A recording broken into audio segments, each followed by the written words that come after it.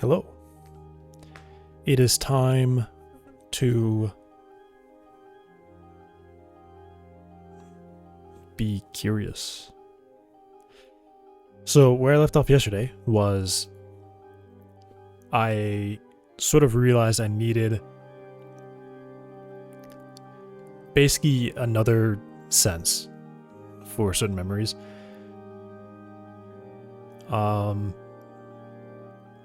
The structure that I've laid out is my senses will write, they'll read the state of the world, they'll write to memories, and then my goals will read those memories and call actions. The goals are not allowed to write memories. Once I start doing that, it gets into this super ordering thing where it's difficult to specify a correct order for that, especially for the investigate goal. And plus, it's a goal, right? I don't, think of it like a list, right?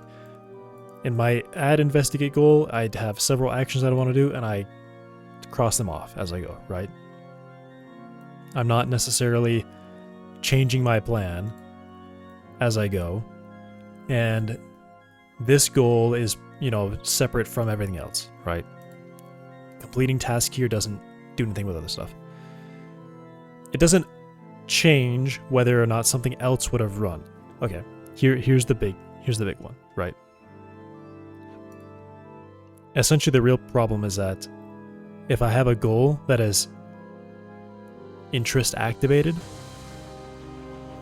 I gotta turn this down. If I have a goal that is interest activated,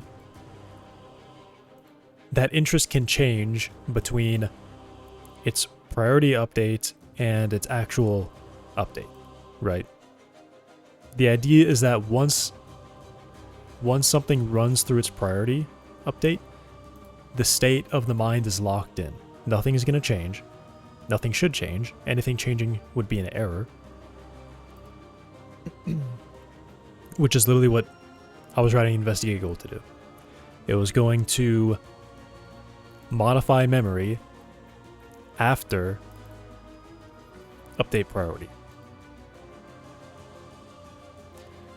So, yeah.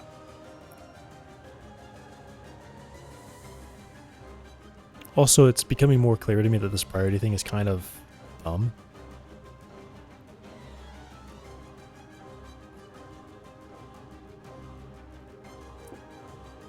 The idea behind it is that it returns an order that it must execute in, but so far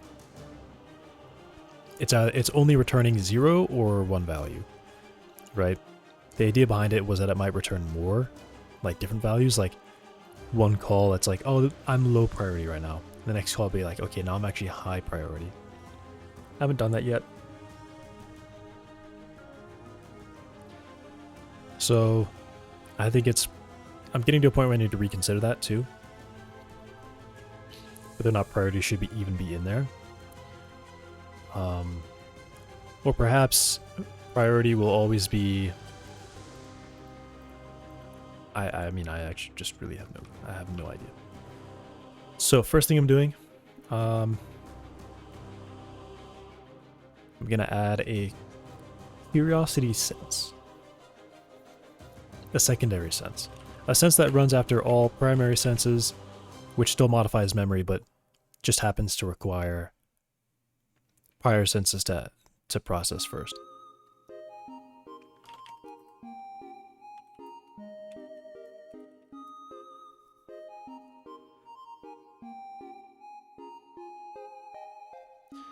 Gotta put my task up.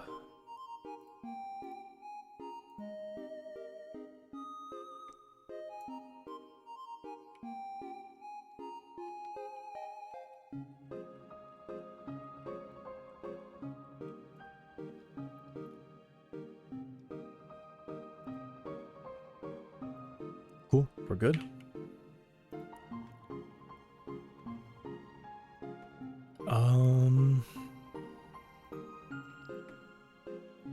A lot of the stuff that I've done in here is going to be pretty much moved into that curiosity sense.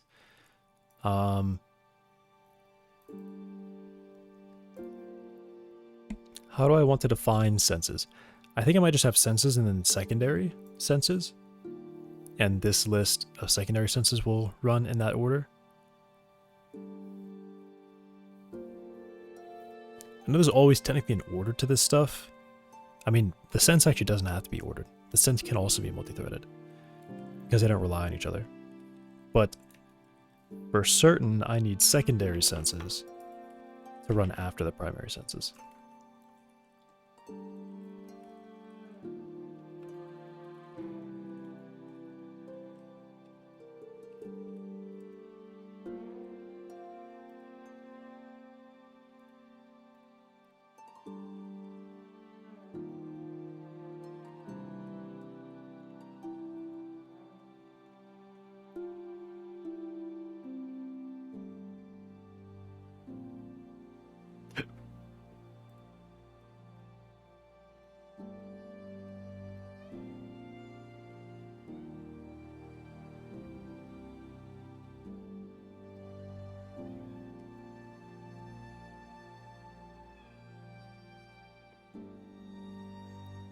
Okay. So update's going to run those ones first, and then it's just going to do the same thing, but for the secondary senses.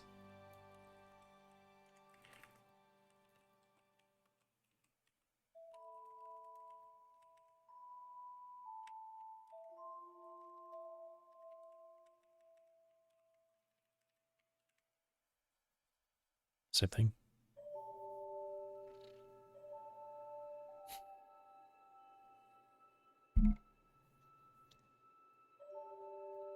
And those will run.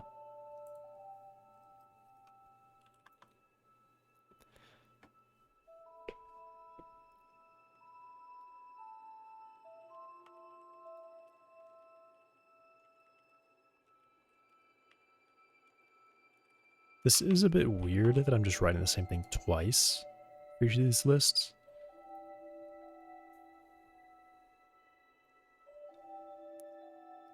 I think it's fine. I think it's fine.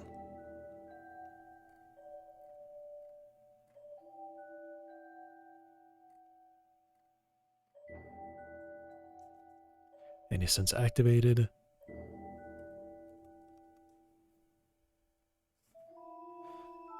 If any senses are currently marked as activated.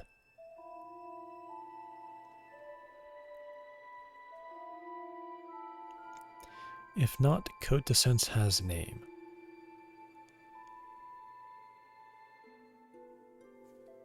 Break. Is there a better way to write this?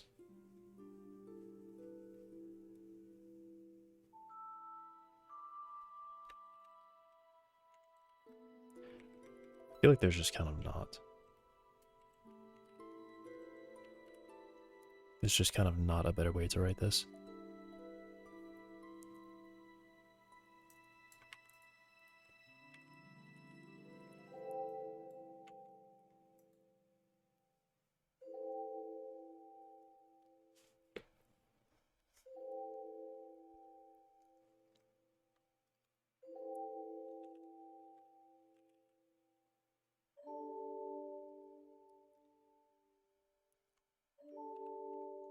Wait, what is this? This is weird.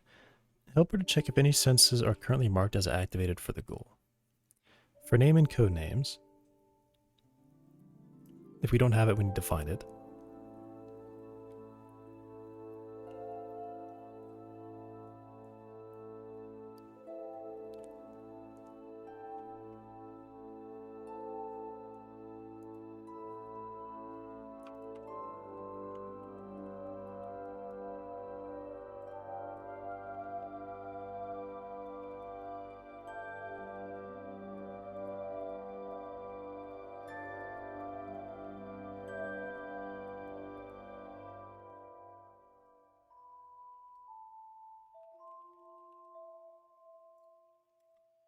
If found, we continue. Those we do this again for those senses.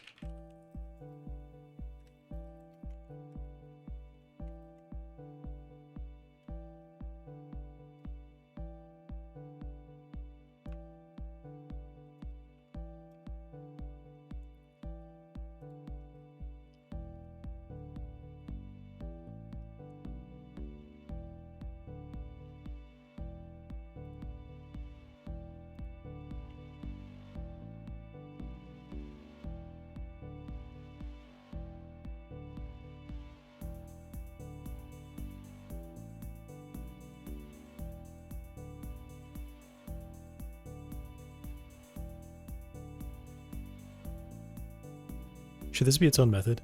Any senses activated should be like... I don't know. That's probably fine.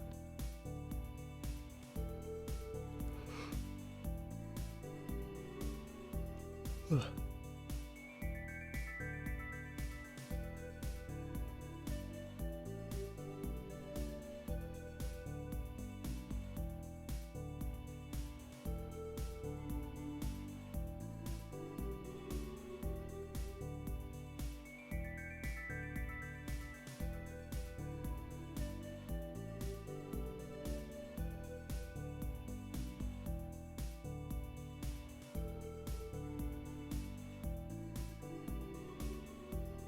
Yeah, it's just, I just don't really like this double thing here that I'm doing.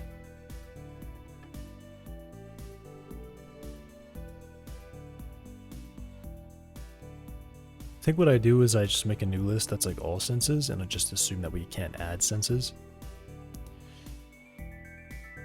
Hey, Yulia. Glad to hear it.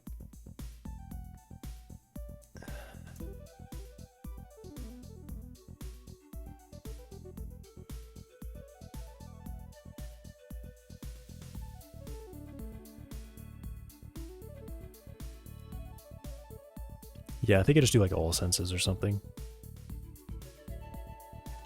No, they should be separate. They should be separate.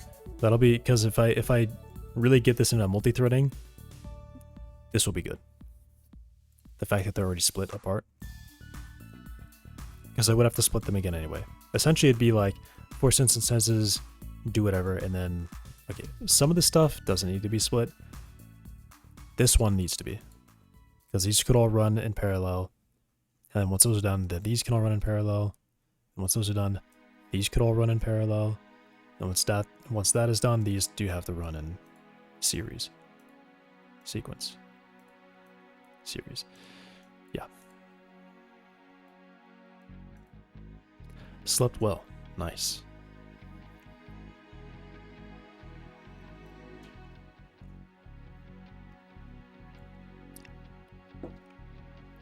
I kept playing Overwatch last night after I ended stream, and I got to Plat 4. Did you happen to see the clip that I made? Let me debug that.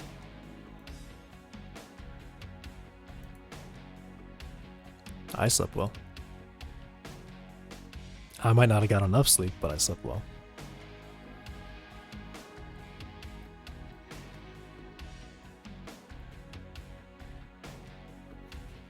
I'll pull it up.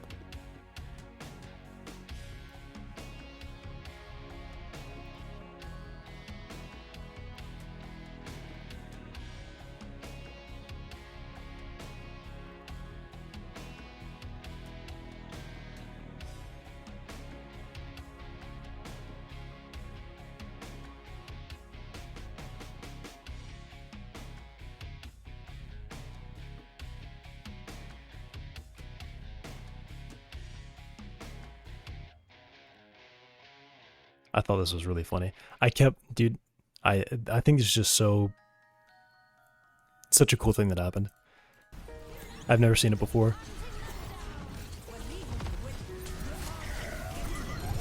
Oh my So we shatter each other, and then we pin into each other.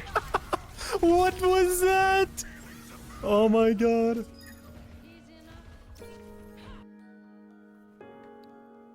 That was awesome. Because I feel like I watch a lot of Overwatch stuff, gameplay, and I've never seen that. I think it's extra cool that that it happened to me. I do know what I should have done.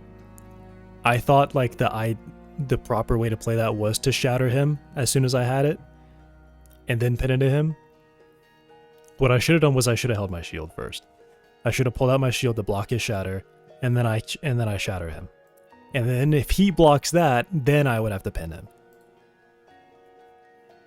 But yeah. Fortunately it worked out and he died first.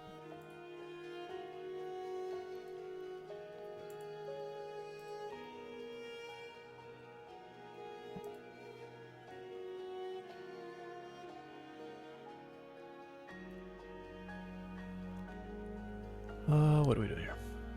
It'd probably look cool if I'm familiar with the gameplay, but of course you don't put it on their subreddit. I mean, you can. I'm not gonna. I don't feel a need to.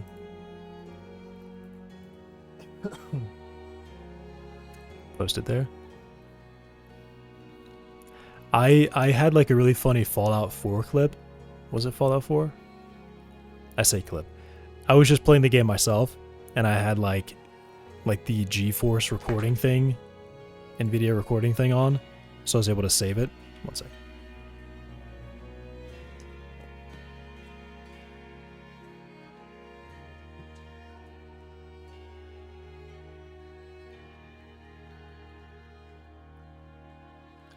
Essentially, there's a some location where there's like a room with lasers. It's meant to be ridiculous and funny. I walked in there. I'm like, oh my god, this is so many lasers. And then my dog runs into the hallway with the lasers and activates a trap, and like suddenly all these like turrets pop out of the wall, and I have to hide, and my dog just gets blasted by turrets. He's immune though, so he didn't actually die. Thought it was really funny. I put that on subreddit, and I think someone commented said, like, everyone did this. This is not anything special. I'm like, okay, great. Hilarious. I'll pull it up. I should have it. I'll have to find it. It's on my file somewhere.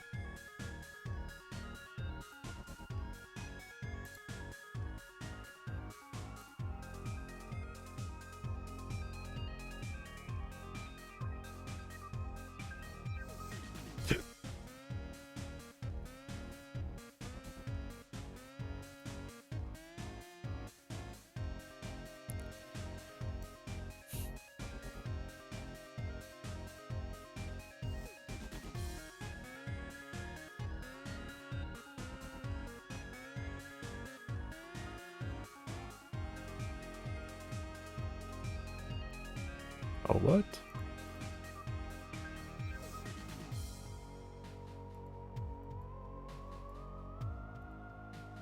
Oh, I've got it. Alright, here it is.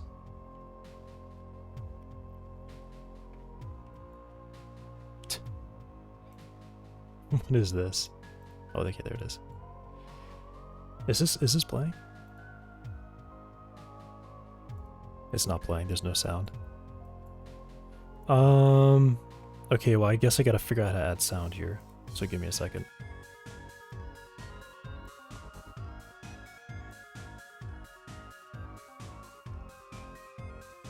What is this? This project called like VLC? Oh, there it is.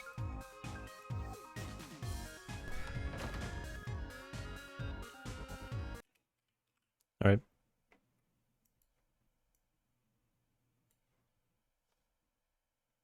No one takes Reddit comments seriously. Dude. It was, the thing is, this has not happened to everybody. That guy was just literally being like an idiot for no reason. What did I just do? Alright. Won't be able to pick this.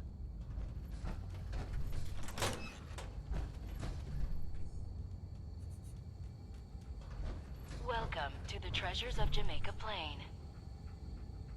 The security system is active. Please present your identification.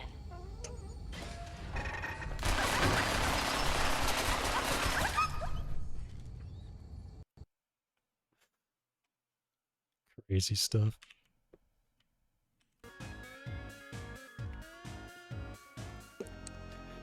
That's a really funny one. I just had that saved on the hard drive. Not even in a folder. It's just called like Fallout 4 Big Ouchie. I thought it was so funny. Cause I think like leading into that area, they introduce you to like those lasers, and you see like maybe one or two every now and then all of a sudden you walk into this room and there's just like 100 of them lining a hall. I was flabbergasted at the sight. Alright. Curiosity goal. Curiosity sense. Sense of curiosity. I have to like fix my positioning here.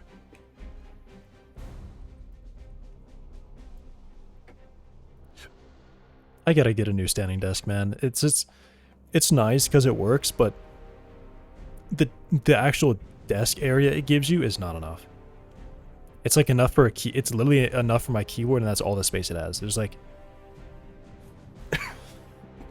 no mouse pad.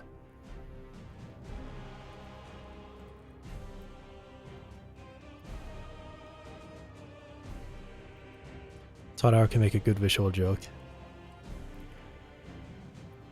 Dude, Fallout has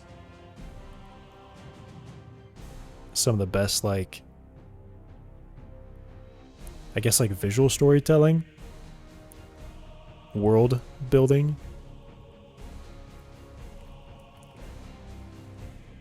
I was literally mentioning it once before, like, they're just, like, you just find skeletons in some buildings, and they're, like, two skeletons sitting in a chair with each other or something.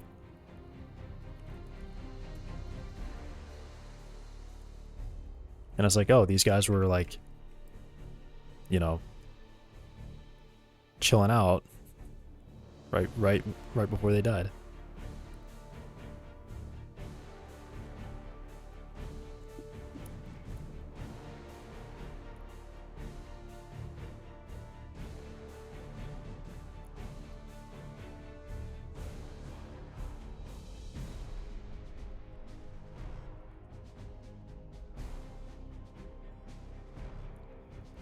I gotta make sure I do some of that in this game. I gotta have some unique scenes.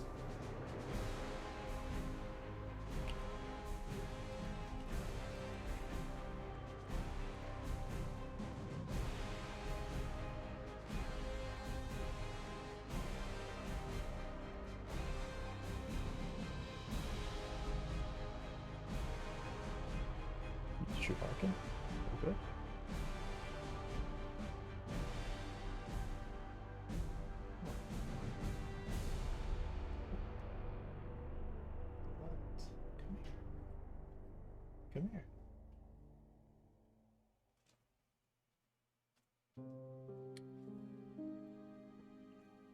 I won't give that credit to Bethesda. Most of that is taken from Fallout 1 and 2. I mean, you know, at least they, like, carried it on.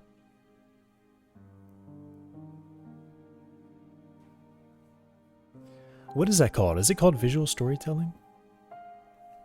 There's, like, no words. There's just, like, a scene, and you can, you know, you can gain from that some idea of what was happening.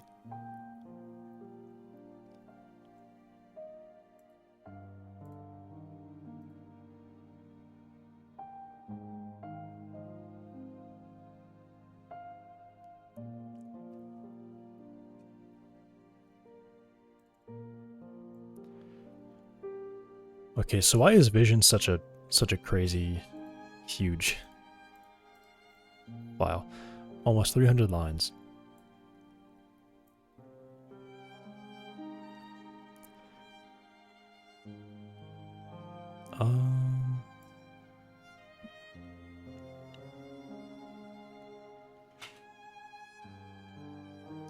No.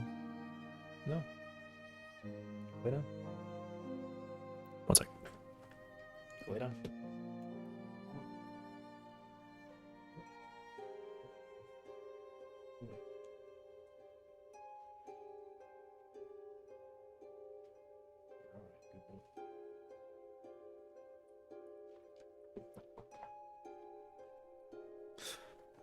The story in Fallout 1 and 2 were far darker. I reckon a lot of the lore about the Brotherhood of Steel in some factions.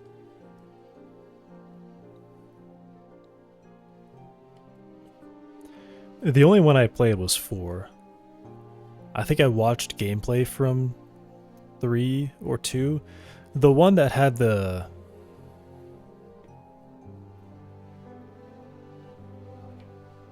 Okay, this might be just like distracting myself a little bit, but... It's 3, right? With the what's the city with the bomb in it? City with the bomb. Is it 3? Megaton. Yeah, it was Fallout 3. Oh my god, fandom. Get out of there.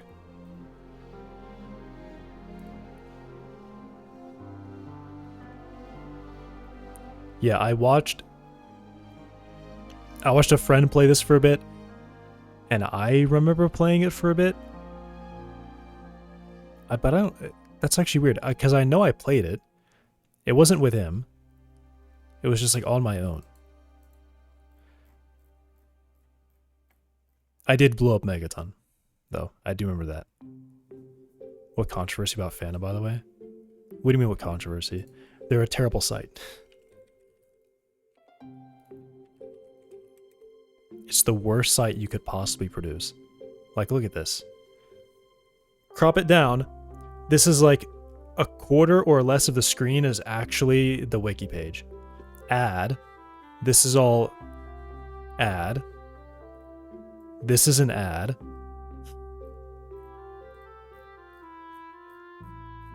They don't do this anymore, apparently. Apparently they stopped doing it, where they just, like, as soon as you load up the site, they give you a whole pop-up like, hey, create an account and subscribe.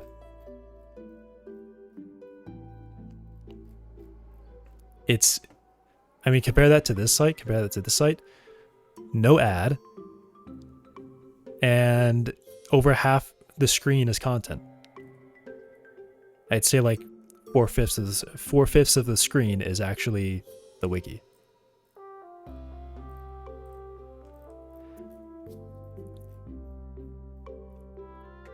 I mean, the thing is, I have, like, Firefox has a level of ad block called tracking protection, which I assume is why this ad just didn't load.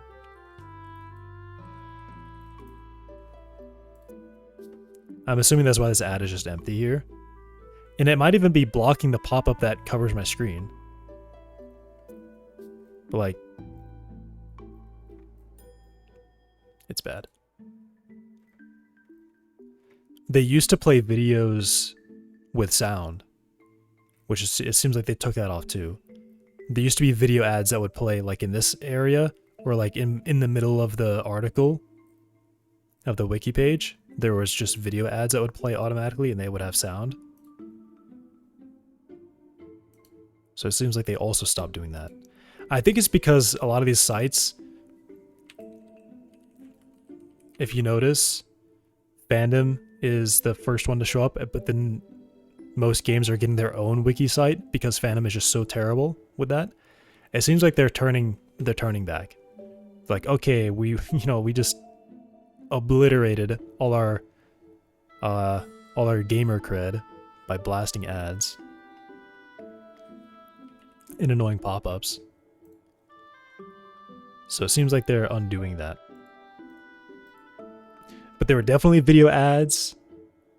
There were banner ads that would cover your screen. There were pop-ups as soon as you open the site. Like, before you could even scroll, there was a big pop-up that said, create an account.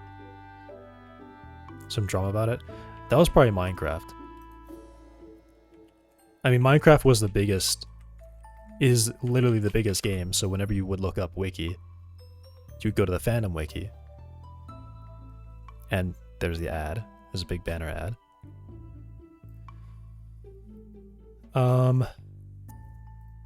Weird that they don't link to it, but essentially, yeah, they just made their own wiki without ads.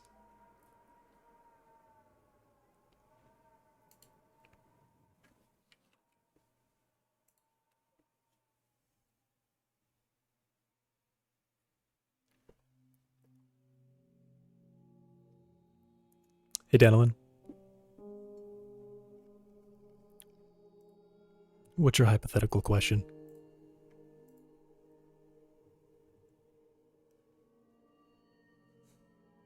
It's windy.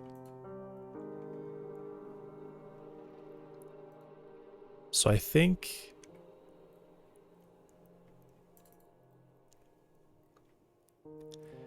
yeah, essentially just doing memory stuff. Okay, so actually... Yeah, interest memory needs to be a bit more. I'm scared. Hypothetical question. It's a really hypothetical, long question.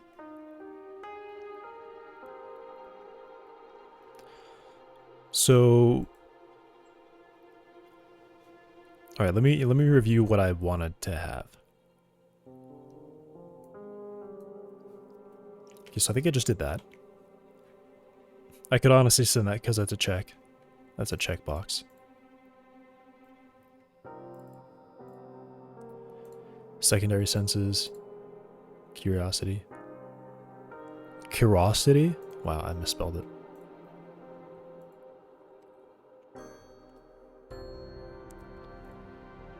Curiosity.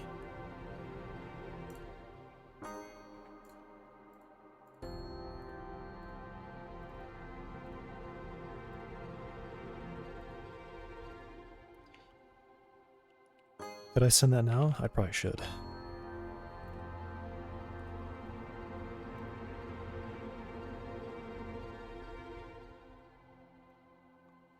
Secondary senses null. Let me just delete that. Hit save.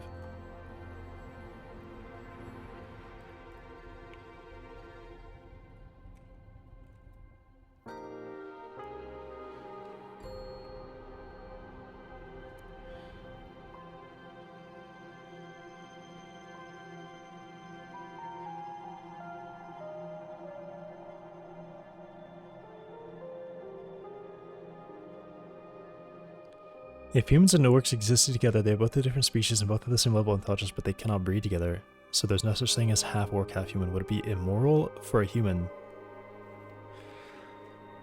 Is this like asking the question, what if aliens came to Earth? Would it be bad for us to... I don't think that's an appropriate discussion. I'm just gonna say it.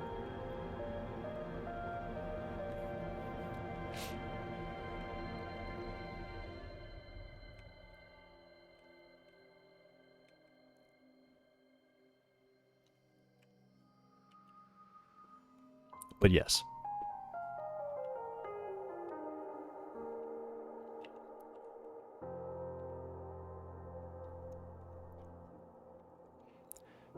Found. If it's not there, continue. We have it.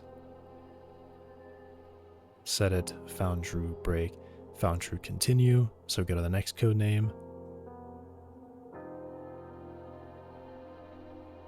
Silly. For sense and secondary sense, continue, set, break.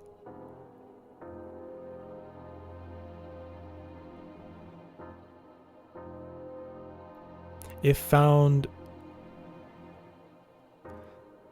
Oh, that's wrong. That's not right. That's not right. That's not right.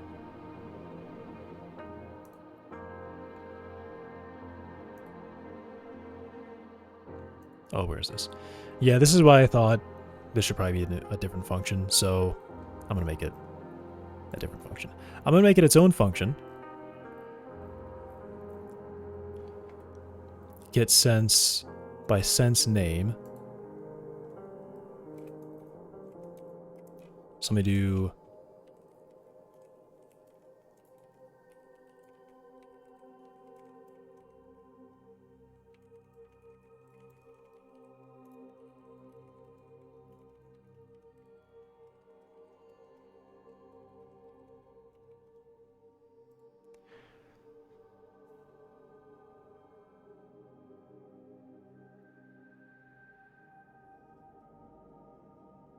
Scientifically speaking, we're two distinct species with no viable offspring potential, but you do look good in that lampshade.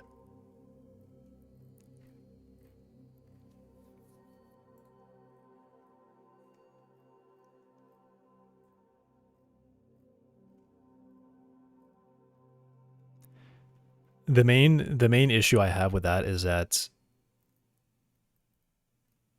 there's no production of offspring.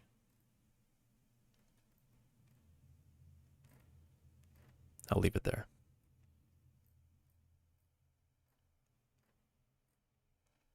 Where is this? Down here. Any sense is activated with code names.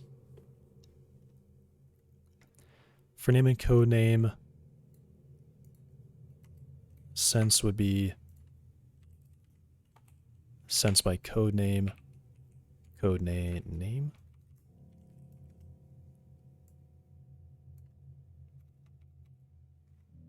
There we go. And then all this goes out.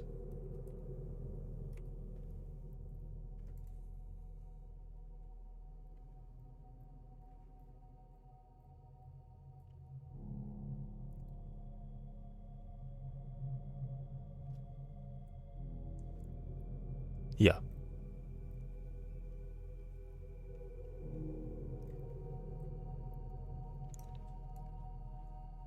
I do not think hedonism is a good thing for society.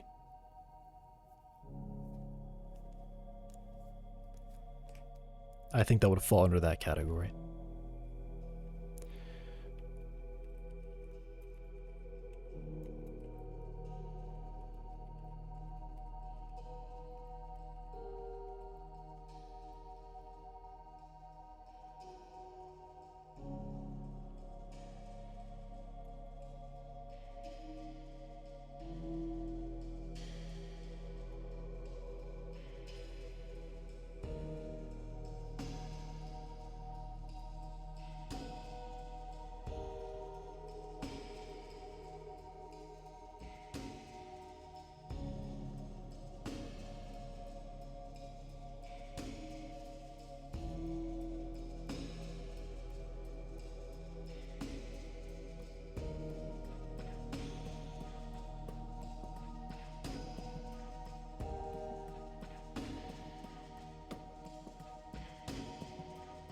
Then if we actually, I guess I would say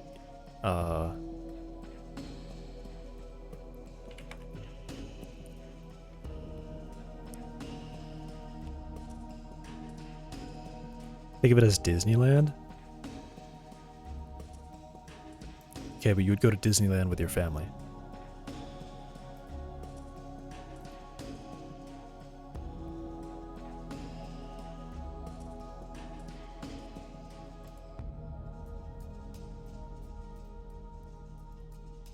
And I'm pretty sure you don't go to Disneyland to have children as well. Pretty sure you should not be going to Disneyland to have children. Have the children and then you go to Disneyland.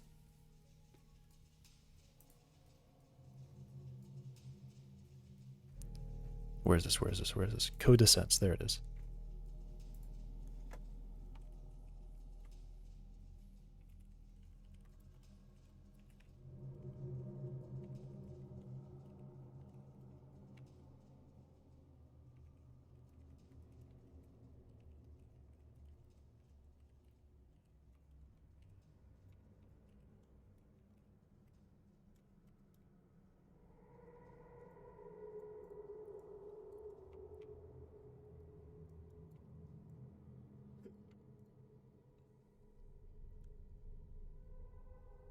What's wrong with this? Oh.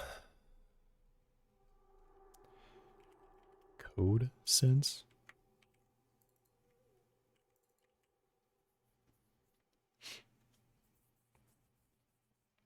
Don't go to Disneyland's toilet with my family.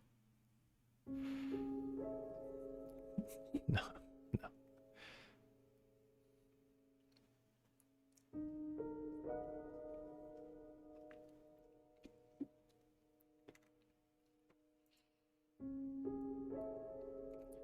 I mean, if you have kids, you probably should, you know,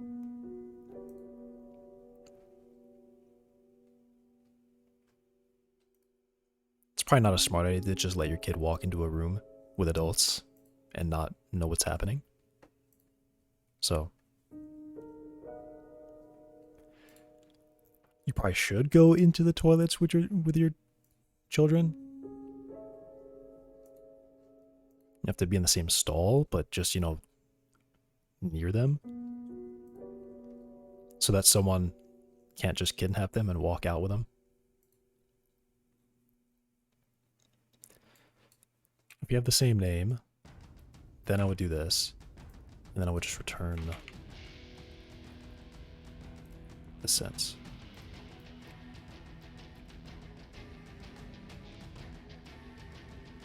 Codename.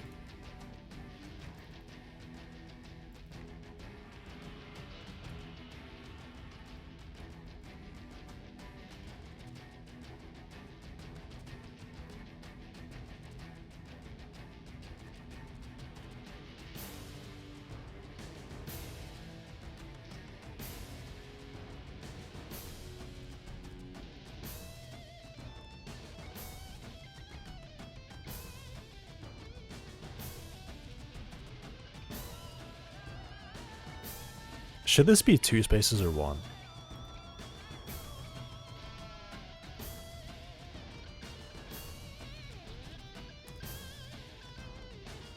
Okay, well that's not helpful when Wikipedia is like, codename, codename.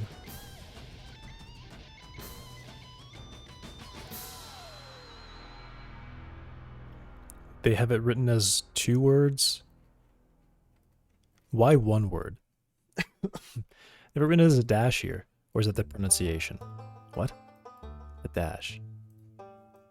Transitive verb. Oh, what? 2 words?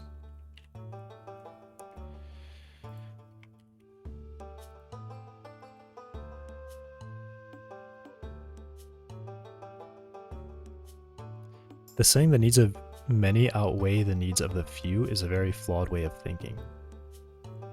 Alright. I mean, I'm just trying to make like a zombie, you know, look in the same direction that he hears a sound right now.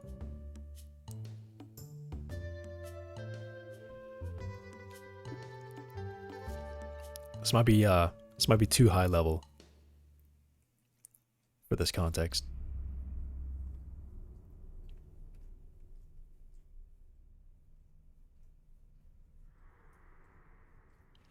Why did I read this? It is impossible. Why did I read it like that?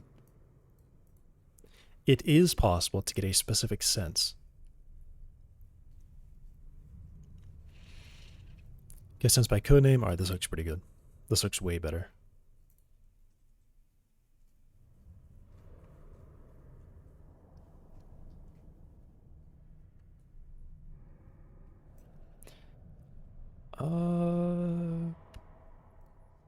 Yeah. Usually with cache stuff like this, you would write it as if you would write this get, and if you don't have it, you would set it. Wait, what would you do? You would do like a has, and then you would run a set, and then you would run a get for the return statement. But I guess in this case, because I have these 2 arrays that I have to go through, I split it up like this.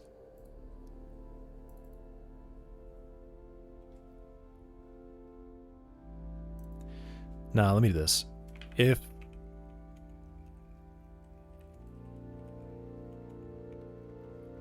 then I return this.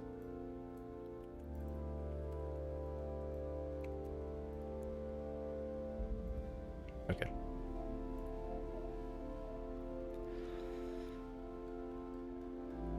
Those many zombies' needs do not meet your needs as a player.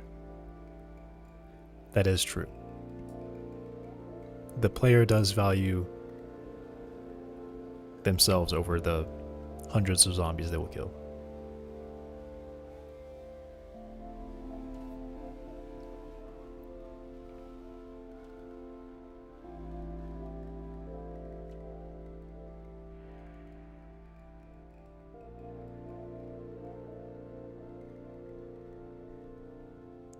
I think that may apply more in a context where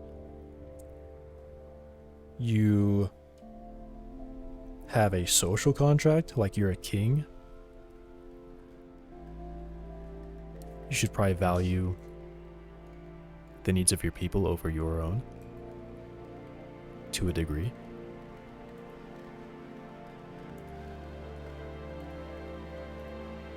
Otherwise, they will overthrow you. As the nature of a social contract. As is the nature of a social contract like that.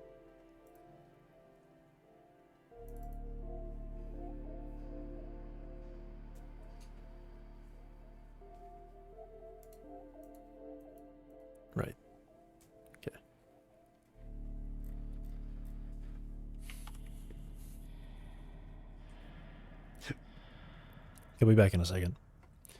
This dog is very needy.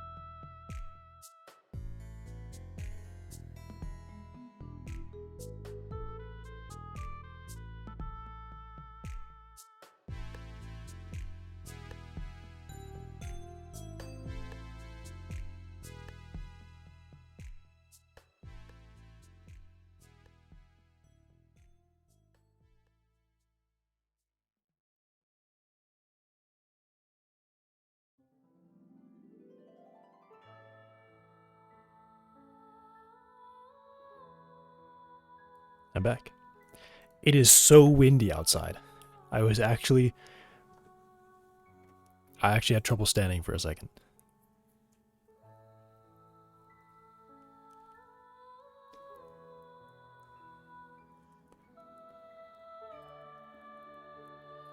Give us some wins. What?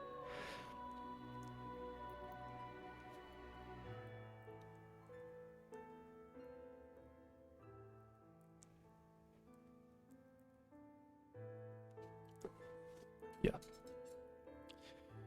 Generally, as I said, hedonism is not good for society. There is a lot of that, unfortunately.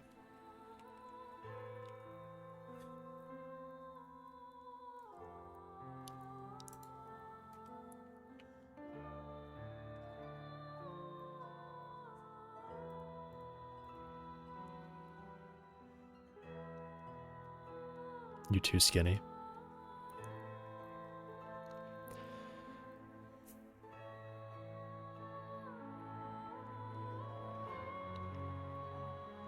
I am a good weight. I have seen skinny people. I am a good weight. Where am I at? Where am I at? Where am I at? I think I was setting this up to commit it. And fortunately, I reviewed the code and I looked at it and I'm like, wow, that's bad. And then I fixed that. Get sends by code name. If it has it, return it. We don't have it, we set and return it. Set and return it. Otherwise, return null. For sense and secondary sense, take emit on sense and run it. Sense and secondary sense activated. And now I just call get sense by codename. Okay.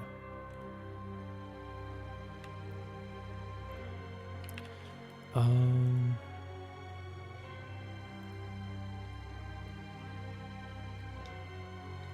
65 kg. Don't ask me. Kg is what, caveman?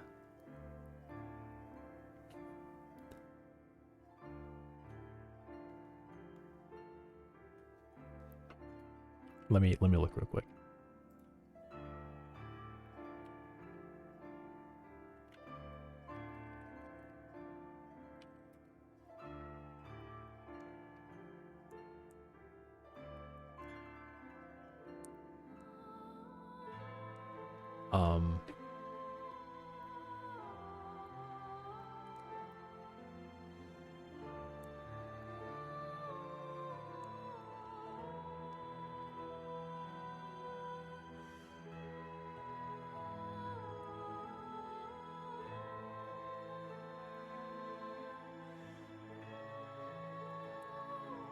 I am probably lighter than that.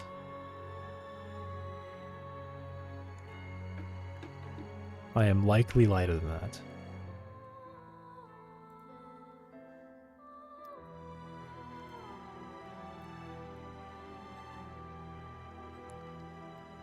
I just haven't memorized that conversion directly, so...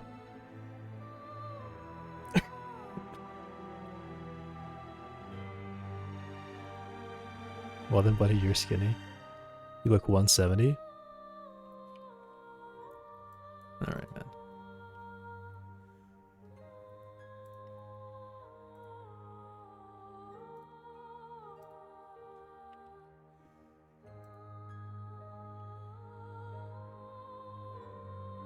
Yeah. Yeah, about there. It's about right.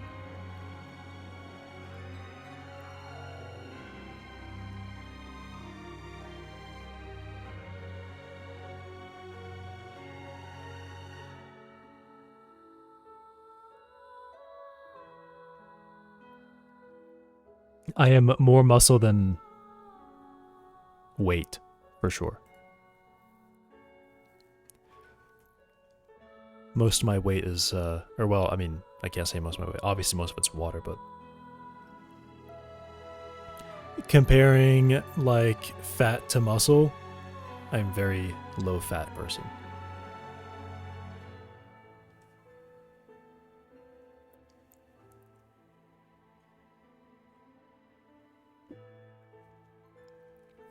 At least from what I recall, last I was measured.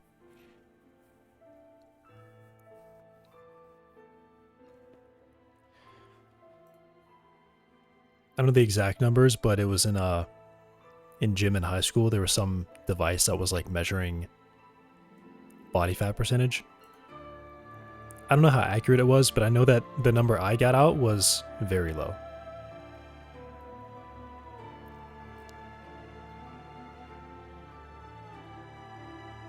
What a long, painful way to say skinny.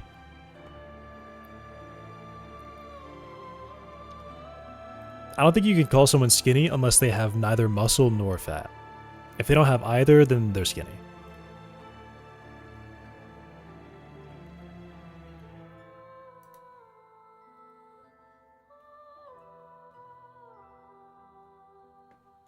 I am so distracted.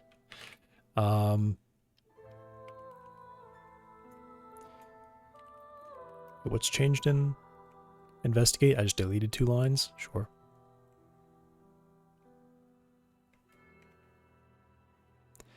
I just won't send that one because I know I'm gonna do another one soon.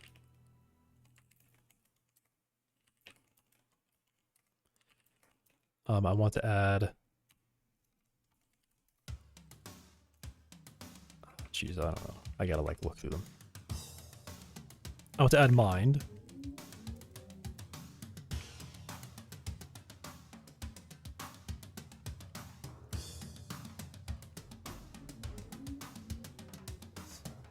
Sorry. Sorry for what?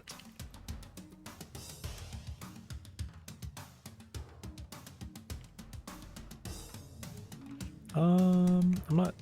Well, I mean, I guess I can add it. It's fine.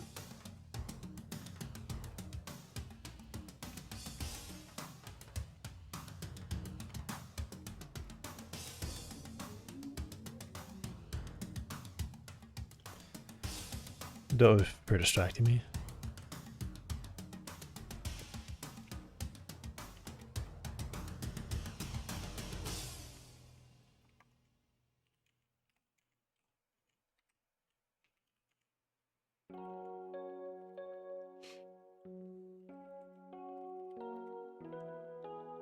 All right, sending this.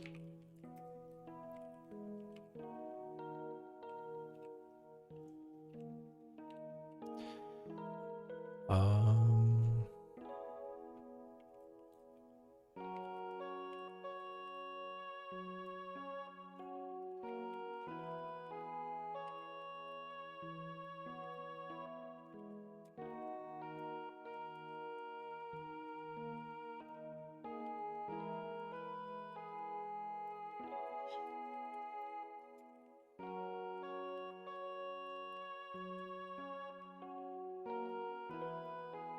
and then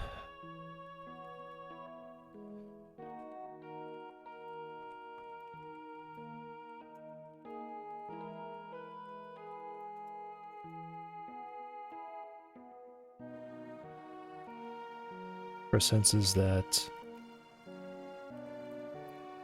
modify memory but are not primary.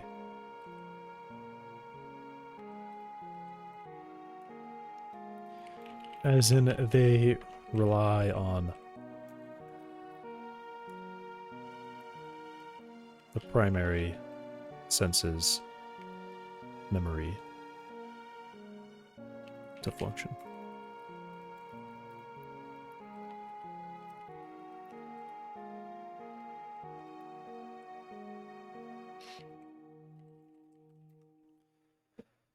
Cool.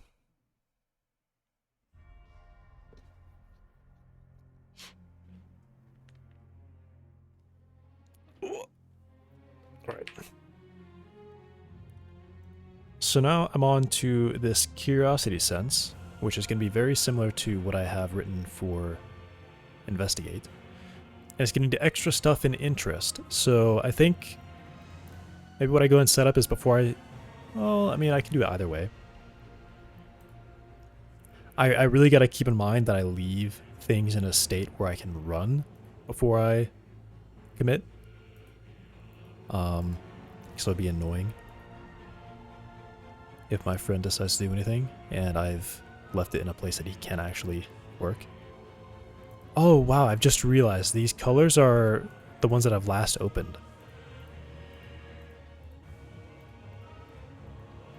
Every click they fade out. Wow, okay. Well, now I know. It'd be helpful if the one I have open probably stayed. And why do these things highlight like this? Why does that happen? Why is zombie highlighted right now?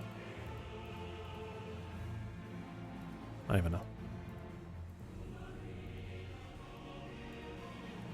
And close that. Close that.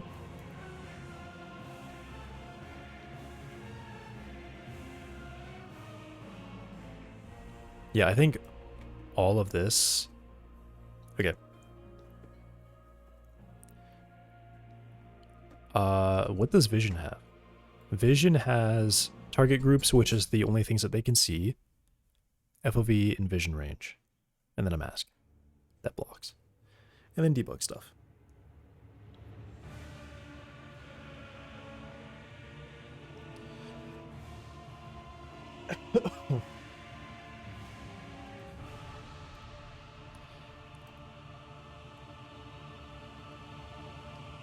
Yeah, let me get interest running.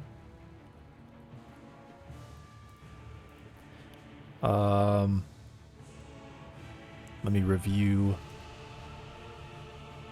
my plan. What I wanted.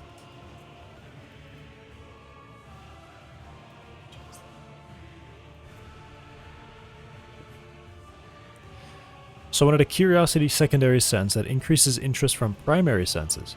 They should use target groups and fall off curves. Interest memory should track nodes, accepting interest up to a threshold.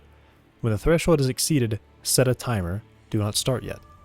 At this point, no more can be added. The interest on the node must decay to 0, then start the timer. Once it reaches 0, interest can once again be added. So I think this decay, happens when the sense ticks and we're not triggered. So I think essentially this means, oh no, it can't. It has to continuously decrease even when it's being triggered. Never mind. Yeah, so don't do that.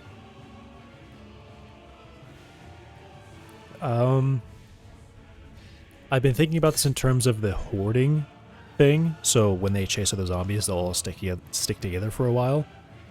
And I have to have a way for that system to die, I guess. Because I have, on one side, I have the adding stuff to get them to participate. And on the other side, I need a decay that makes them stop participating. So I don't want an infinite feedback loop. It'll be feedback up to a point, and then it's a pure decay. It cannot be maintained.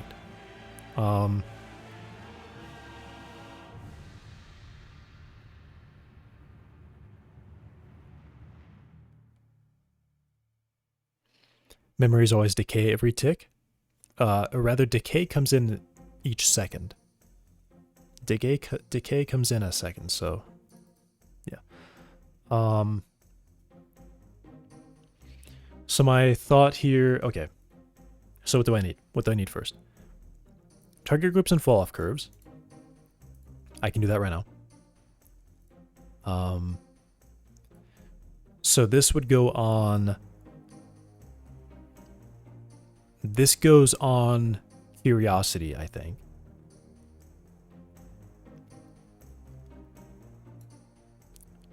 All of that will go to curiosity. It fits in with how vision is set up, right? We have target groups, things like that. So the curves, target groups is the base interest. I think I also just want like a flat multiplier on top of this, no matter what.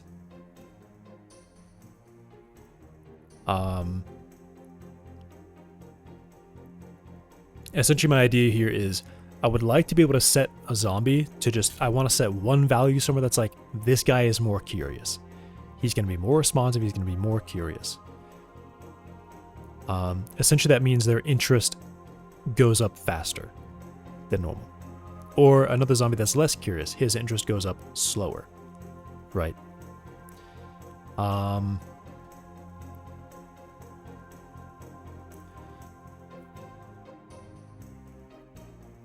So yeah, I think this should be probably after the curves, before the target groups. Well, I'll do it here. So it'll be if range from 0 to 1, we can go over 1 if I want. I'll say 1 as the base. It could go over 1, or I guess I'll say like 1.5.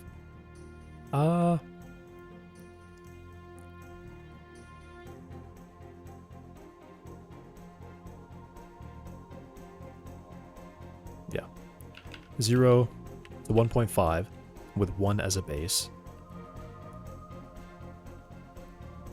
I don't think I need to be more precise than that. We can go greater. And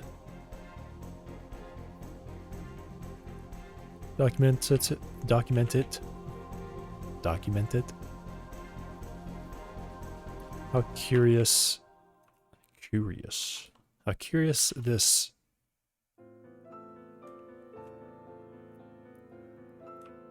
or how sensitive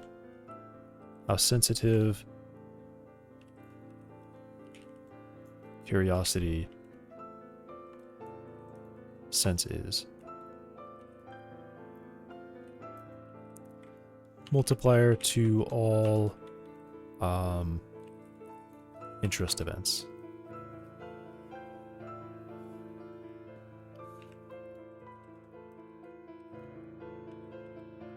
after fall off.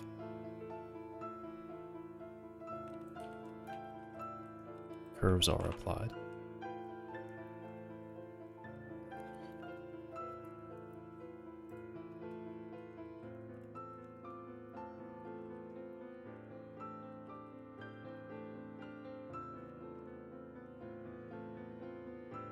Cool. Alright, pull that out of investigate. Now this stuff would go into, okay, more like, I'm gonna guess all of this. Well, maybe not all of it. Interesting nodes would go into that.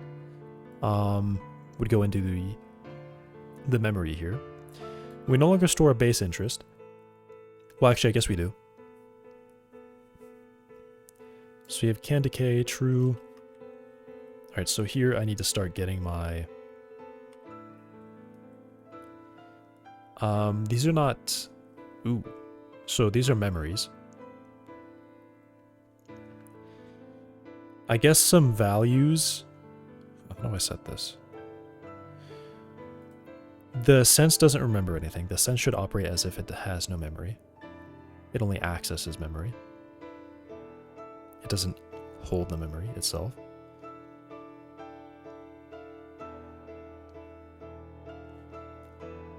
I guess I would, yeah. I feel like what I should do is set the thresholds here.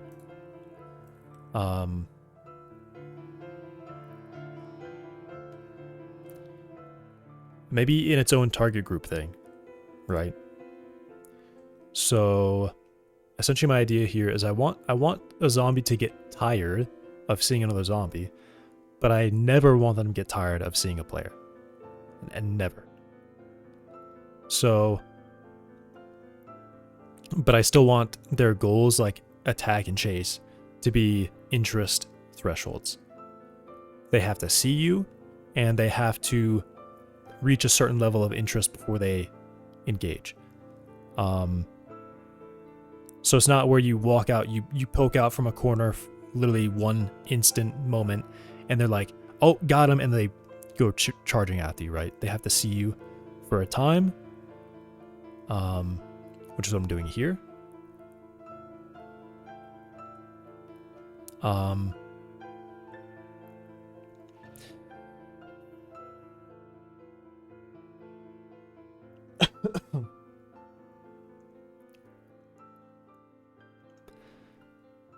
But I also want them to, I need somewhere to set a threshold. So, like I said, for a player, the threshold would be, I guess technically 0. A 0 threshold would effectively disable the threshold. But a zombie would have a threshold of maybe 20, I don't know. How sensitive the curiosity sense is, multiplier to all interest events after fall-off curves are applied. I think this should also affects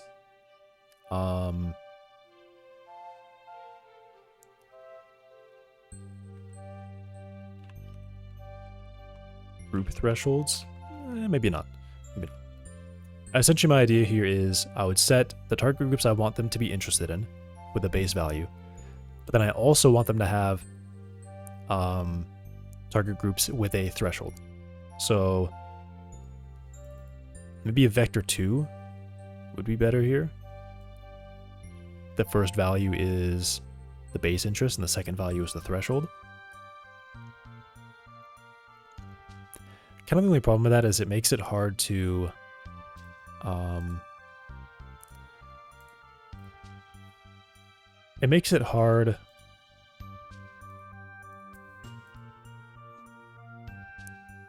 it's hard to read from the inspector. It's not very clear. I would have to hover over this to understand what it means. I guess at a base level, I have to hover over this to see. So like, all right, it's expecting a string name and a number. What is that, right? So it says interesting groups and their base interest. So maybe it's fine to have a vector there.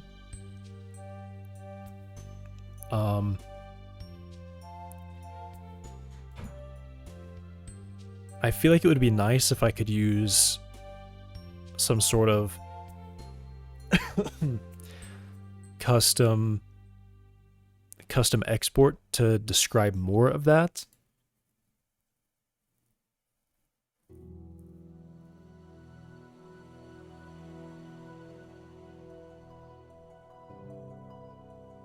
Because I think it should be one in one list. It can be in one dictionary.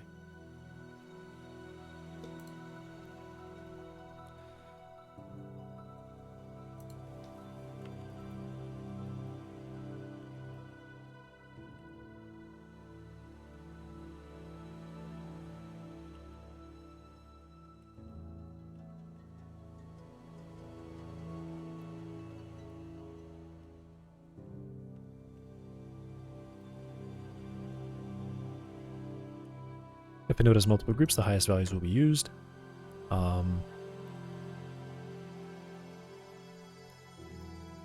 First number is the base interest for fall off and curiosity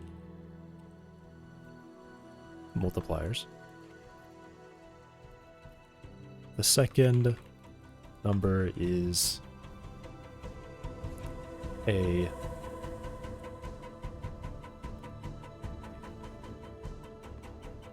maximum threshold.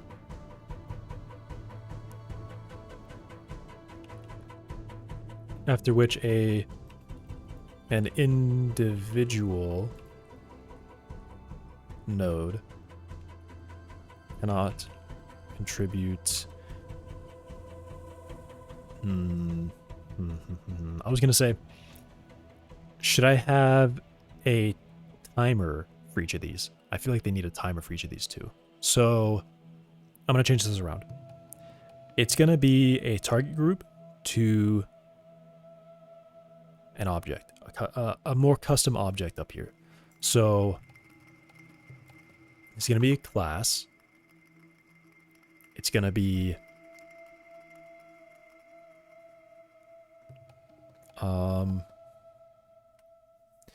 you know what, let me do an array. Yeah, let me do an array of target groups instead. I'll call this I guess just a target. Yeah, a behavior, sense, curiosity, target. This is awful. I really hate that, but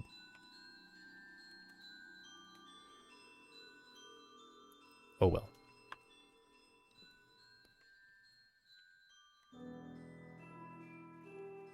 Will be a resource. And it has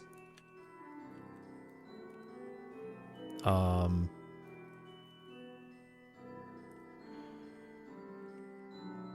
group name.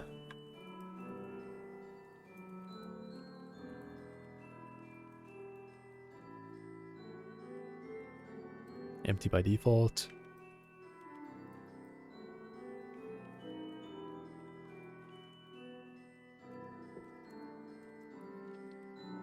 We'll have a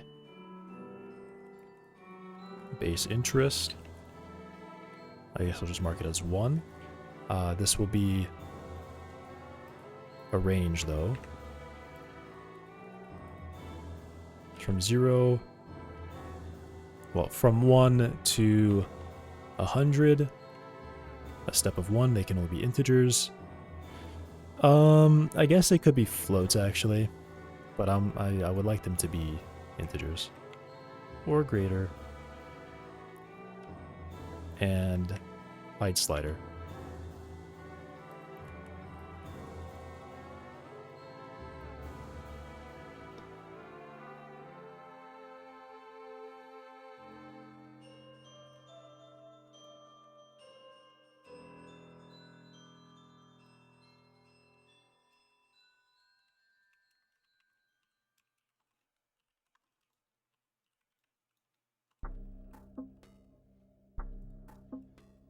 And then I want a range for the fall off or the threshold.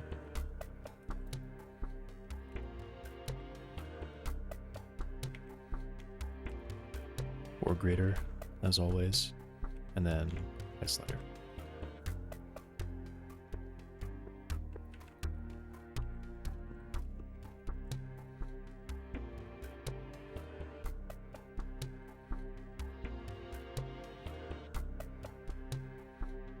And I'll start it at 50. Actually, maybe I'll do like 20. Yeah, 20.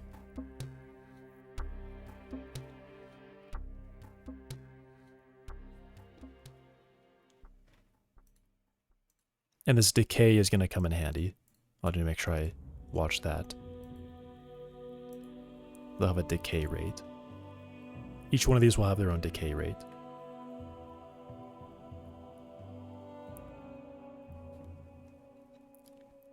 Yeah, it'll have a decay rate and a decay timer. Essentially,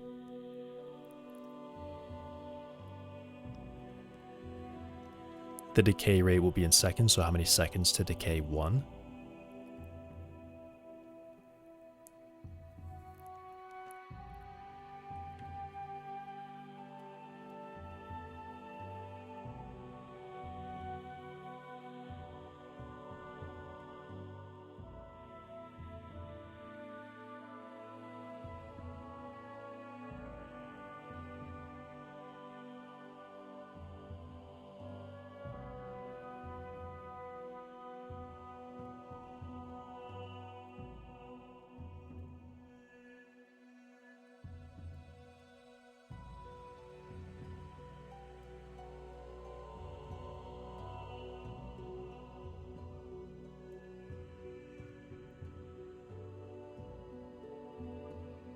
All right, and then another range. What do I have for? Okay, so a max of 0.01, so I'll say that. This is gonna be the decay rate.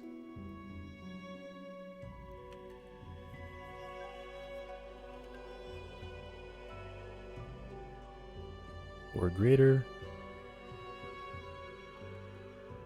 Leave a slider for this one, I think.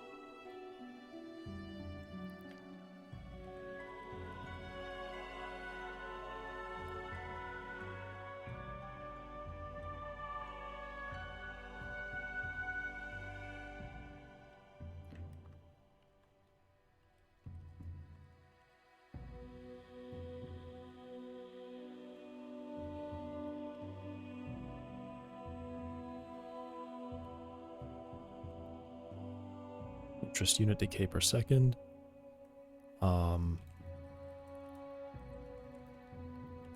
Interest always decays.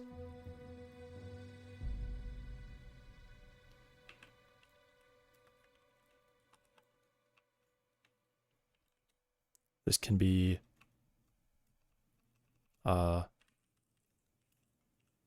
as the amount initial as the initial delay period when threshold is reached.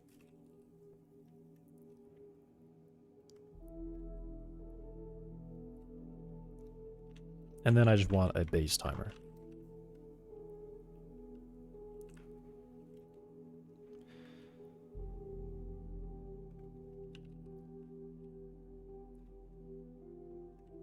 And these will be in seconds.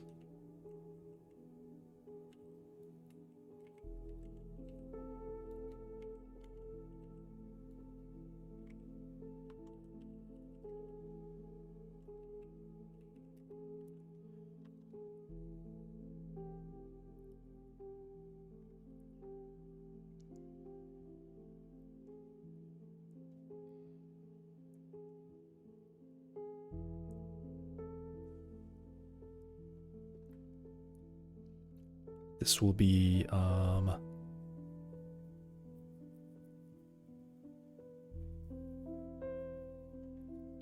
what is this?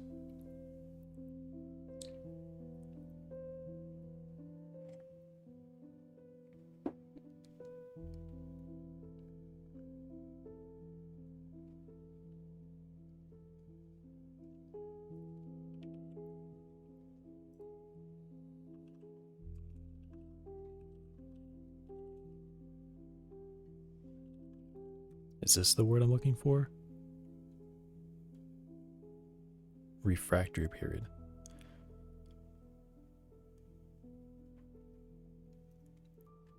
Okay, that's the term I'm looking for.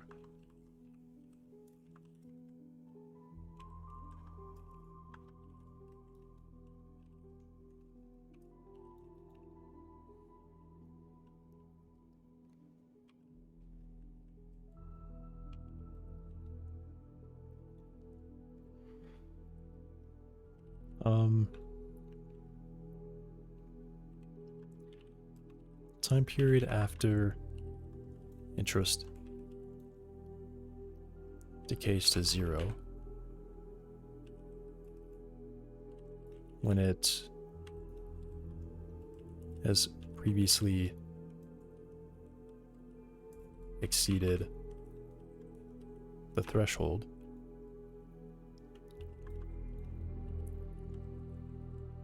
for an individual node.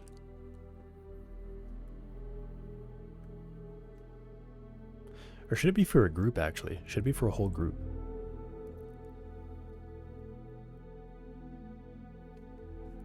I'm saying for an individual node. In my mind, this means this is more applicable to the smart zombie. He sees the zombie running. He follows him. He's like, oh, that guy didn't do anything. He sees another zombie running. And he's like, oh, new zombie. Let's go follow him, right? This can also work in a group because they'll be aware of everything happening around them. So building up interest for each node. And then eventually they say, all right, I'm tired of this. And then they drop down. And then they have this extra timer where they can't reactivate after they've decayed.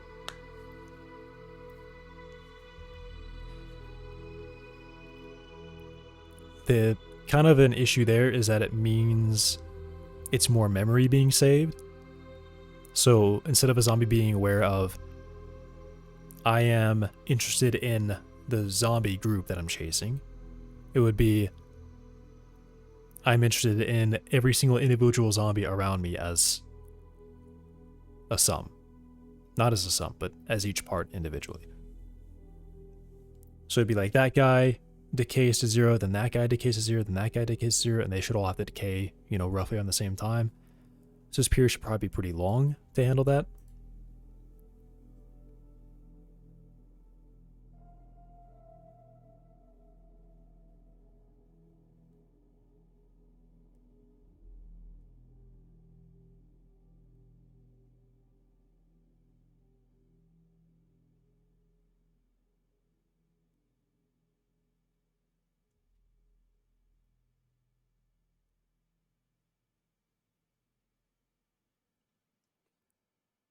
It's more memory, more processing to do all of that individually.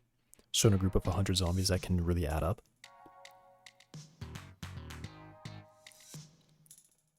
But I think like decrementing an integer is no big deal. You can decrement 1,000 integers every second. That's fine, right?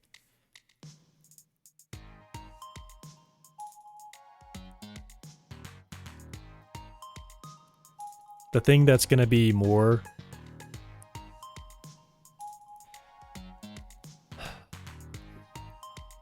intense is definitely just the primary senses, the sight and the sound. So making sure that those are happening at proper frequencies, given a circumstance, is going to be more important than, you know, probably a million times more performance related than every second decrementing like 1,000 integers. You know, if you have a group of 100 zombies and they're all aware of each other, that would be 100 plus 99, or 100 times 99. I mean, that's like nothing, I think, for a computer. Decrementing 9,000, 10,000 integers every second, once per second, that's no big deal. And they'll all be taking at different rates, so there's like an average over a full second, 9,000 subtractions. I think that's actually just nothing. Memory, you know, it'll be a difference between 100 numbers and 9,000 numbers. Is that a big? Not really. Not really.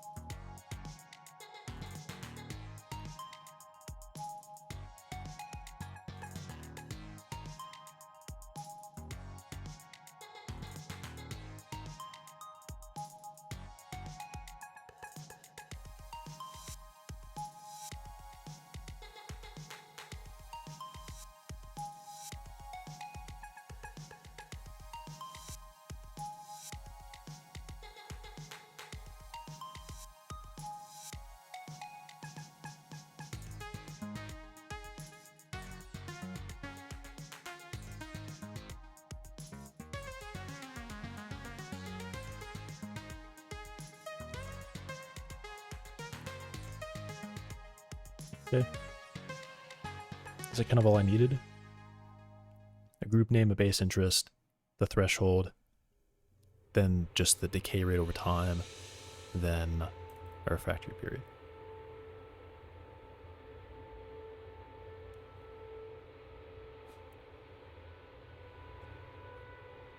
Okay.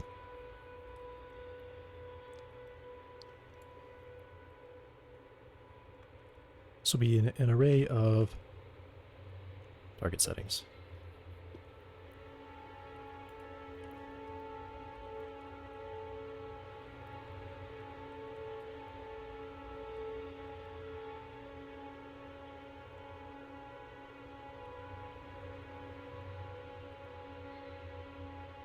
Duplicate that, so I have everything unique. And then I want the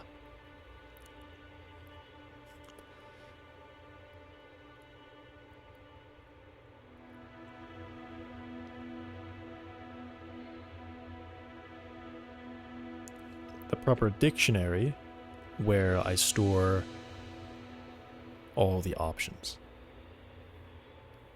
Or all the values. So this would be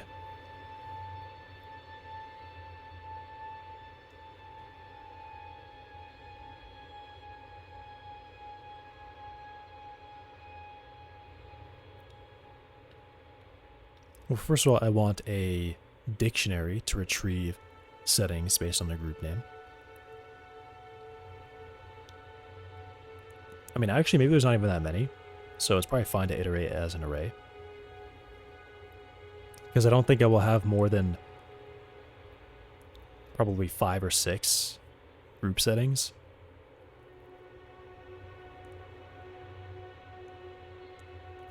But I do need some data here for that connects a node path to an interest. Well, preferably a node path to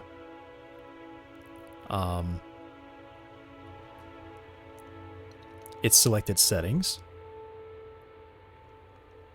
and to a total interest, a decay timer, and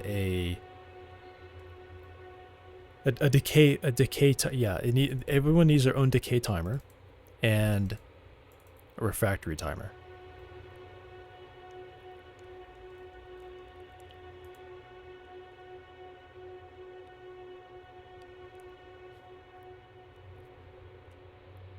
Because the decay timer is always counting up.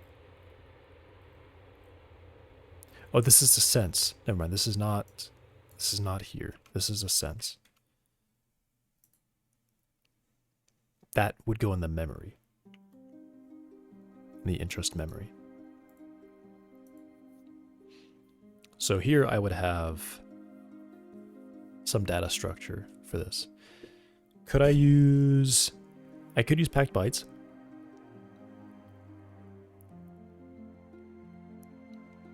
That's probably preferable. I would need a dictionary to map node paths to their data. It would be essentially an int32, not even an int32.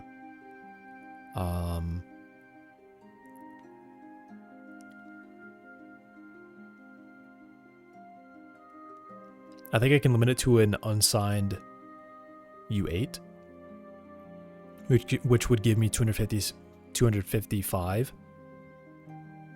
as a maximum for interest for an individual node, which needs to be documented somewhere if I do that. Then I would have a float 32 timer. In fact, probably not even that. I can probably get away with like a... let me see.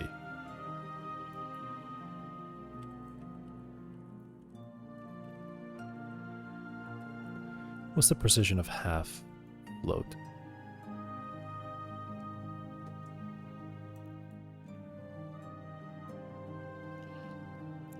I could also encode it using my own system where I have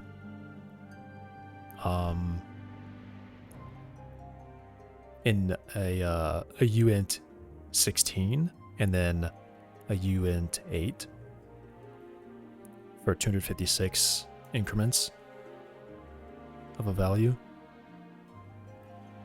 So it'd be 3, that would be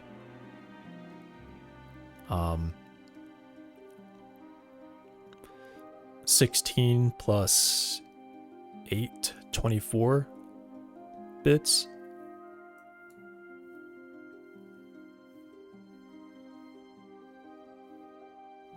Yeah, I don't think I should use this one. I should use that other one for sure.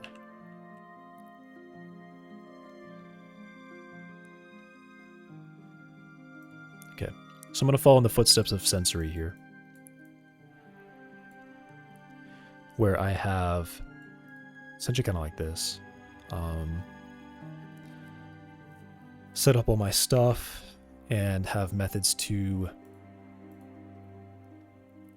set and retrieve values. So I'll use D here. This is data. It's always just going to be data. It's going to be flat. So the first one is going to be interest.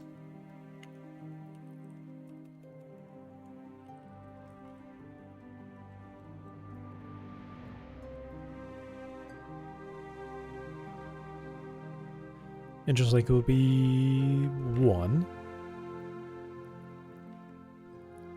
Then I have a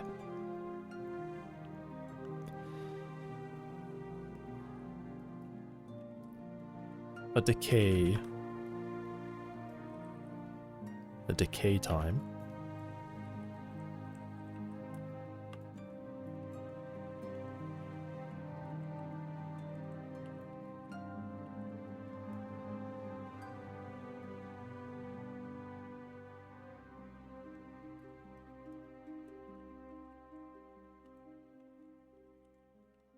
Decay time length will be 3.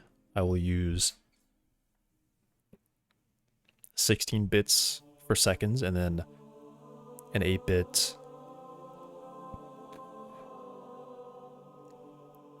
a 1-byte number for fractional seconds. And then I have a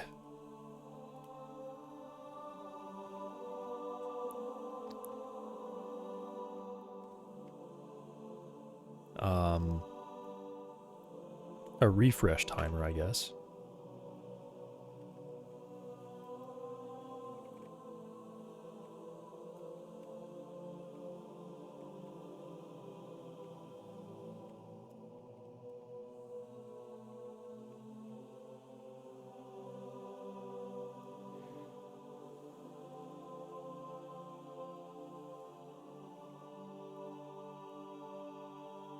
This one is also 3.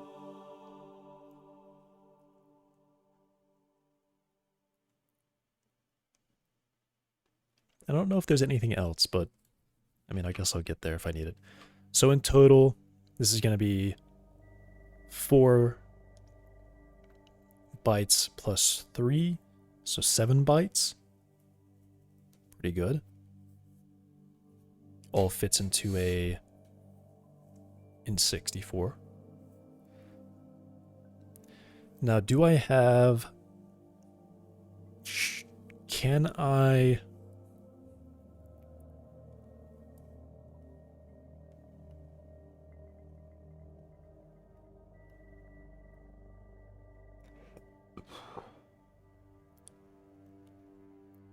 I did just realize something.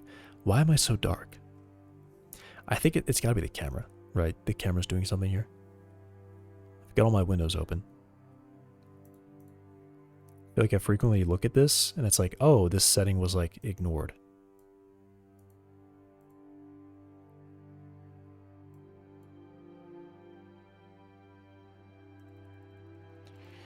I don't know.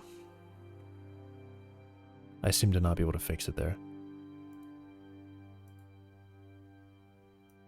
Does this do anything? Uh-oh. Okay, we're good. I need to be careful with that number, for sure. Cannot change that number very much. Why am I... Oh, it's probably... It's the... There's a really bright spot right behind me. If I cover it... Yeah.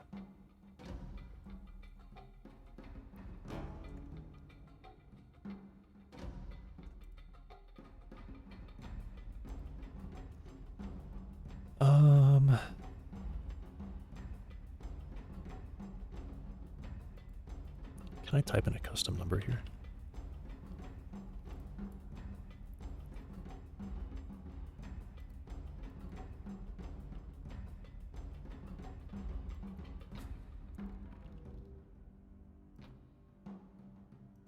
Manual mode? Ooh. I can set a custom exposure. Very dark. Nice. Alright. I didn't think I could do that. I feel like I tried to modify that before and it just did nothing. That's nice. I can set a manual exposure. Cool. So that bright spot behind me is no longer in effect.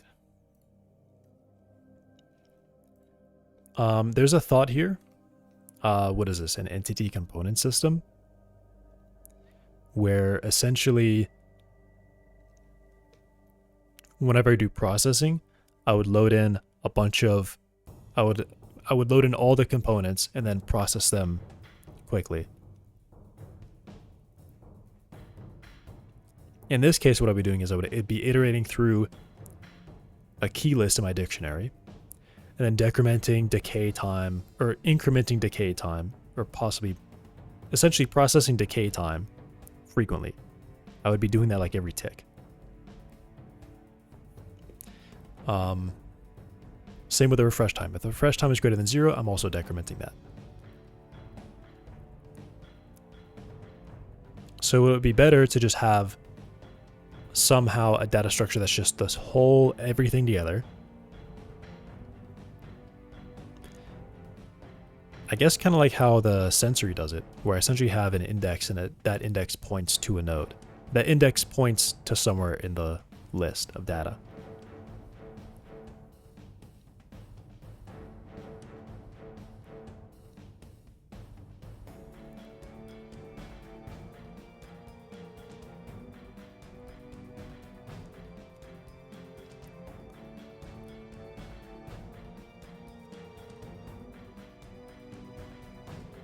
Because this will be something updating every second. So if one zombie is aware of 100 other zombies, I mean, the process is going to be staggered. I'm not literally, actually, yeah. I'm not literally updating this every second. I'm just getting a flat second integer. So this is coming in about every second. And usually there's going to be processing in stagger.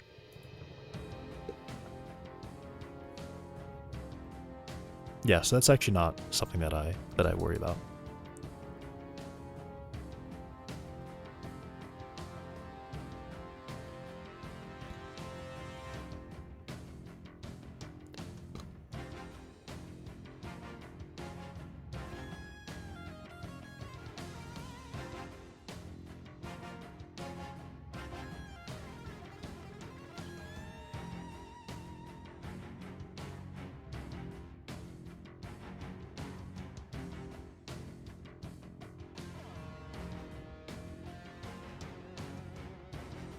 Well, I think I need a maximum too. Like a grand maximum. Total maximum.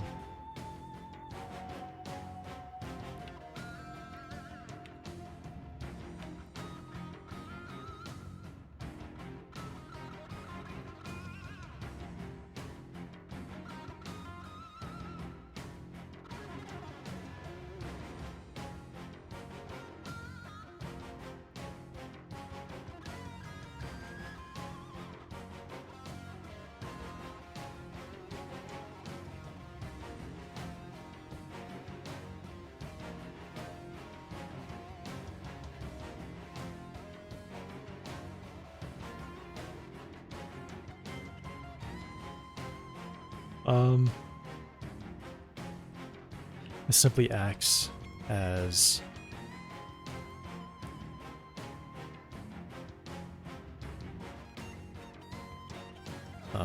a min, max, and total function when reporting total interest.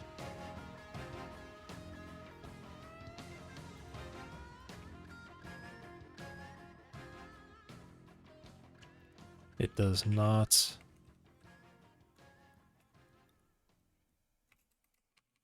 affect, does not inhibit individual node interest.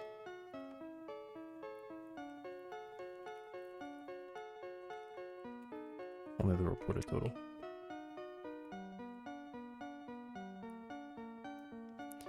Acts as a bound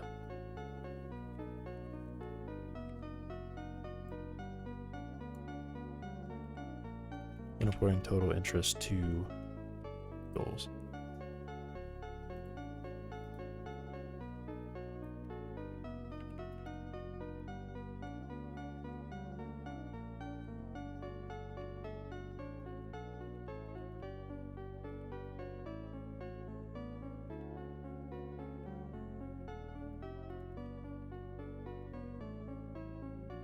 And hide slider.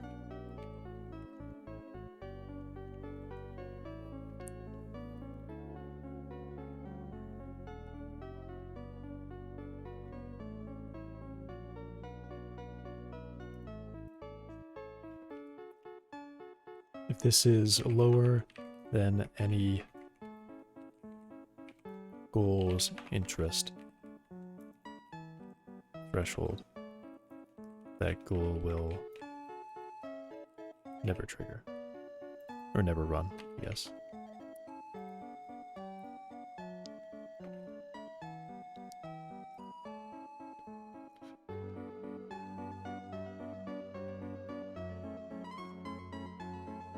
I'm thinking about combining it all into a single continuous array, but I'm not so sure of it because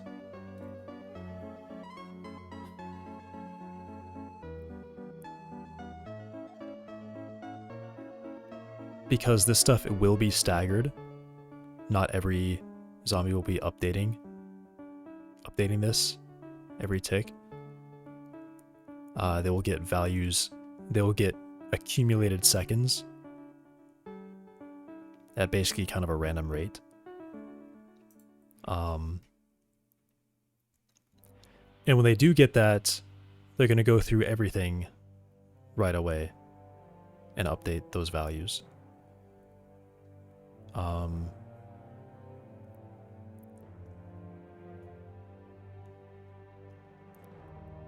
On the sense side, we're essentially just going in there and saying, hey, add some interest.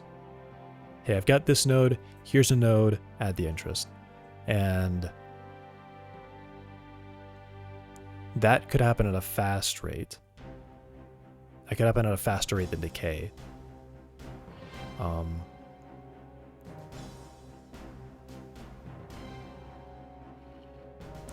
So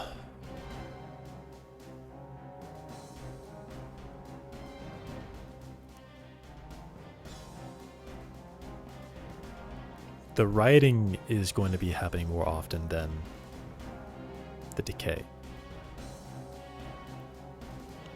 That could be triggering, you know, 100 times frequently. That could be triggering a lot, actually.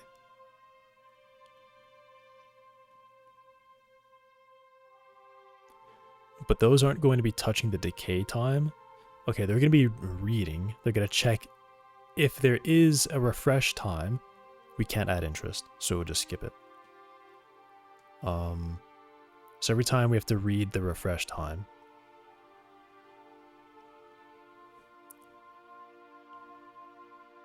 But there's no guarantee that's going to be ordered. In fact, it's pretty much going to be totally out of order.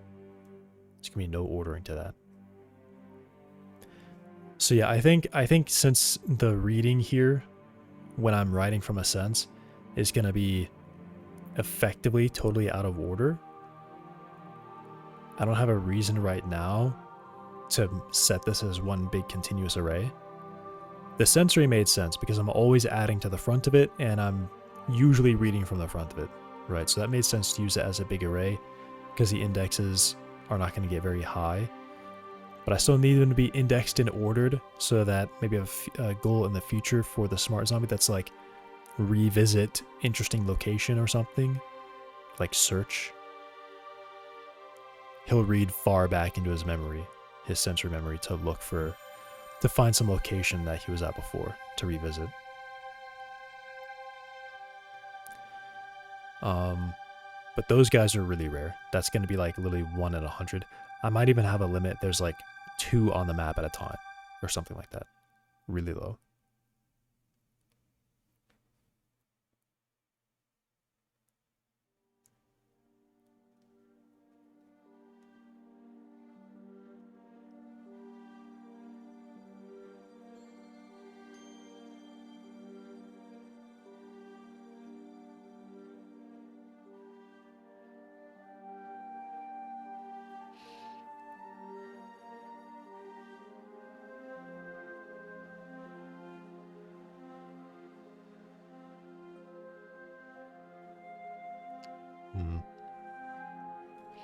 I'm worried.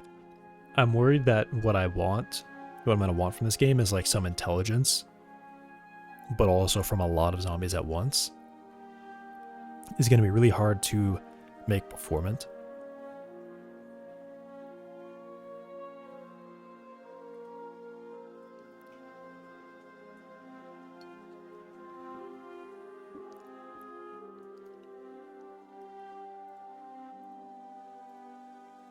I mean, but I definitely have the belief that it's always possible. You can make a computer do anything. They're still faster than people. So generally, whatever you want the computer to do, it could do it fast enough that a person wouldn't notice the time it takes. In the shortcuts it has to take. So if I have to take shortcuts, like really aggressive shortcuts in the future, like completely skipping zombies, maybe even accumulating this slower, so they decay their interest like once every 3 or 4 or 5 seconds, then I'll have to do that. And ideally in a tuned way that is not noticeable, right?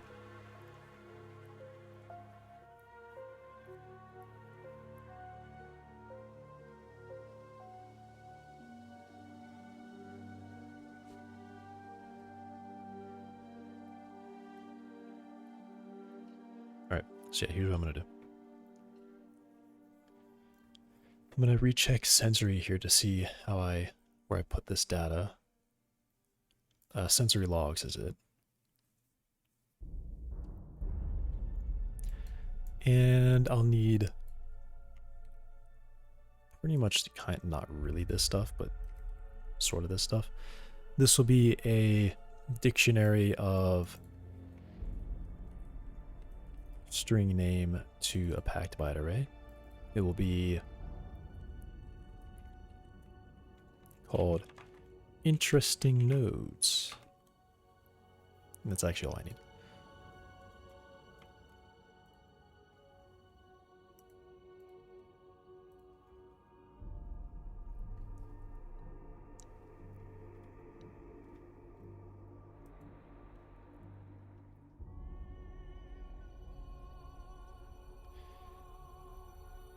And I guess I do it on... Decay is gonna have to be more intense, more involved here.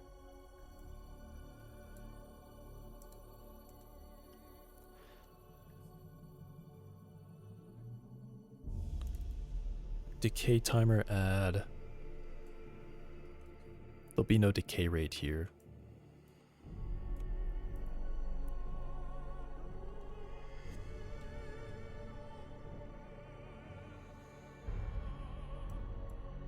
Not even that, really.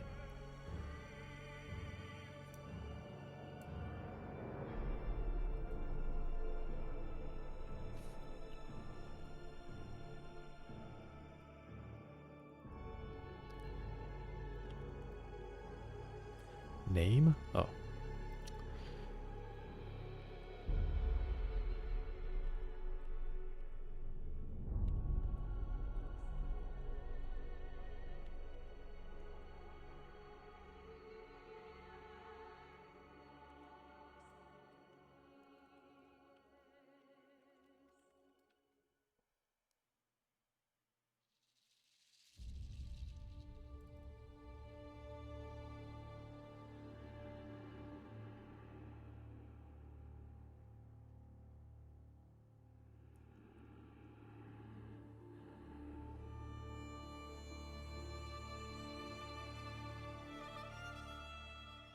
I guess these actually have a decay rate too.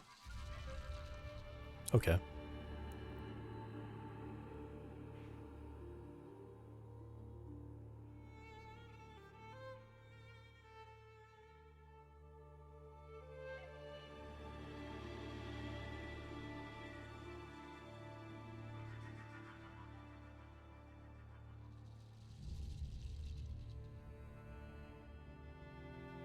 Because this is called outside of the sense, but the sense is given the setting for the decay rate.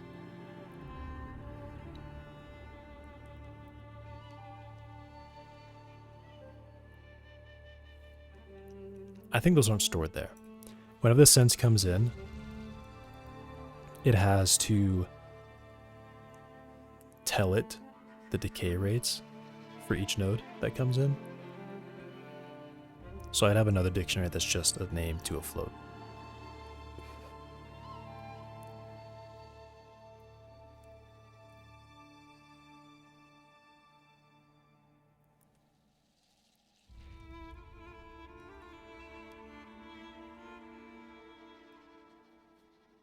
Yeah.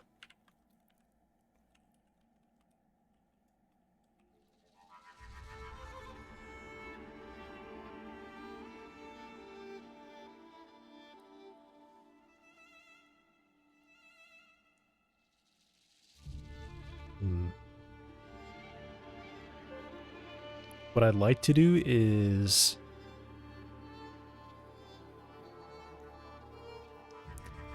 to somehow just tie this to one definition of it, which it would be tied to the settings. So the information is in the settings, but the information is not in the memory. How can I get that information into the memory?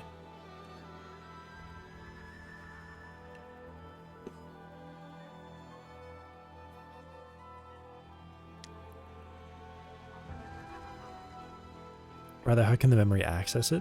Maybe the memory can just access it, actually. I could plug it in and say, if you want a decay rate, come ask me.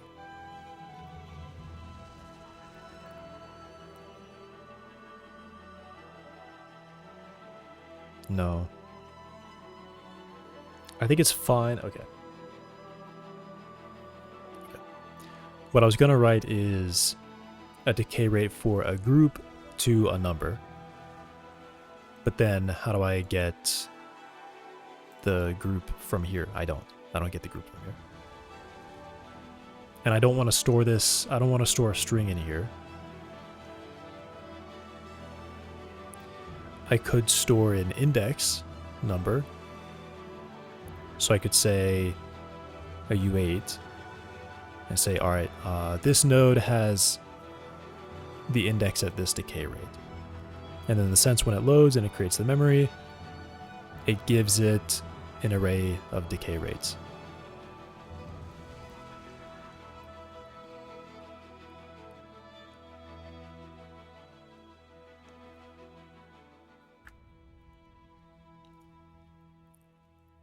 Essentially, the idea there is that that spares me from having to write 2 or 3 bytes for a float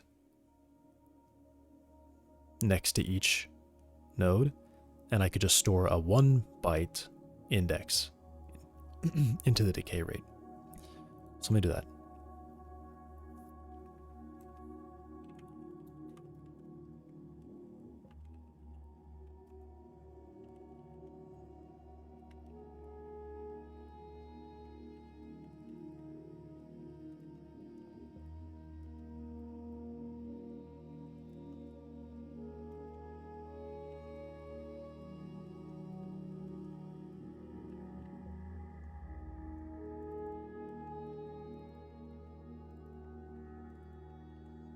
There we go.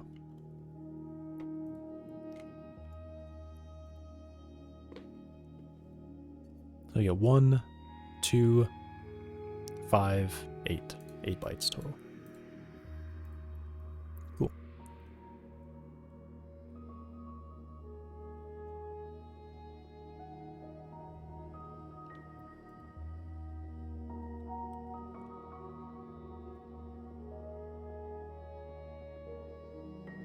So this will be a act float 32 array. And I need to pass in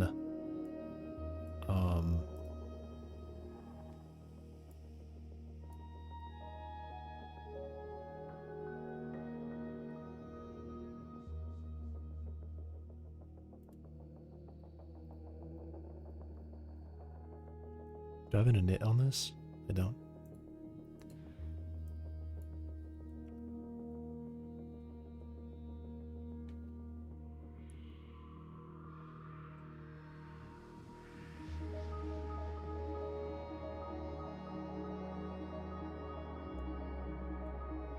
This probably should go up here.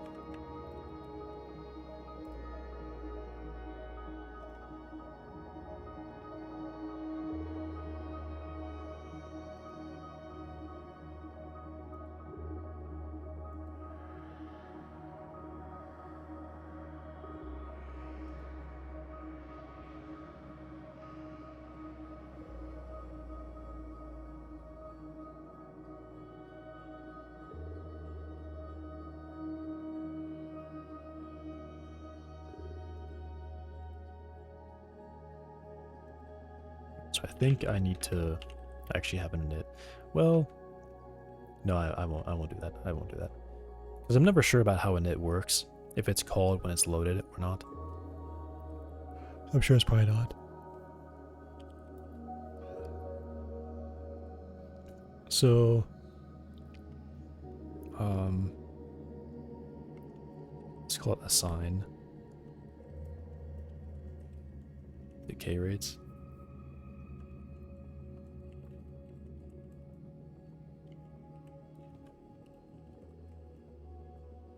Actually, I don't even need to do that. Well, okay, I should make it a function because then it's, you know.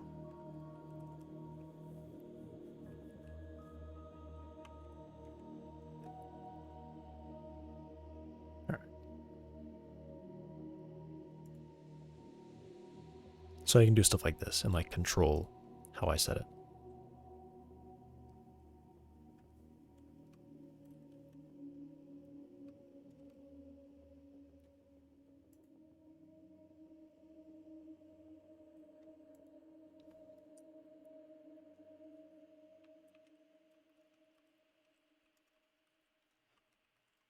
Let's do decay node, decay node.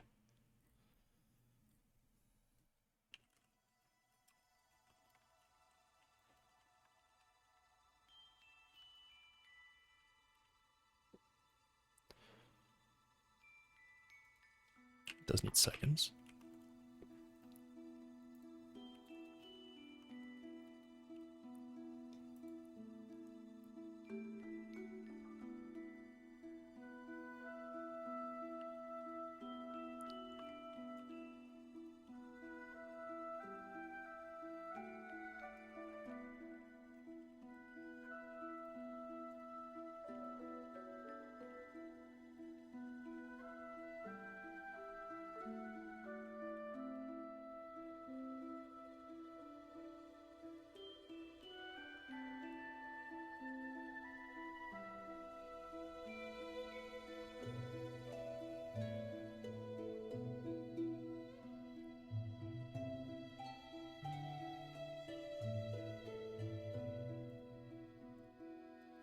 going to leave a note here.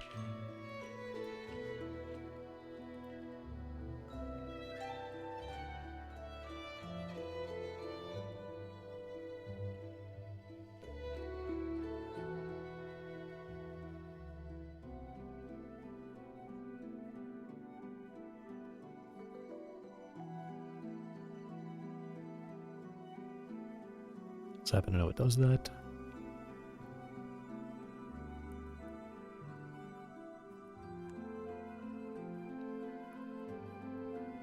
And I would want to read in, so I guess I need my read functions.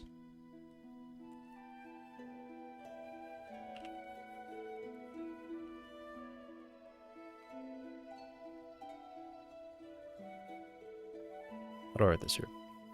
Because I have like a get and I have like a get and a set here. I would do event, so node get, node set. And when I want to retrieve it, I would say get node whatever, right? So I have the node.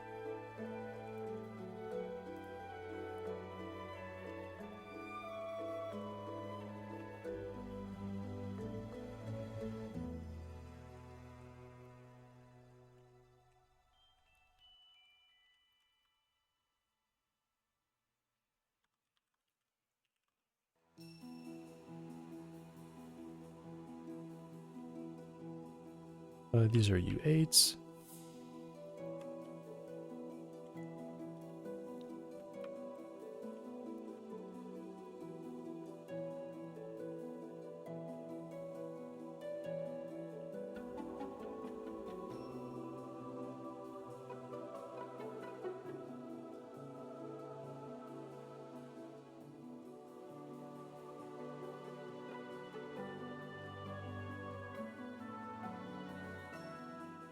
Well, total interest.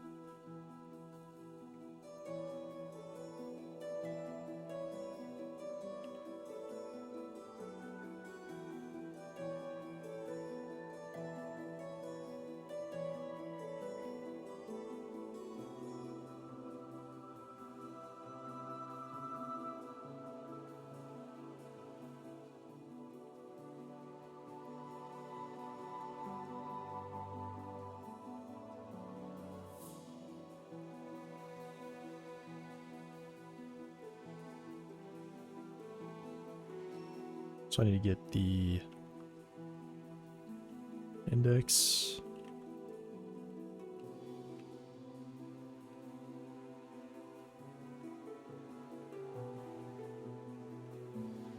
Then return, where's decay rates, index.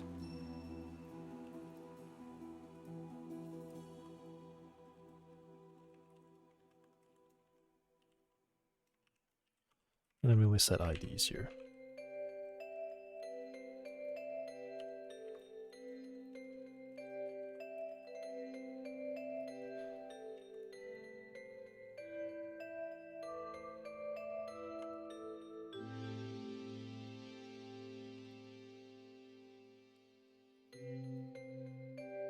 Okay, then decay time and length.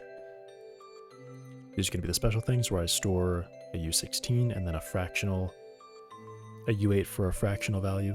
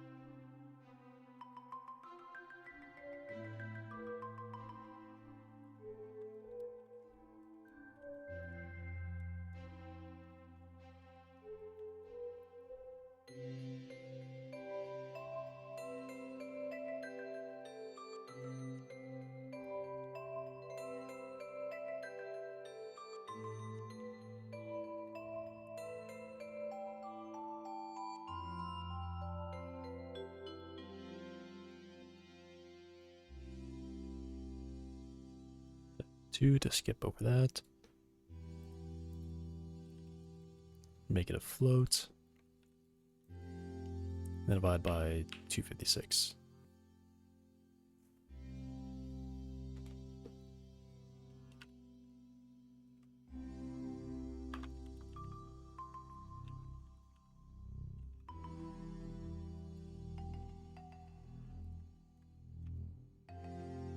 Right.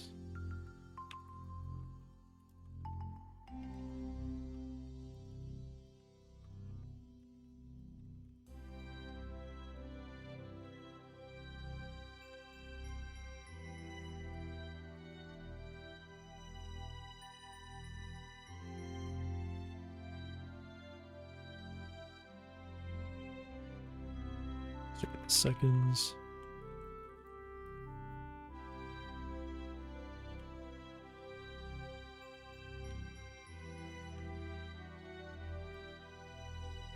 And I get the fraction.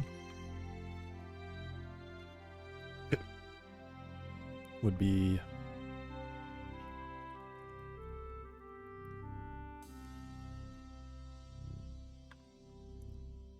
I guess around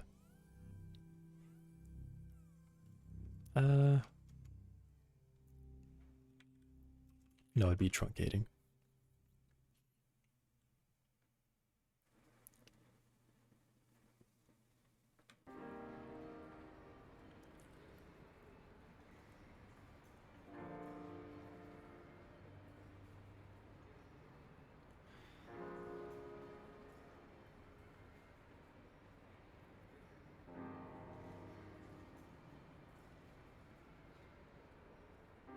Is that how sensory does this?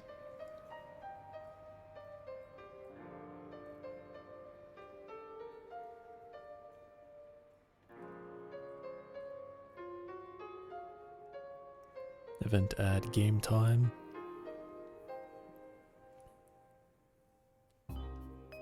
Hmm.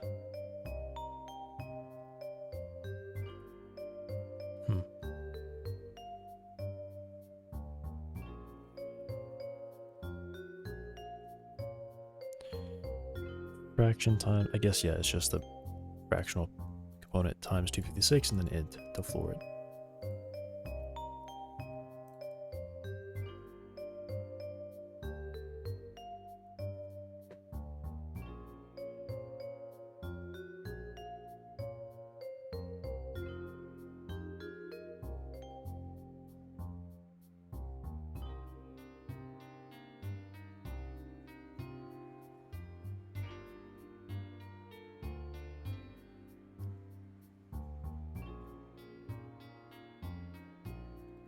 I guess I actually want int I, don't I? Or int.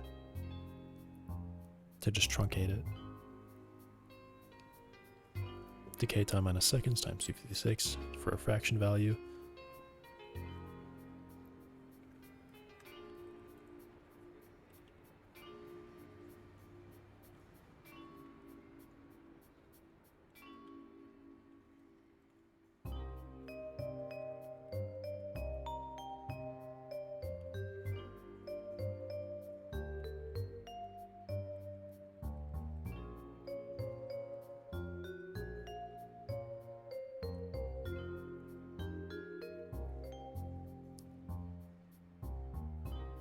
Yep.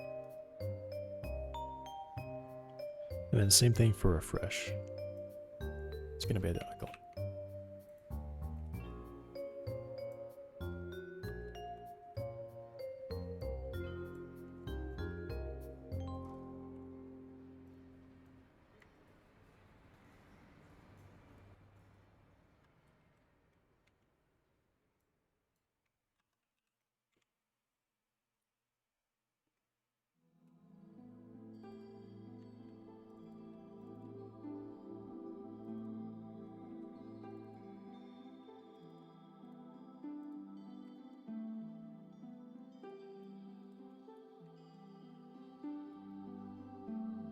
Okay.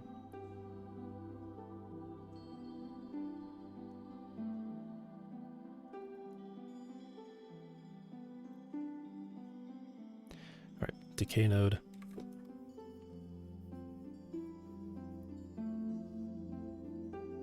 Now we can do all this. So decay is going to pretty much do all this at one go, at one time.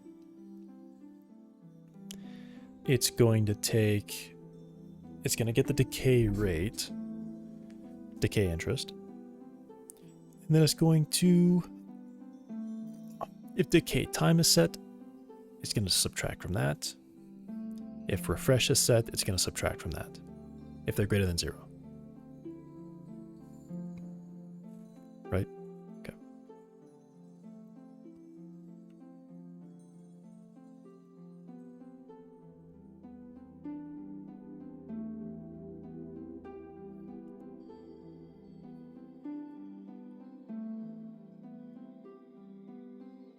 Cool. All right.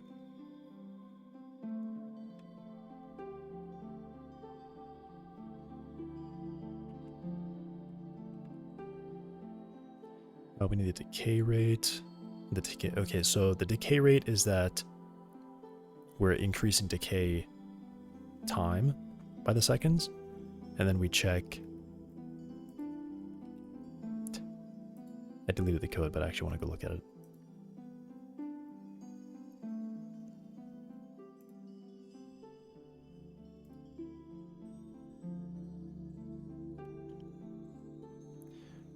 It was originally in interest, so this was in interest before. So yeah, we have a decay timer. While the timer is greater than the inverse decay rate, I subtract 1 from the time. I subtract this value from the rate from the timer, and then subtract interest.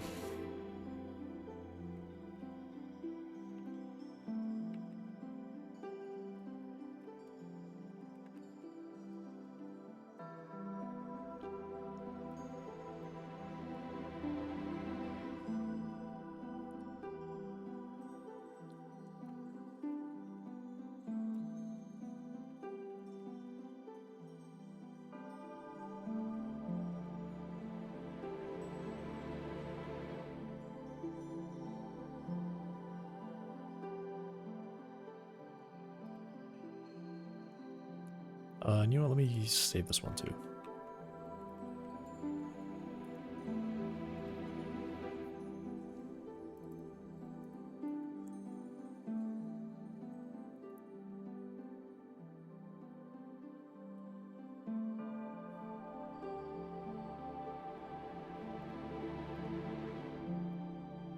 And then I think in mine I have to check.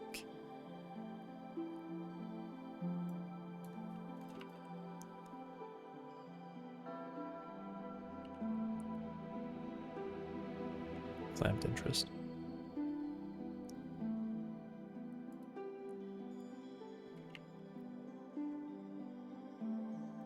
Okay.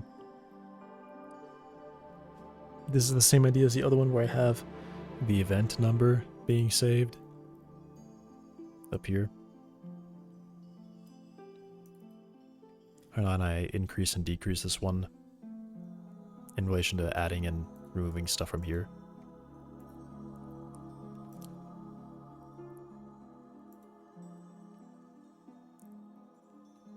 This is just so I could track interest per node and probably retrieve it if I really wanted to, but generally I'm just checking this value.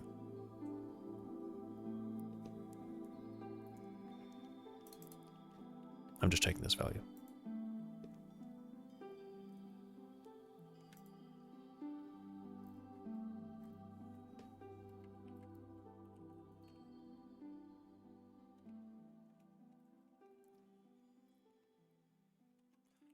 Rate, it's a float. Node get decay rate. guess I can actually just call this node.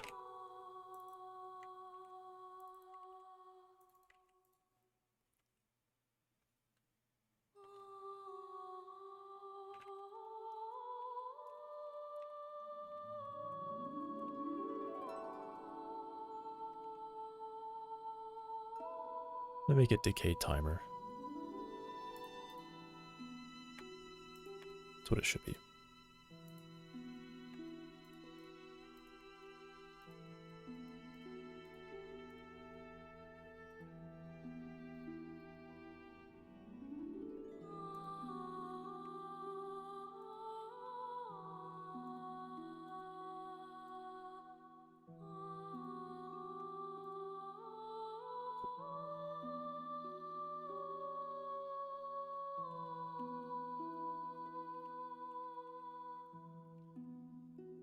Got my add seconds, and then while the timer is greater than the rate, I subtract the rate and then subtract interest.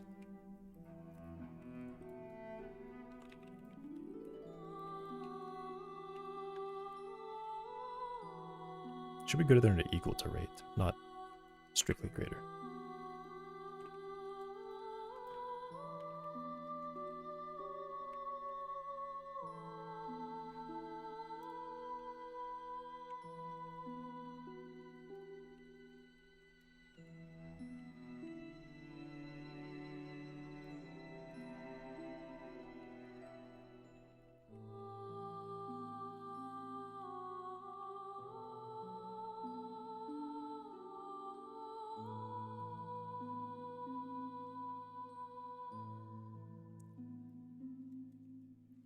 And then once that's all done,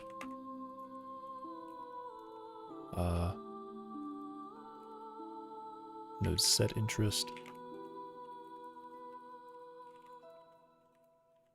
set decay timer,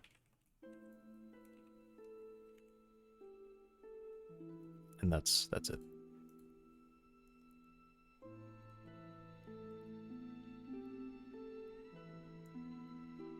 This should actually go up here.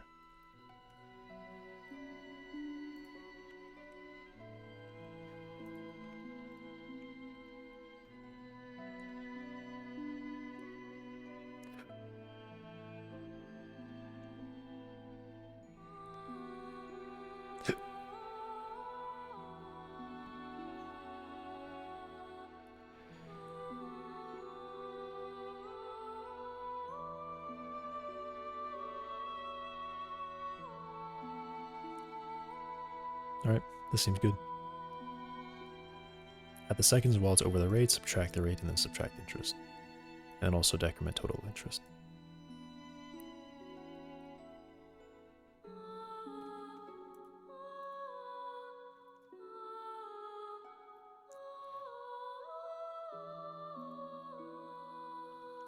You would set max interest and inverse decay rates.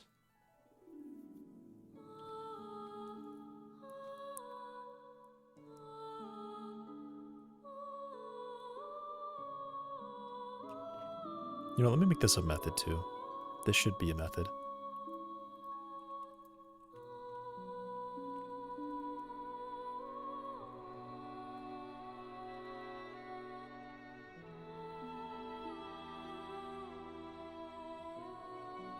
Instead of that.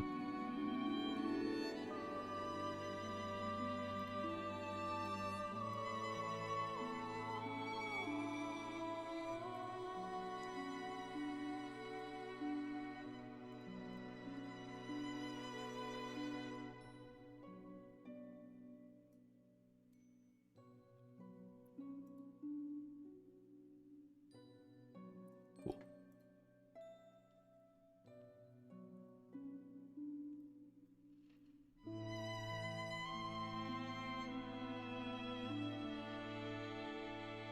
This all seems pretty good.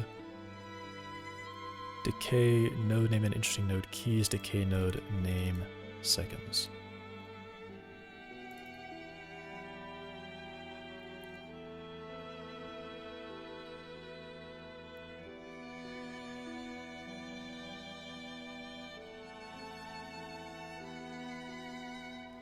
Honestly, I only really have to pass the values.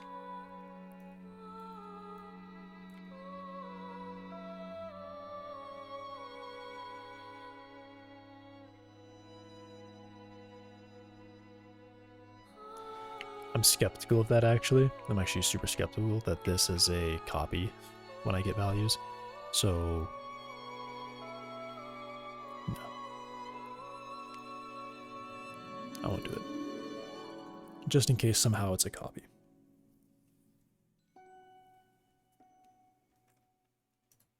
I would explode if I found that out.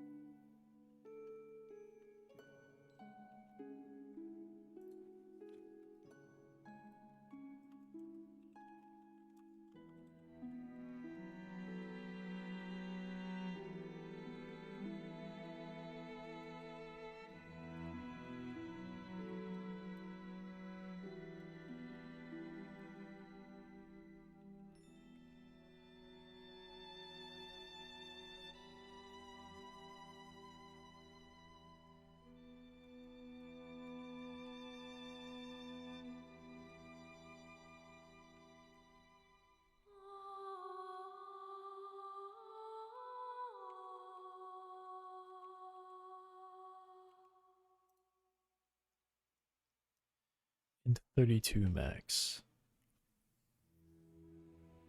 These are technically int whatevers, but yeah, I'll just whatever.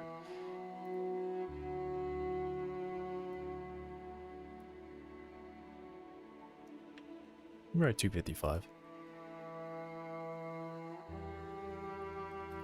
And then I can document this.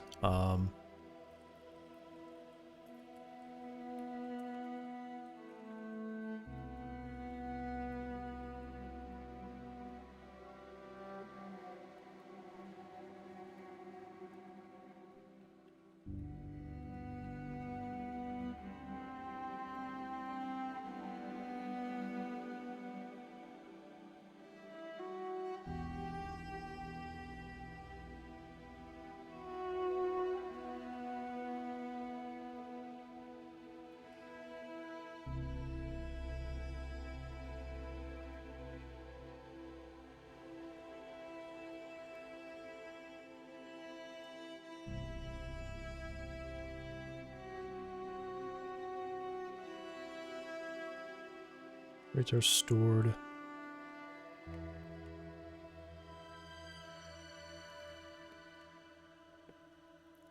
Actually, a decay rate should be...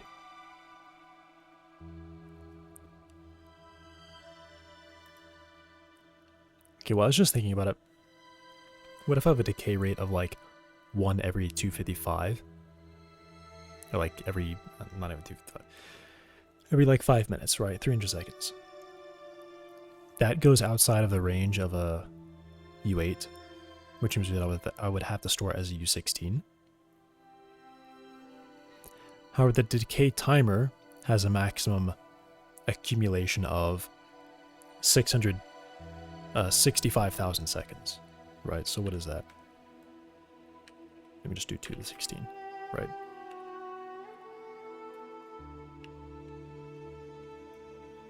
A 1,000 minutes. 18 hours. So, in theory, you could set a decay rate of once every 18 hours. I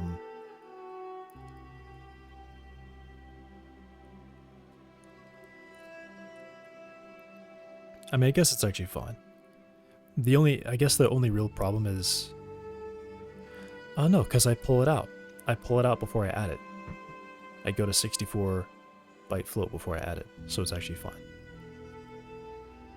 I was gonna say the only problem would be once we pass that time. So once we, like, say we decay, we get a decay for 5 seconds. Those extra seconds will be just like lost. But they actually wouldn't, because I decode it into a 64 float and then I modify it. So this is safe.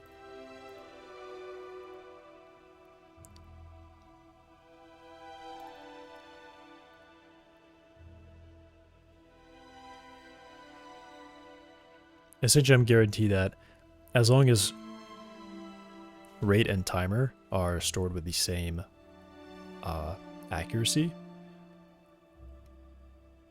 Actually, no, decay rate is a float 32.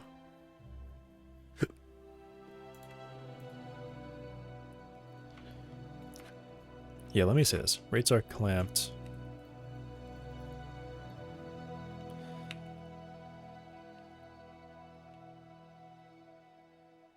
Uh, 66536, I guess. 65536. Which is what I wrote, but I said 66536. Rates are clamped to 65536 seconds maximum. As the stored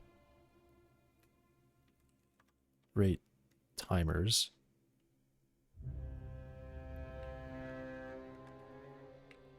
clamped to that value. Since the stored rate timers are U16s,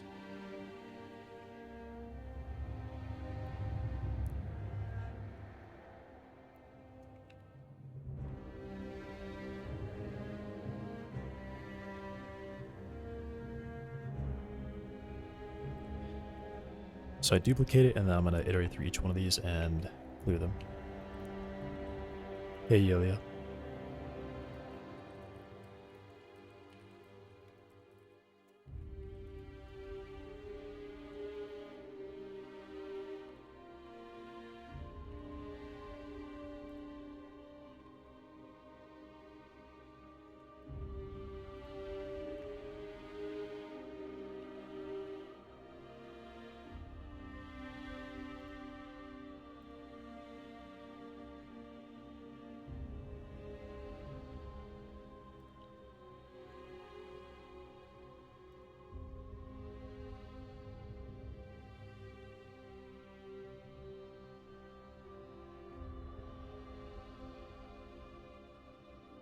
And since this is here, let me go to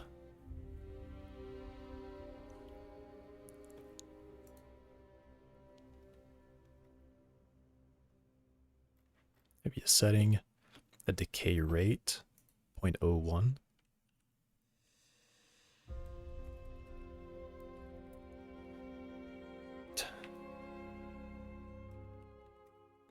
That's 100. So how many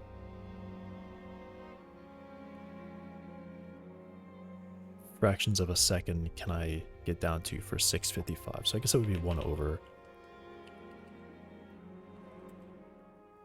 It didn't even print it as a full thing. So it's 1, 2, 3, 4, 5. So it's 1, 2, 3, 4, 5. 2, 3, 4, 5. Okay. So that's small.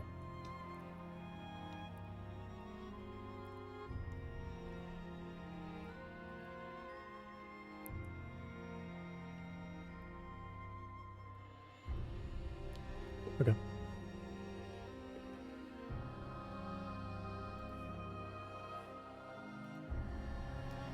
I mean, the way I have it is like once every 100 seconds, which is pretty low. It's pretty low. Why is Godot 1 GB on Steam? Because it's big, but also not that big. Pretty small for a game engine.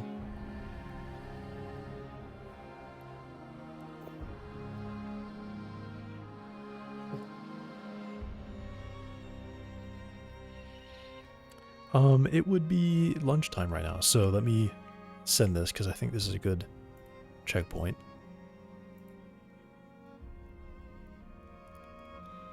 This doesn't really do it yet. I'm still on just the interest memory right now. Oh, and I need a way to add a node.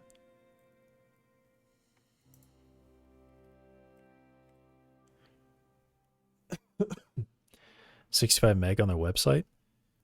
That's just not true. I just don't. I don't know how they could be that different in size. Send me something diabolical on the gram. I'm gonna go get food in a second. Halo fans are delusional. They really think that anytime now Microsoft's going to do a 180 and return things to the way they were and retcon only the parts the fans don't like. That's how big Godot is to download. Like if I clone the repo, that's what it takes. It's about 1 gigabyte. And most of that is translations too. A lot of that is translations.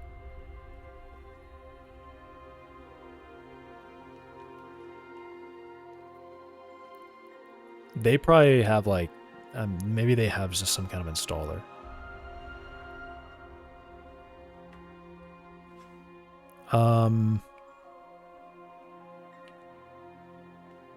Let me honestly just go look and see, like,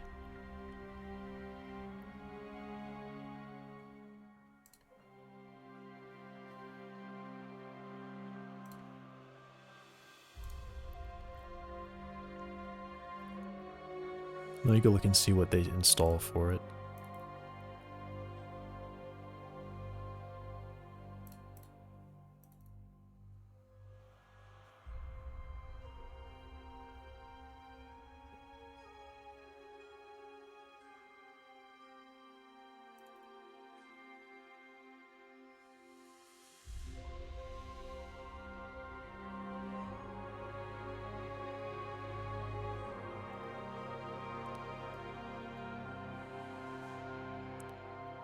It says it's 289 megabytes for me,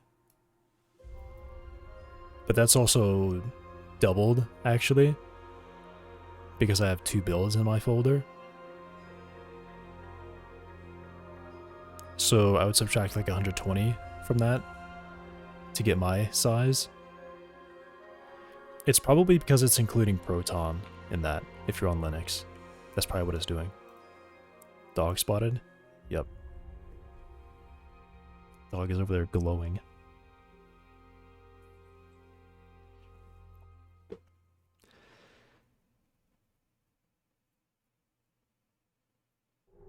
Disable translations.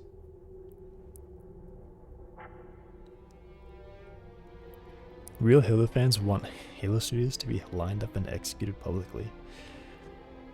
I think you gotta be careful typing like that. You gotta be careful. I think Twitch has a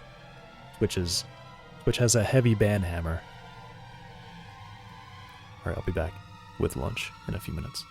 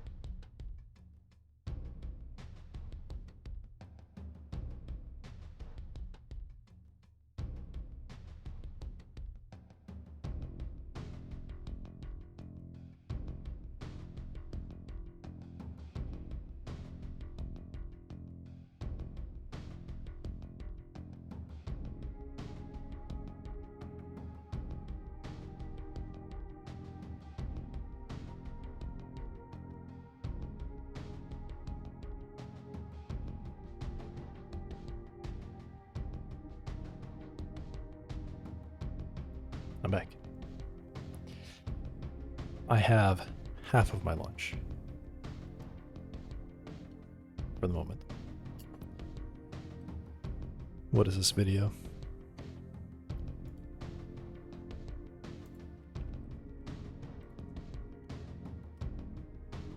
That's just not even... That's...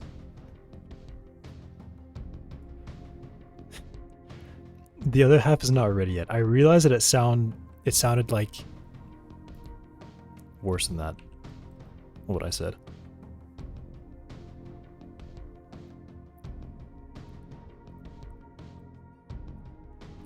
Fallout Bakersfield Doom Total Conversion. They turned Fallout into a Doom game?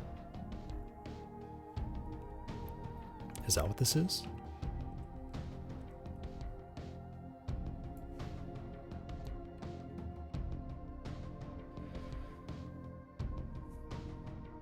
Oh, but I don't. They turned a Doom into a Fallout game.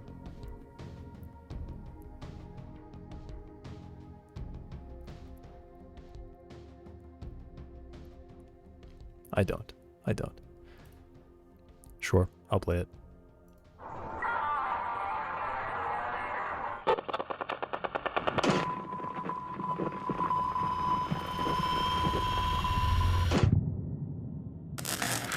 Thank you. Greetings to you all. Ladies and gentlemen, for our first tune, I'd climbed the highest mountain.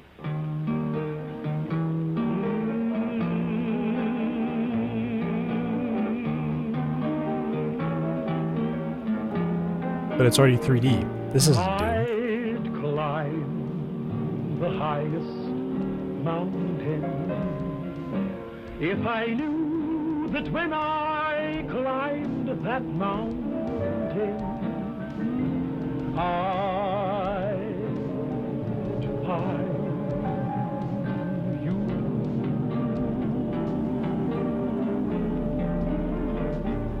I'd swim the deepest river if I knew that when I swam that river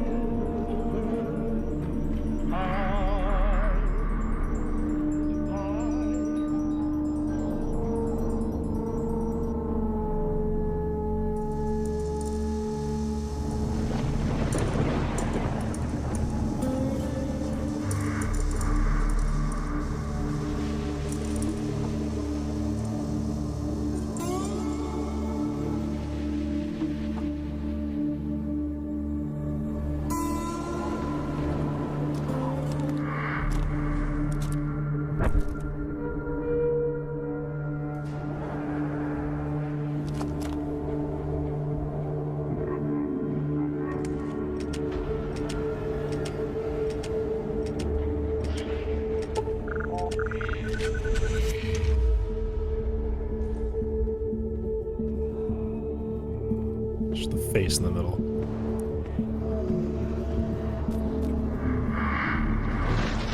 Why did Doom do that? Why'd they put your face in the middle of the screen?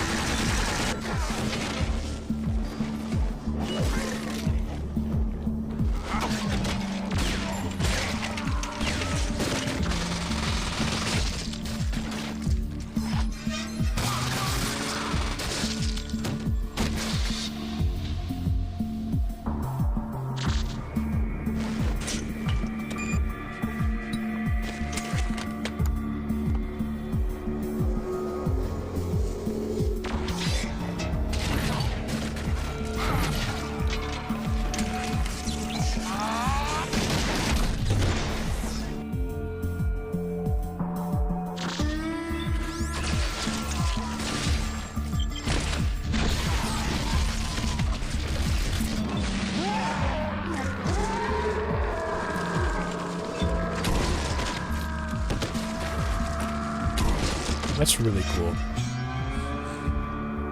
Harry think he beat your head now.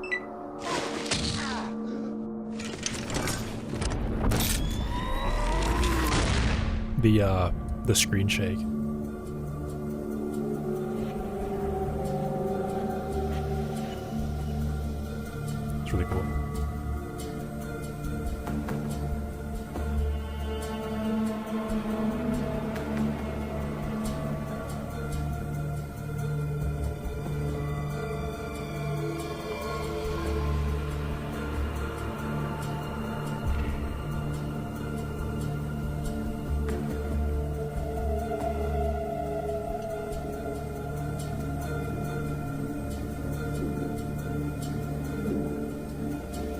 What do you mean raycasting at low frames?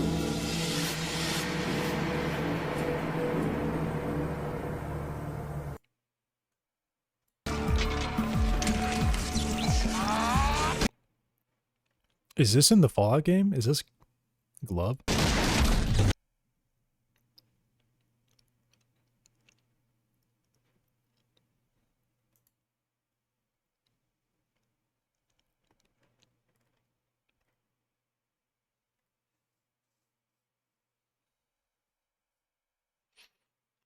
How dare you accurately depict my hometown?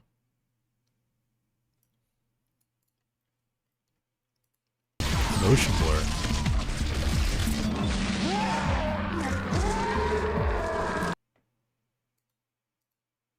Where?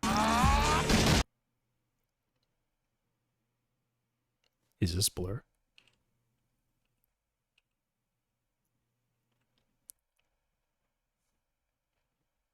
Why is this hand green?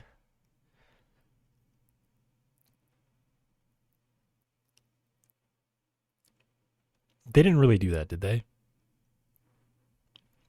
They did not actually put this model in front of a green screen and then manually clip it out. That's kind of crazy. This is green screen. That happens with poorly. That happens when you're moving things in front of a green screen.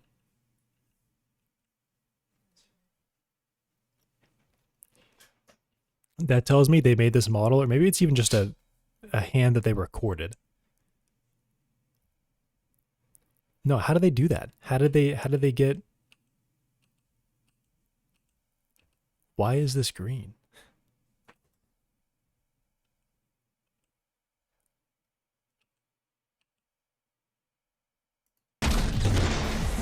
Is that just supposed to be lighting?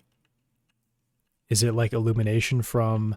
Because the other hand, because the glove glows green when it watches. Is this like a light? Is it actually lit like that? I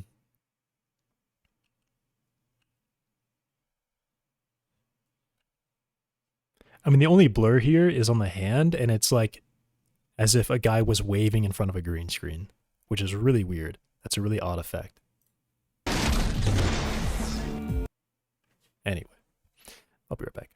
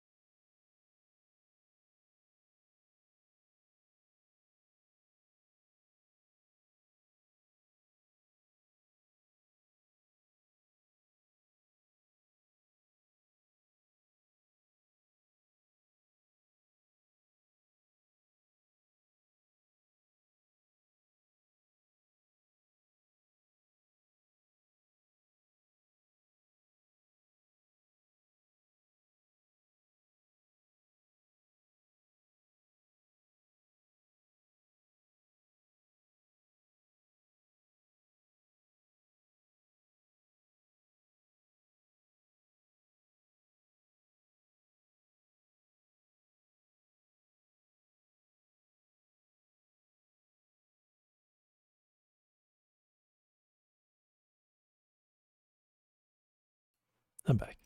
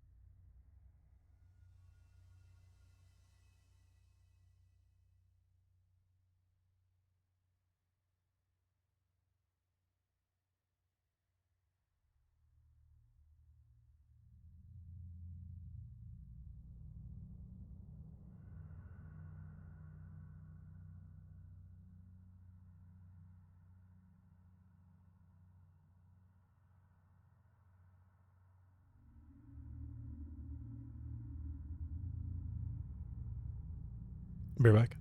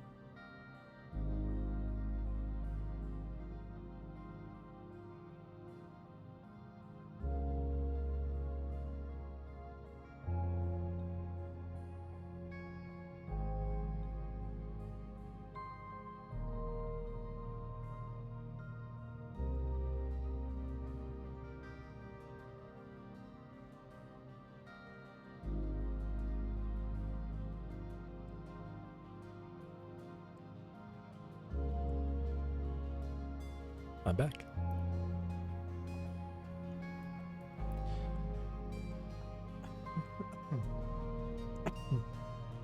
All right. I still have to send this. I was about to write a function there, wasn't I? Yeah, I can add that later. I think I can send... Oh, I've already done it, haven't I? I have not. So ignoring that one.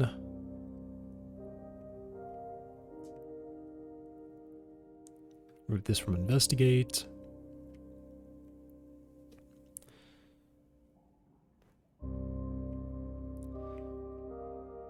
And all of this stuff.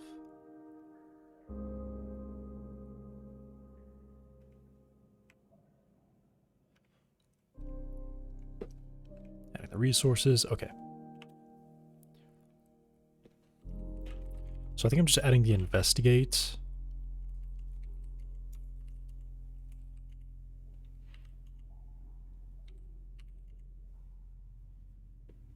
And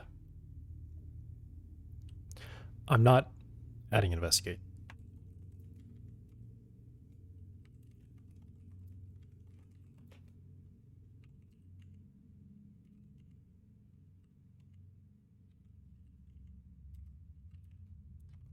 I'm adding interest.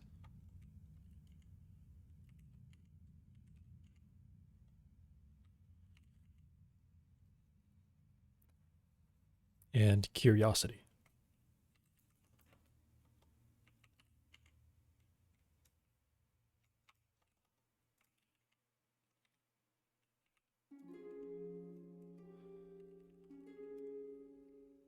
So not that one, not this. And I'm also adding mind.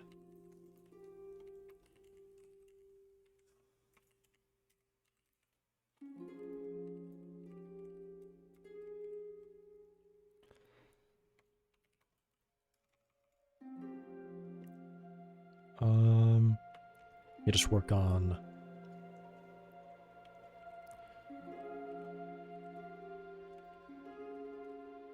curiosity and interest. Update mind.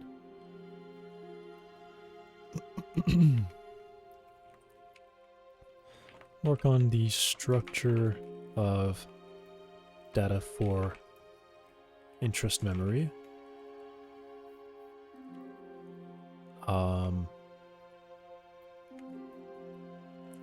At settings,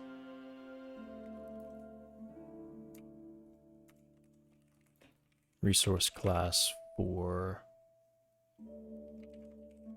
curiosity sense, and update mind to use get interest method for interest.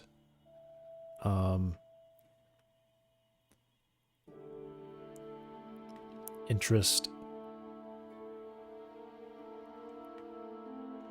determined, interest reliant goals.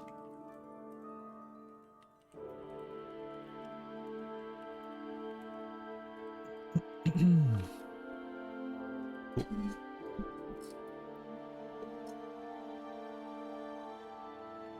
Okay.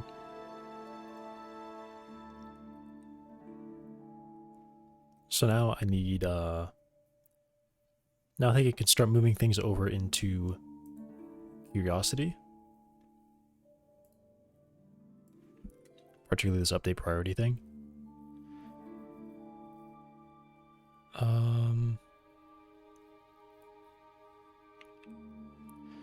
So I'm pretty much just going to do this. In fact, I'm basically just going to copy everything.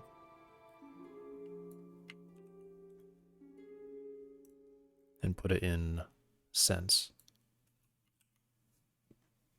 Take that line out. Take that out. And then I'll modify this so that it can handle this stuff. So if we don't have a sensor, if we don't have a sense memory, I think we just got to return. We need this.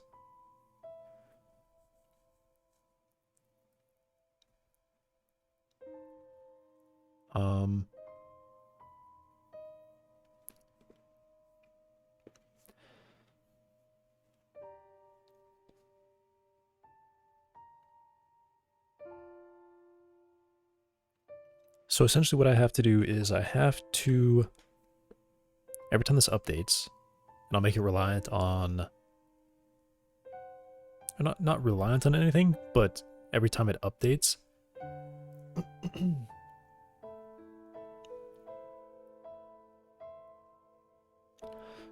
actually I think it'll override the tick method. And the tick is going to check if, actually no.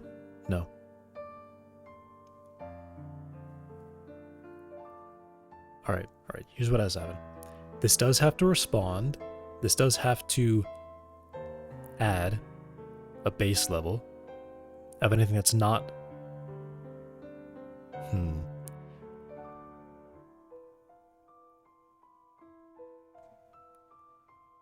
Alright, here's an issue.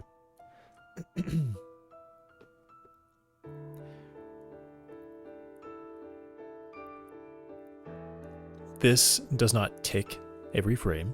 It can't tick every frame. But when it does tick, it needs to behave in a way that is at least consistent within like a range of 0 to 60, right?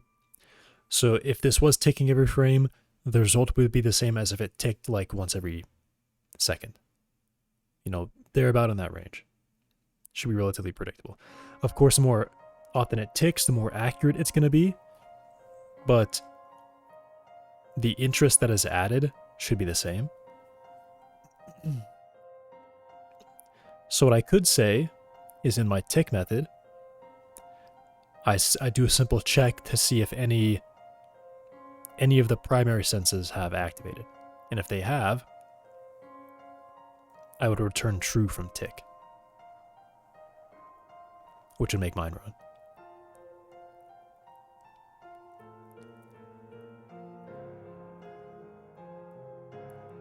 So maybe that's all I do.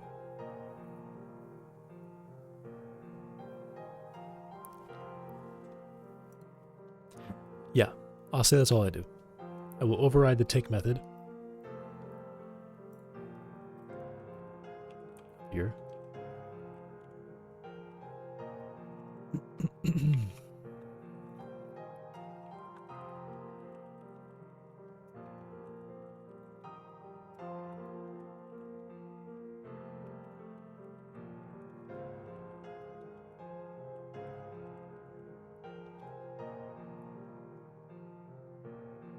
And then let me check how this works.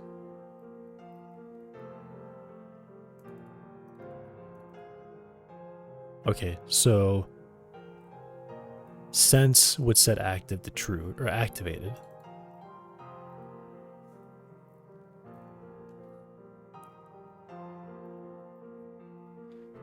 Vision, how do we set activated?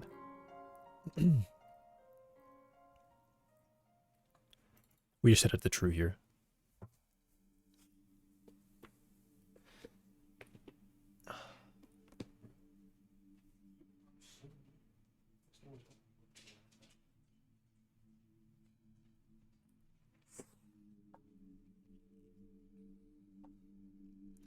This dog is weird, man. I have my door, like, shut in a way that he can't open it. And when it's like that, he doesn't want to leave my room. When I do have it shut, he wants to, like, get up and constantly leave my room, and then he just walks back in like a minute later. I don't even know what he does. I think he just wants to go look and see if anything has happened.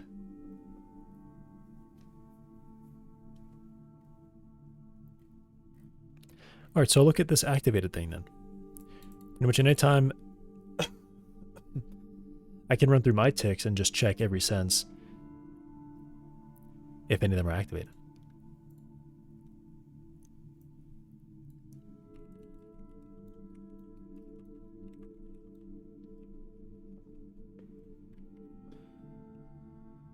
So let me check this here. Frequency of sensory updates. There's kind of an issue with curiosity because that means it ticks at the same rate as the fastest running sense, which could be a problem. It would be nice if I could...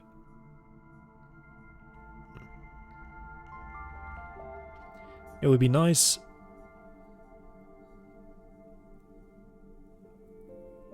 if I could not do that.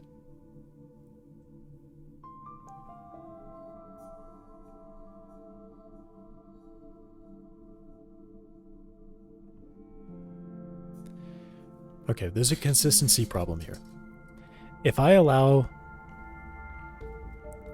curiosity to tick at some alternate frequency, then it could miss updates from vision. So essentially what that means is on my side, when I process, I have to look at the most recent events and look at their original game time and the current game time and process that gap, essentially. Process that difference.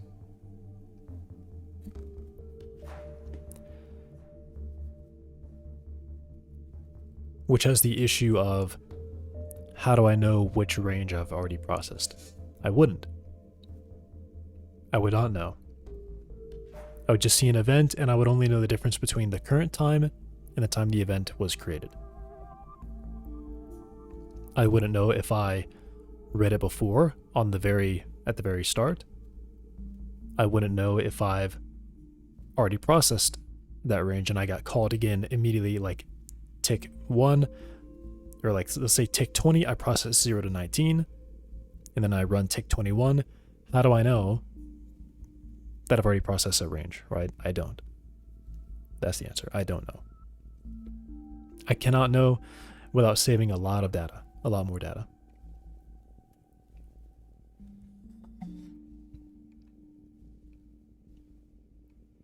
So what I could do is I could make this run every time any sense updates.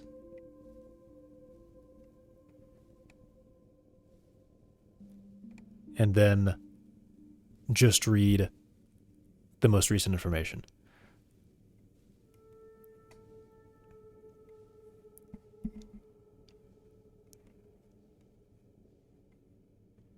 That doesn't really work either. Because really I would have to tick every single frame. I have to tick every frame.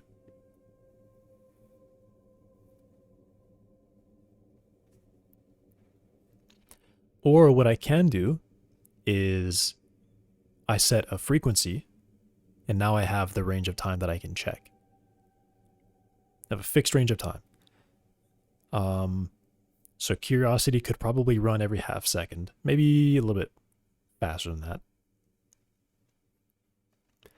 And anything that has happened within the last 20 ticks, I process. This means that problems will happen if I change the tick rate while it's running.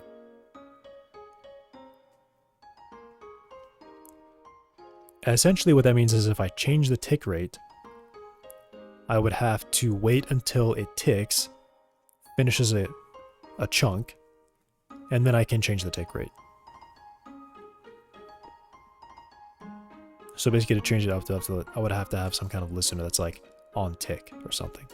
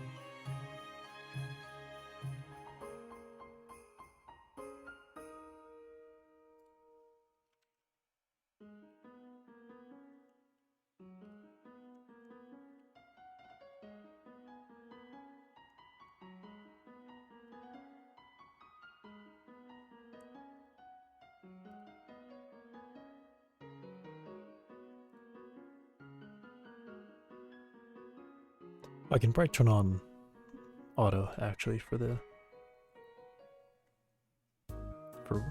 exposure. Wow, they put it exactly where I had it. Crazy. Okay.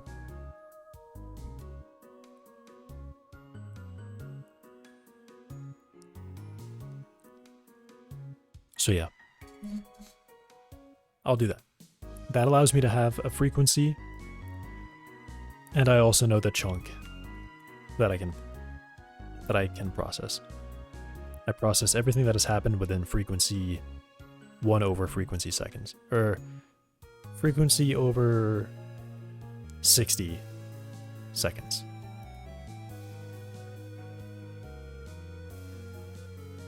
Wait.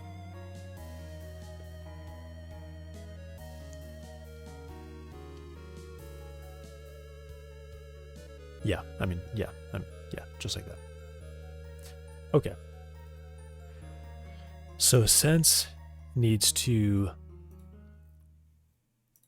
Let me also check vision, and how this... Right, okay, so it does this. Vision currently can't see anything other than...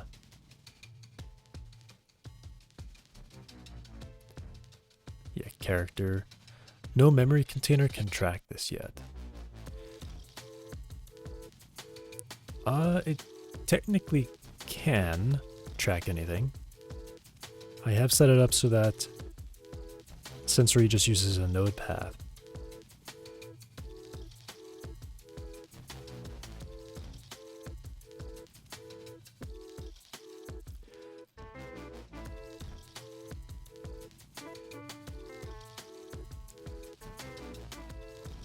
I guess actually for interest,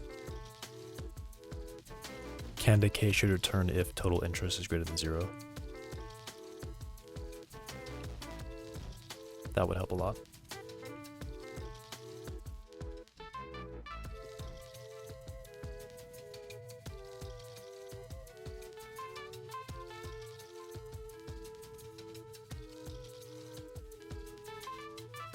Okay.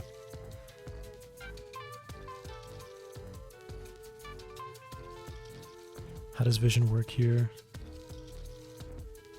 Global world, get nodes in group.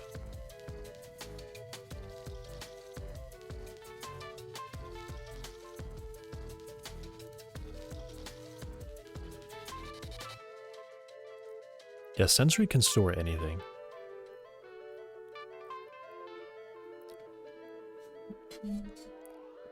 It doesn't even need to have a node path.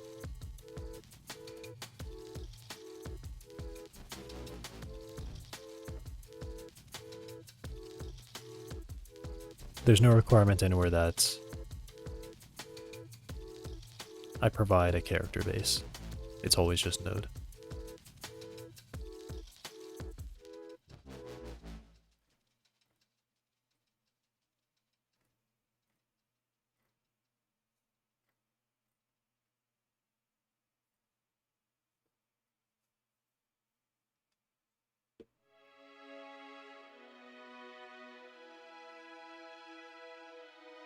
Node path.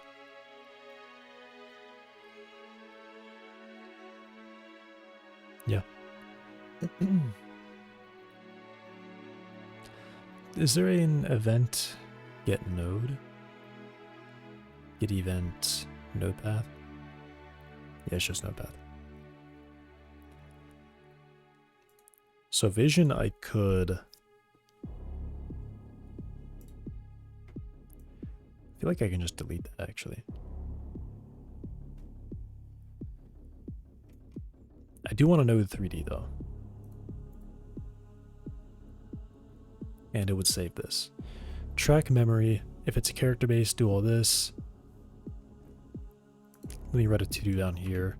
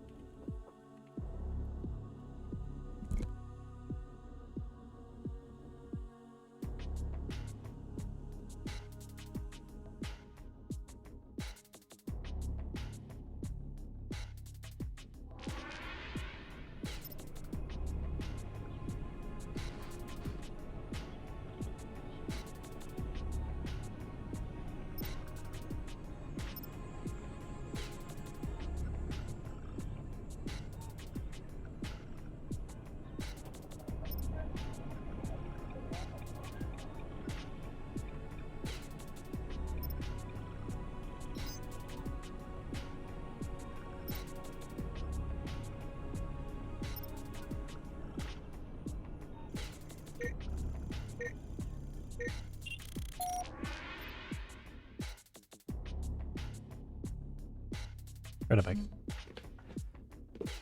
Soundtrack reminds me of a Hitman Codename 47 soundtrack.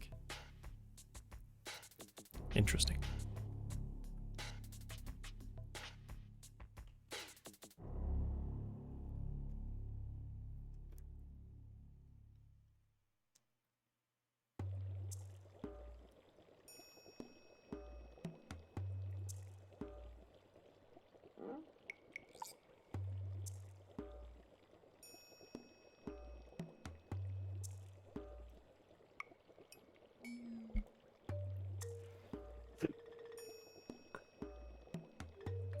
Oh, Hazeronic. Sorry, I didn't even... For some reason I thought you were someone else.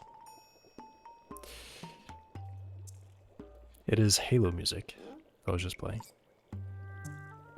Pretty sure, unless I'm crazy. Yeah.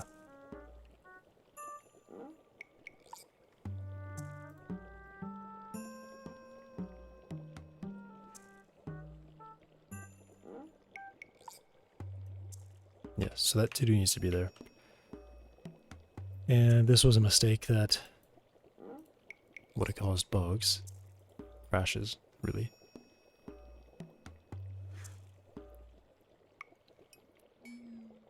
So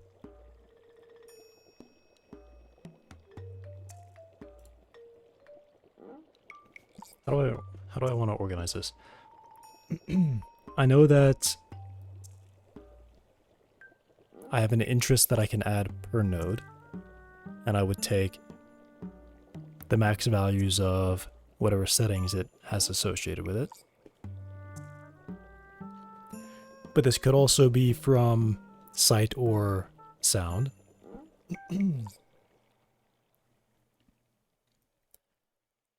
So that'd just be the same thing. I would take the highest interest from either one of those two.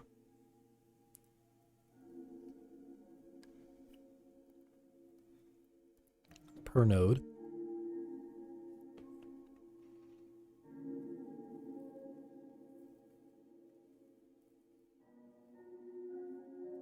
But I also don't want to have, like, a bunch of loops. Well, I'm going to need loops, but I feel like I don't want to write...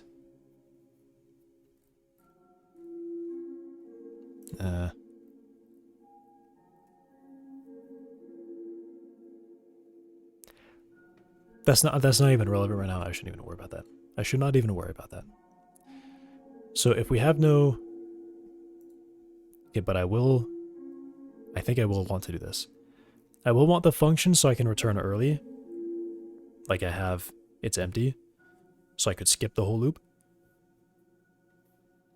So let me do this.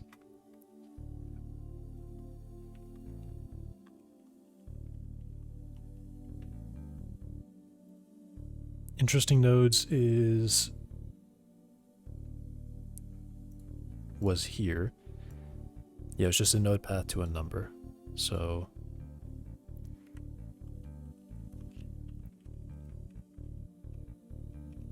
I'll even do string name.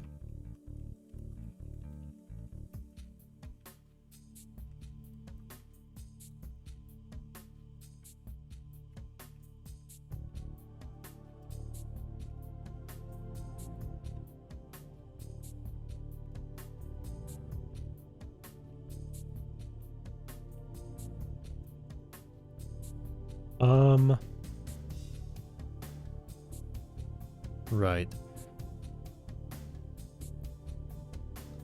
There is a limit of when events happen close together. Oh man.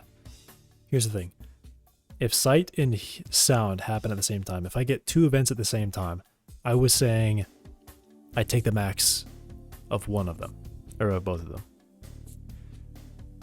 But because of frequency, it's possible that a sight could come in, and then the very next tick, a sound comes in. And that's just because the senses were running at different frequencies. Nope. One sec.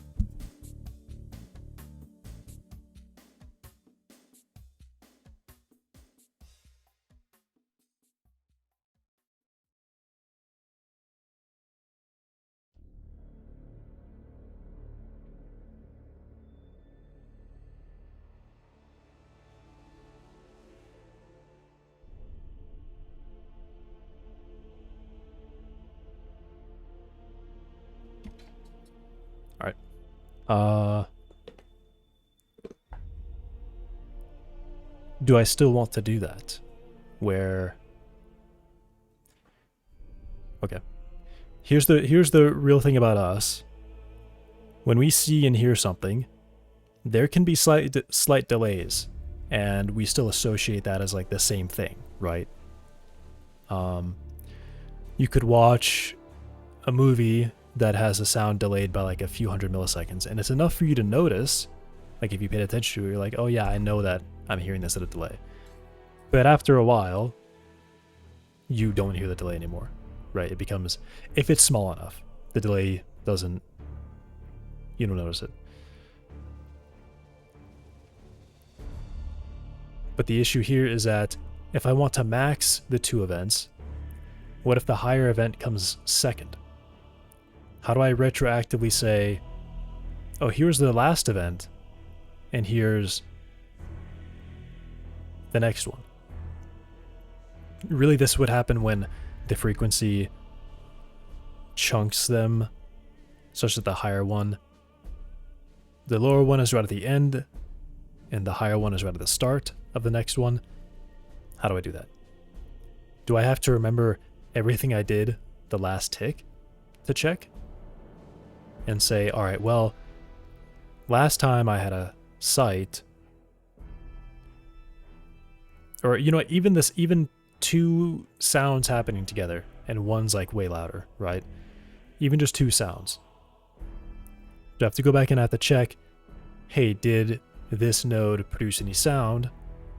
And if it did, is my value higher? If it is higher, then I have to add the difference between the two.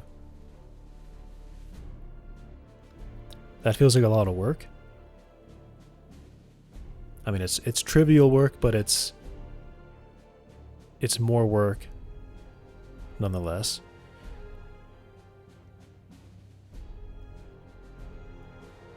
Is there a way that I can guarantee? I mean, I could.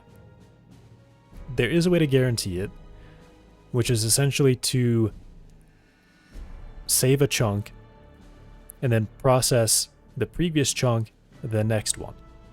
So I frequency first update, I just save the data. Second update, I process from the last one.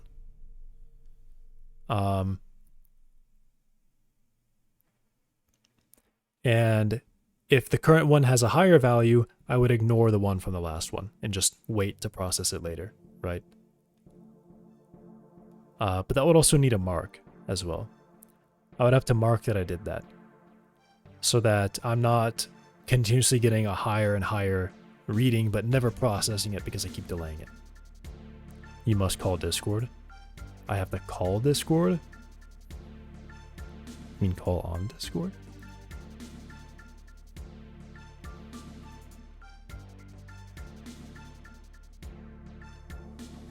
Why?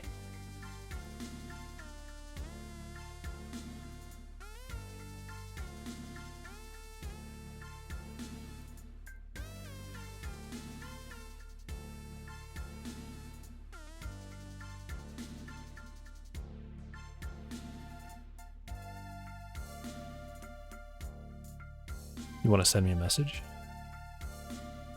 Demo. Sure. You want me to unmute you?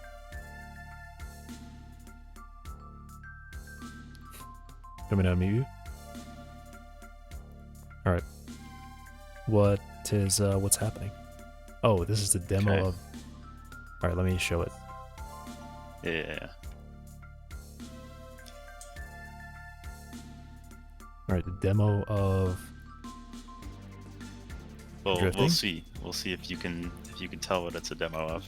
Because if not, I might have to adjust it a little more. But I'm gonna pick up some speed here.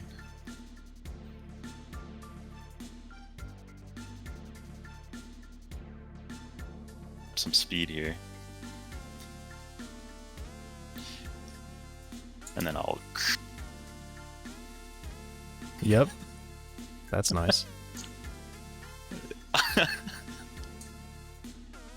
The truck Yep. is not very fast, that's for sure. Yeah, I know. Yeah, well, I'm worried that if there was like a faster vehicle, it might be more disastrous. I don't know how... I don't know. I made some... Yeah, you could kind Oh, of that's whip it. nice. That's nice. Yeah. It sometimes it kind of doesn't feel like it does anything if you are going too slow, but I guess that's to be expected. So what did you But- change for that? You just like Well, Yeah. here, I'll show you. I made a couple new curves. okay, I made them for drift, drift curve, right? Nice. and I did this. Oh, I don't know if there's an easier way to do this. I had to like get all the variables, or get all the. I had to set variables for their location, whatever, for the files, and then They should just be on the wheels themselves. well, yeah, I know, but I want to exchange them, right? I understand. Yeah. Yeah. So if I'm handbraking, basically, I enter drift mode, and it changes the friction on the wheels. And also, I thought this was the case when you told me it yesterday, but I also, when I go to this, and I go to, the handbrake torque, it's on the back wheels that it gets Yeah. activated, not on the front ones. You were telling me to do the front ones. I told you to turn off the front ones. Oh, I don't know if that's true, but maybe I misunderstood you. But Well, you did it there's- when I was having you do yeah, it. whatever I was doing did it right. before, I ended up doing the opposite now. Like, All right. but yeah, now the tires, the back tires slide. I guess I was thinking you would just have. I mean, I guess you could definitely do it where you swap it out when you start handbraking. I guess it's a harder thing to solve though, because then you have to ask like when you turn it off. Maybe it would just be better that the back tires are always, or even all tires, have lower friction, lower lateral friction. I don't know. That could be. I mean, but I think,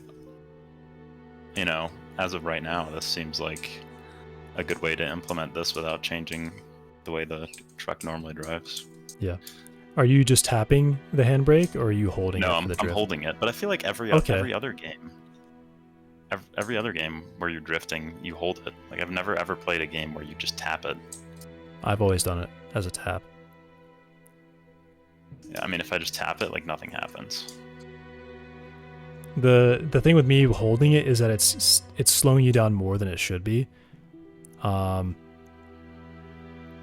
Because the whole idea of the drift is just not really locking the back tires, but making it so the back tires start sliding.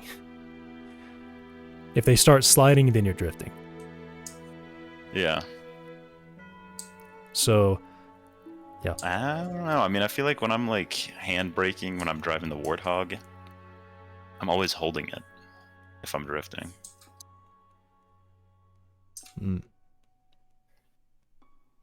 I mean, either way, if the result is good and it feels nice to play with, then yeah.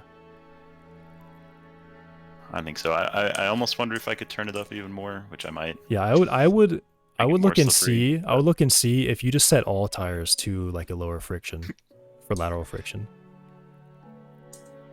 Oh, and not Like- swap it out during the handbrake.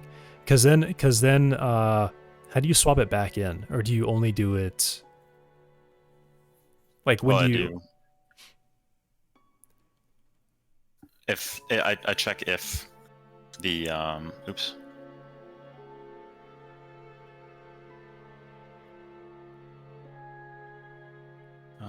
Was it in physics process at the very bottom? Oh yeah, If right here. handbrake, Yep. Yeah, if the handbrake is not 0, basically. drifting now is not drifting, so it's a toggle. If it's a toggle,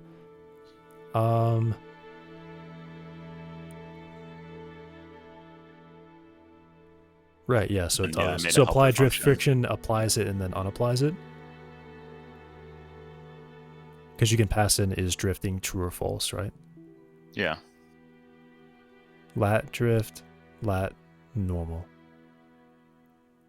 Yeah, which are just I like I said I made. Yeah.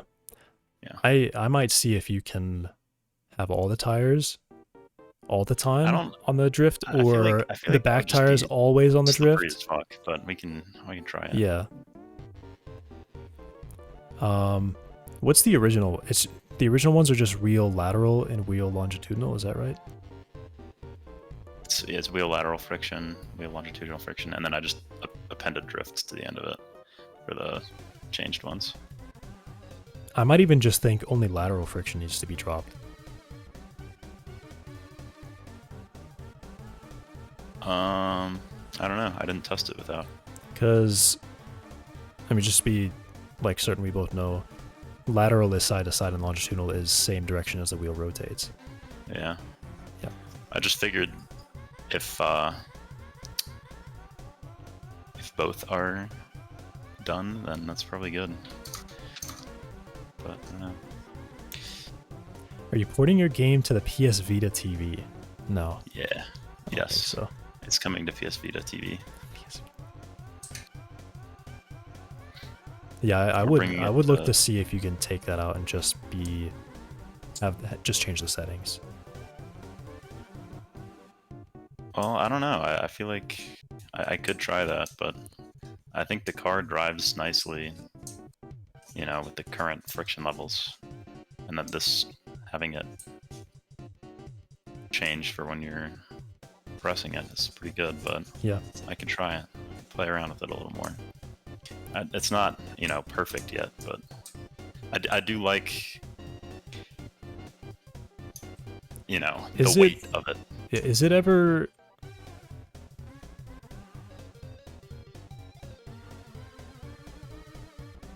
Is it ever possible to get stuck in drift? To get stuck in drift, or you mean? I guess my worry with swapping it on input is that, like, what if you spam it a bunch of times? You know, what if you press space rapidly? Can you get stuck in it or something? I mean, I think the code looked like it was always, it would check the previous value and then toggle it and flip it back. Yeah, I mean, I spammed space. Looks Cool. like it's driving normally. I mean, I think it's in the physics process thing, so it should just check all the time if you're handbraking, right?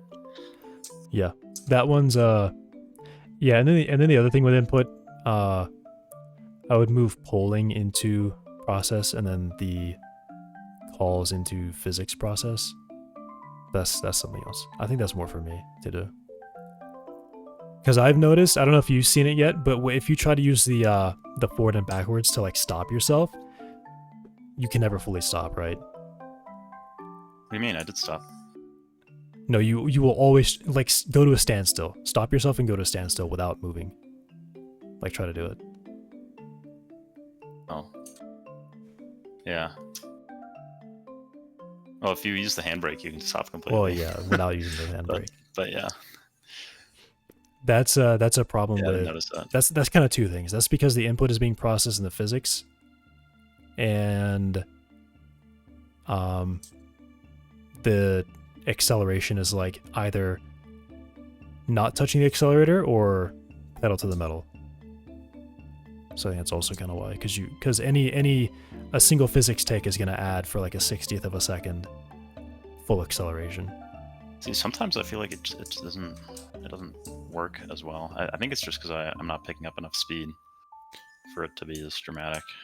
But I don't know. I'll tune it. This is like, this is literally like the first set of values that I tried. Yeah. So I also wonder how much the steering is gonna affect this, because definitely when you hit turn, your front tires instantly start sliding.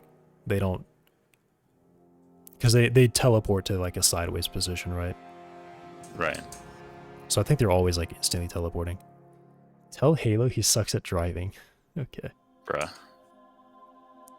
You gotta say rident. You gotta say rident, Bruh. not Halo.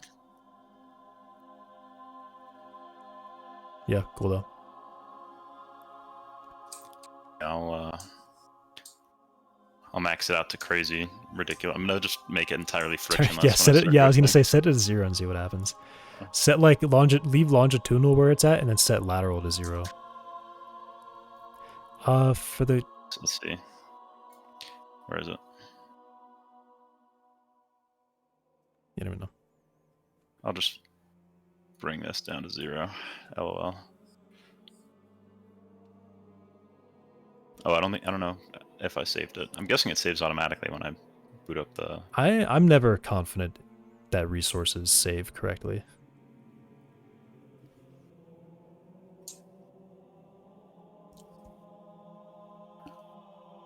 See what happens here.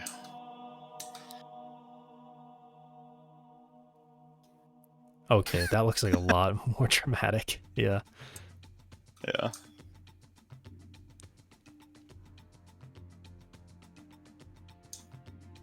Just turn off all the friction. Yeah. That'd be one way to do it. Yeah, I mean this one makes it more like you just tap it. So maybe that is what. Yeah, you I was want. gonna say, what happens if you just tap it? Yeah, I mean, yeah, you just like tap it like that. Yeah, so I guess with that, yeah, I guess that just like guarantees that it's gonna start sliding right away. Yeah. I mean, actually, maybe that's even better. What do you think? Just disabling friction when you hit handbrake. Maybe not. Maybe not, because then you would just be sliding on ice forever. Which makes it kind of. Because then if you're holding it, then it's always on. Maybe it would just be like, if you want to do it that way, only on the frame that you go from no handbrake to having handbrake, you turn off friction and then you turn it back. If you want to do it this way. Wait, what? Because it, like I said, it looks like, because if you hold it down, you're basically like spin around like you're literally on ice, right? But when you just tap it, that's enough.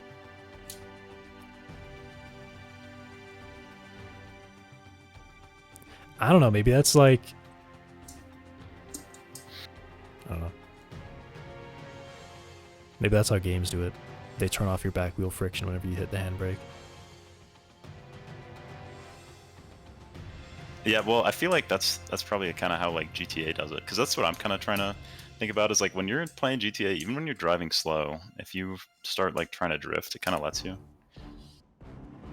And it kind of feels sort of similar to this. I don't think this is quite as good as GTA driving, but oh. Yeah. Red Halo's future isn't gonna be the same as the franchise. Yeah. Hopefully not. Yeah, well, I don't have any,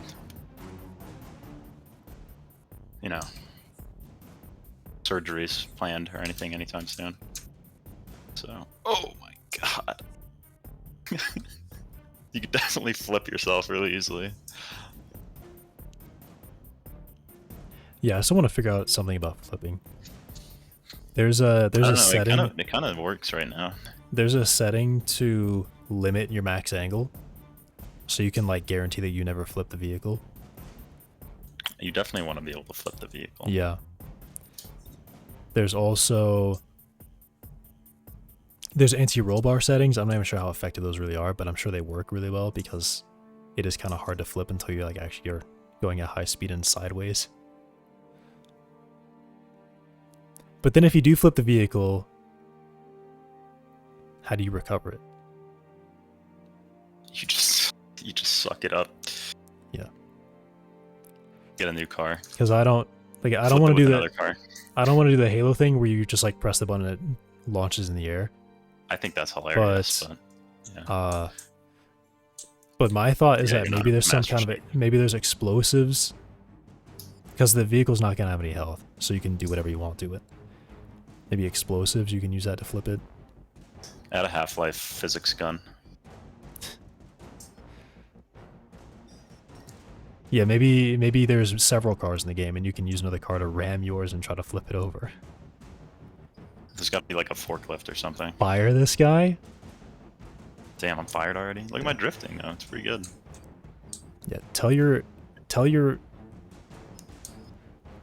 wife I said you love her. I don't have a wife. Am I the wife? No. Oh. I see. Start having one. Okay. Is that better? Do you think that's better? It looks more fun to me. It is a little more fun, I think. But yeah, like I said, I'm basically just tapping it. every time. So that kind So of I works. so Kinda I was works pretty thinking, good. yeah, if you want to do it like that, maybe figure out how many frames that has to be frictionless and limit it to that when you start pressing space. Because then I would assume that it starts looking silly if you're just holding the handbrake and your back tires are sliding like crazy and they never stop sliding. Well, let me see. Or maybe don't do like 0 friction, maybe just do like 0.1 or something. Yeah, well, I mean, you do handbrake. I mean, you also apply braking, so I feel like. Oh yeah, and I mean, right now it's not technically at 0; it's just very close to 0. But oh my god. yeah, I mean, like that was me holding it. Yeah. I mean, I guess it's kind of silly if I'm holding the handbrake and driving at the same time, but not really. I don't know.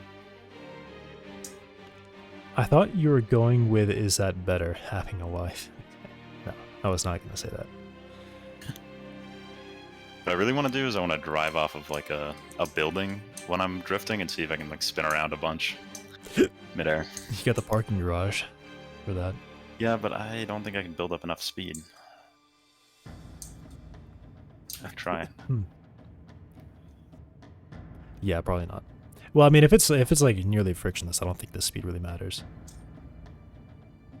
I feel like you don't need much. Could always make the Drift up parking fast. garage longer just so you could drive off it at a higher speed. Yeah, I mean, I could make like a little test ramp or something. Traffic in the parking garage. Yep.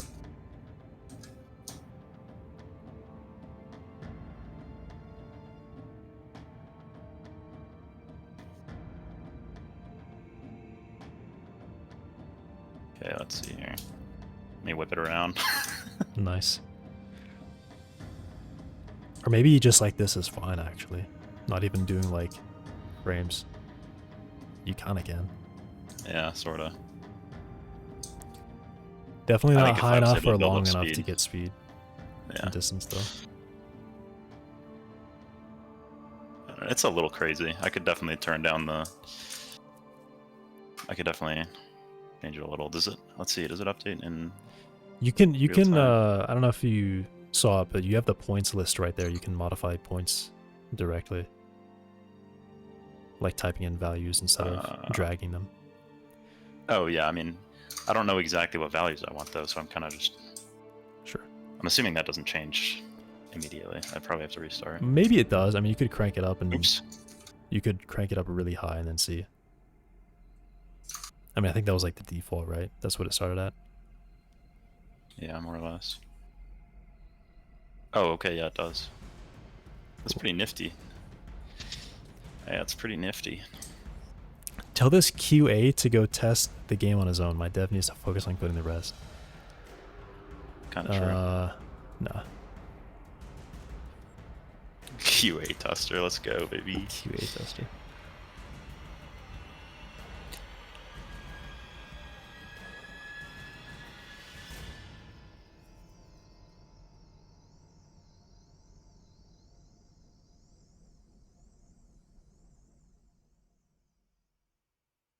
Were you handbraking there? I tapped it. Okay. There, I kind of like tapped it twice. I don't know. I mean, it's like it's pretty good because it's you can still control it. You know, it's not like ridiculous. So I think I'm gonna get push force. Push force? Oh, Push hard. right. Okay. Push hard.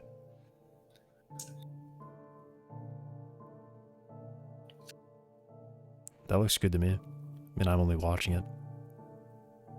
Yeah. I love you, Radiant. Let's go. Yeah, I'm taking over. First he makes the car drift and then he deletes the game.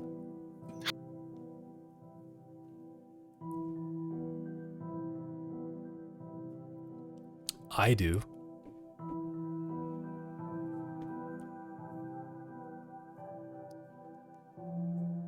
Let's see if I can actually get going off the half pipe here. Yeah, Dude, The it's ramp so is just too disappointing. steep. I think it's just a little Yeah. too steep. It like hits the It's truck. kind of Hits it's it. really like a pretty useless half pipe. You're gonna have to modify the half pipe just so we can drive over it and flip the vehicle in a barrel roll. Can I just increase its scale really quickly? Is that something I can do? I haven't messed around with anything. Trying to think how. The way it's set up is there's like a cube and there's 2 cylinders cutting it out. Maybe scale. Yeah, I guess you could probably just scale it. I don't know. Where It is says that like somewhere in pipe? Is that right here? documentation like scaling this stuff doesn't work too well. So you have to find it in the list, I guess. It doesn't seem like clicking it worked. It's gonna be in level blocking. Level blocking. Town. You probably want to minimize everything. Oh my Yeah. god, yeah. Okay. It's in town or no? It should be in town. Dude, my fucking scroll wheel not working is a disaster. I can't do Yeah, closed roads. non-roads, Sidewalks. non-sidewalks. You're looking for. Actually, I think it's just called park. I think it's actually just a node in here called park. Just minimize everything. Park. Park. Half Half pipe. pipe. Yeah, just try typing in like 2 on the scale or something. Like for all of them? Well, you have the whole thing selected. Just type in 2. It should link them all together. Oh yeah. Let's see, how do I exit this view? You can Oops. use the middle mouse just to like turn the camera out. Oh, of that's it. right. Well, now I don't remember how to move. Or I scroll up to increase my speed. Here we go. You can also select it in the scene tree and press F. Yeah, that would have been quicker, but whatever. Dude, that looks a lot. That looks very large now. What? It barely looks any bigger. I'm gonna make it like 4. Oh my god. 4x scale. And then I think I'm gonna lower it a tiny bit so I can actually drive up there. You might not be fast enough to climb that. Maybe not, but we'll see. Probably not. I bet like the front of my truck will hit it or something. Perfect. I think you can modify it while the game is running too, by the way. Oh, really? Yeah. At least I remember I dragged a zombie around while the game was running and he actually started moving in the game. Dude, that looks huge. Dude, it's chill. God. Hard skating. We get a running start. We going cannot have a there. half pipe this large. But definitely it'll be on the to-dos to make the half pipe drivable.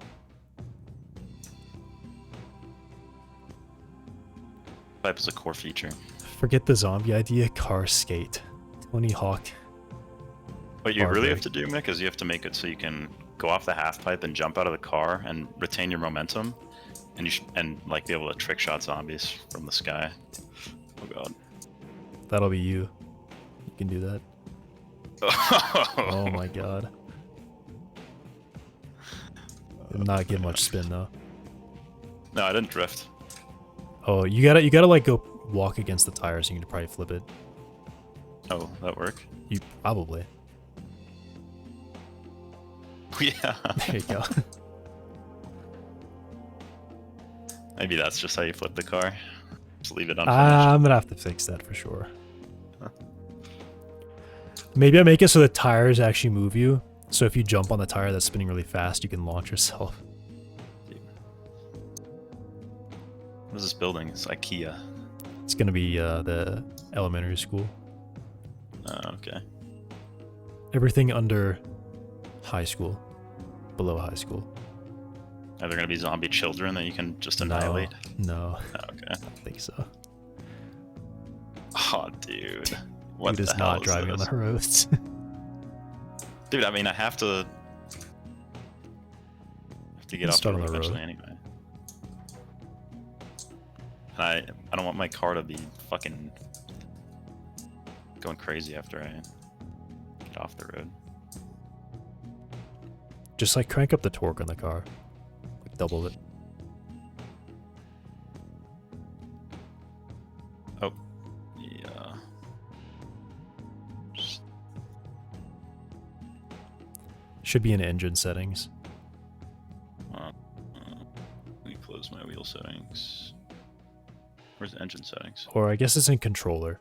Controller and then engine settings. Oh, yeah. Max Max torque. torque. Oh, Make it, okay, like, a okay. little That's a higher. lot higher. You might not even be able to like grab the ground that high. It's fine. It's fine.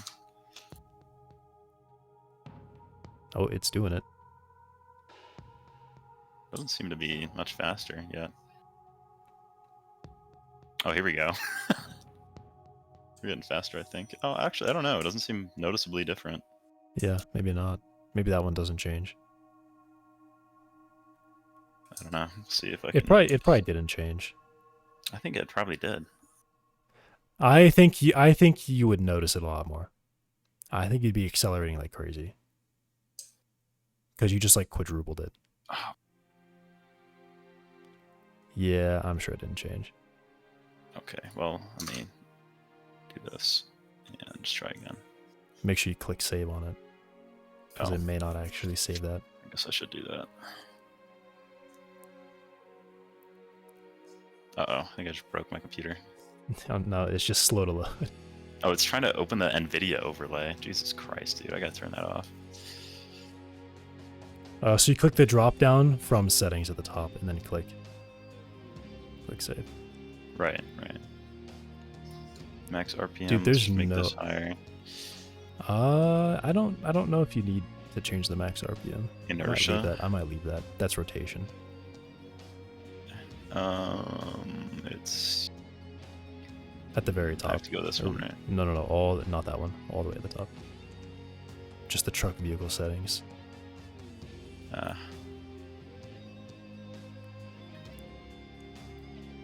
Yeah, those ones I think don't save like that. I don't know. The lateral friction, the friction is changing, so let's see. But it was also swapping it out. Oh my as it's god. running. Okay. I was gonna say you should notice it right away. Alright, this is a lot faster. Sliding before without even handbraking.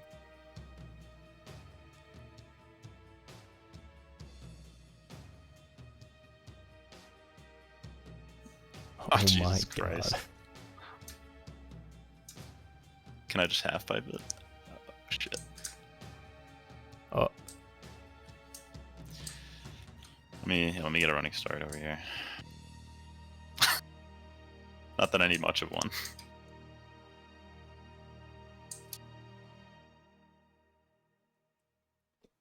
Yeah, the half pipe definitely I could have just moved somewhere else because it's in a pretty inconvenient location for gathering speed, but whatever. Here we go. oh my god.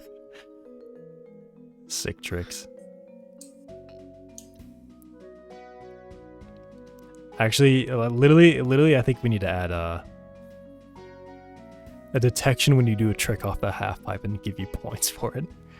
Play the sound. Whatever the Dude, 20 these Hawk things on the Skater ground sound are is. so messed up. The parking lines. The sidewalks. I think it's just still the suspension is like insanely stiff or something.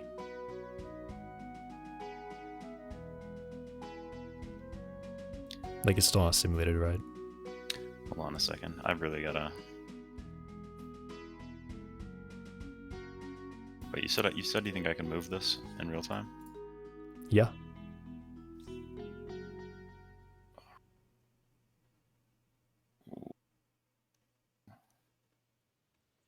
Why did everything open itself back up? Oh, here we go.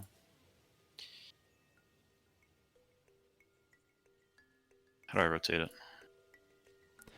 So in the top left of this viewport, there's like a mouse cursor, This. like that. No, the mouse cursor.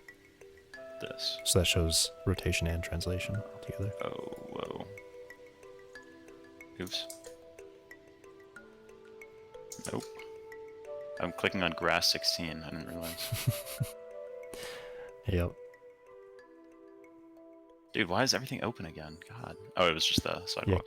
because you clicked one of them, so it opens it. Yeah. So. Nope. Oh, maybe you want to turn on snapping in the. I think it's in transform. Transform at the top. Transform. Configure snap. Oh. Wait, what? That worked? That was weird. Oh, it's already on. Okay. Is there something else you have to click to turn that on? I feel like it's still not doing it. Yeah, it's definitely still not doing it. Oh well. Let's see, how do I... Oh my god. Okay. I want to move you. Oh my god. Okay. Over there or something. A little closer. A little bit over here. A little lower. And then I'll rotate it a little. Oh. This way. Perfect. And now it'll just... Did it move in here? Oh, yep, it did. You almost put it inside of yourself. Yeah. Dude, maybe it's good with a torque like this. Maybe it should just be like this all the time. I don't think so. I don't think so. That's a little crazy. Maybe a little bit higher, and maybe some better gear ratios. But too high is definitely... I don't want it to be that crazy. I don't want the truck to be a spaceship. It's about to be. Yeah. Jeez. I didn't do any spins. I gotta try a spin. Tough. Dude. Perfect. Dude, the parking lines. Dude, why did you do that? It's the springs, I swear. It's just the springs. The springs are just really bad. Why are the parking lines not just painted on? Oh. Because that's just how I blocked them out. I didn't have decals yet. Those lines are decals. The crosswalks there. Yeah. I don't know. I didn't think decals would just be that easy to put on, but they apparently were.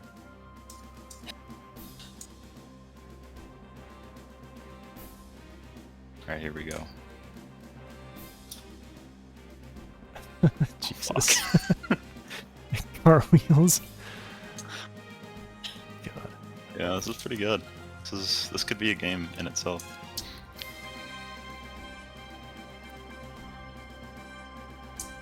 Yeah, now I'm stuck. Yep. Oh, well. Yep. Fun's over. Let me hit Control Z like a million times. Oh, I think the was saying Warthog run Alt-Z. music is playing right now. At the end of the Warthog run of Halo 3 was playing during that. This sounded like it.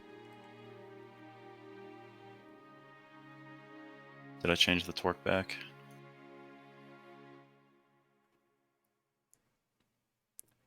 It 800 was, was at right. 800, right? Yeah. Yeah, okay. Cool. Should be back to normal. You could turn it up a bit. It probably should be higher than 800.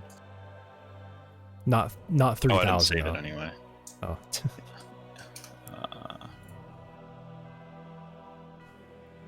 Truck. Let's do Do 1,000. 1,000.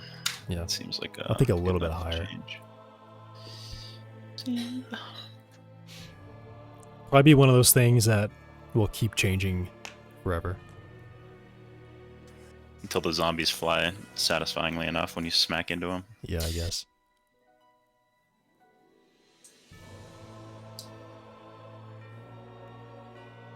I am so bright right now. Look at the stream. Yeah, I see you.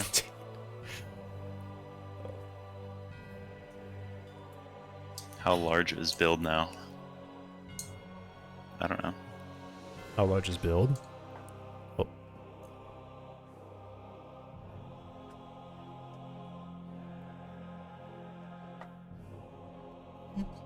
Somehow my version of Godot, it's probably just because it's built with double precision, is like 40 kilobytes larger. Or megabytes larger than the base.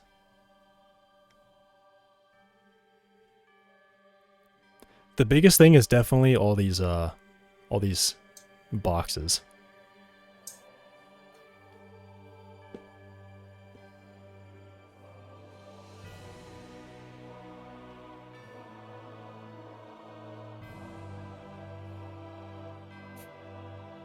I think it's pretty much perfect.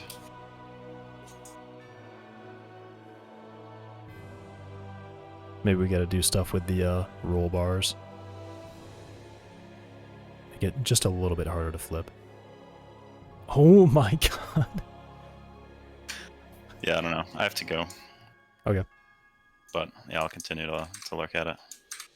What was that? That's your flashlight. Flashlight. Yeah, that still somehow turns on when you get in the car. All right. Talk to you later. Yeah, see ya. Cool stuff. Yep. Bye. See ya.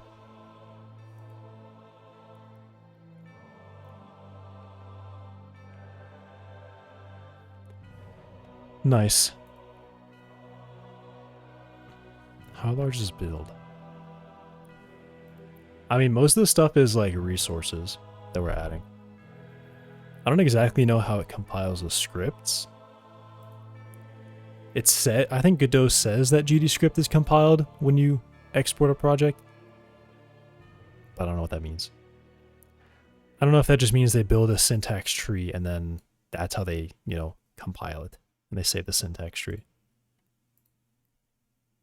But it's still like technically interpreted. Or maybe they literally convert it into C++. I don't know.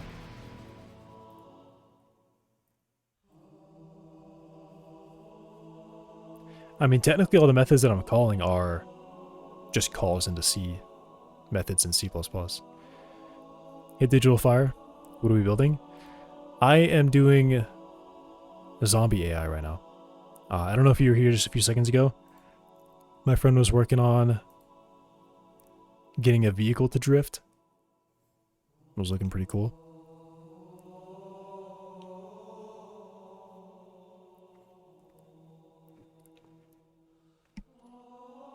That's what I'm doing right now, though. Zombies AI. The Zombies AI.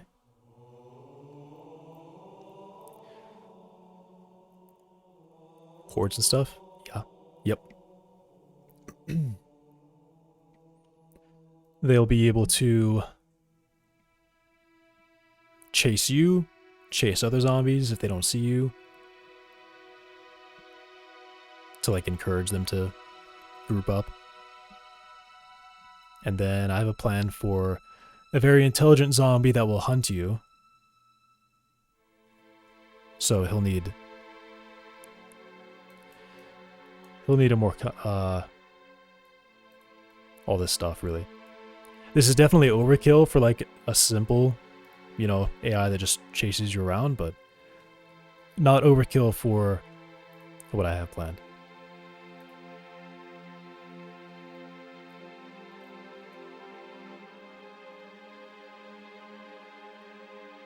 So I'm only going to be going for like another hour and a half or something. Maybe a little bit less. The Nemesis system would be cool for this. What?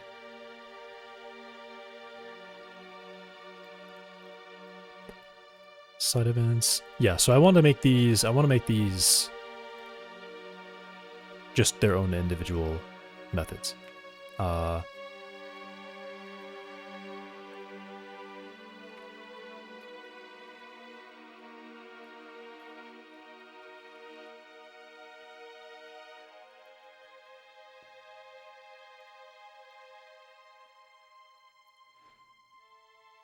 And then I guess I can pass in the memory.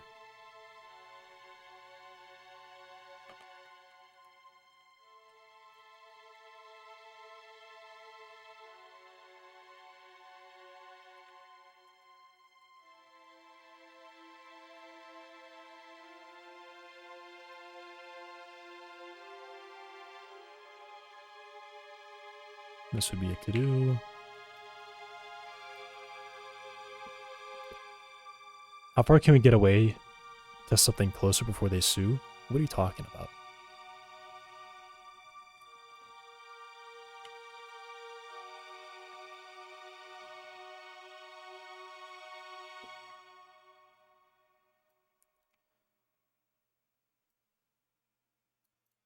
So I think, yeah, we're actually processing the events right here.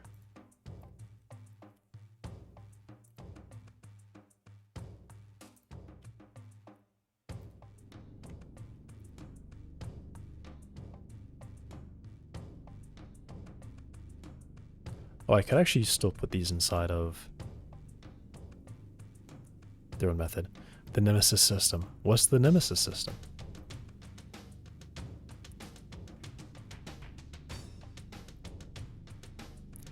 Do I need mind here? I need delta time. I need parent. So yeah, I do. Then I...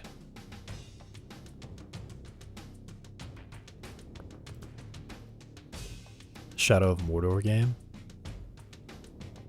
I want there to be a lot of zombies, but maybe not that many. I'm saying like 100. 100's like my blind optimism goal. He knows it. No way he doesn't. I don't. The dog is barking in his sleep.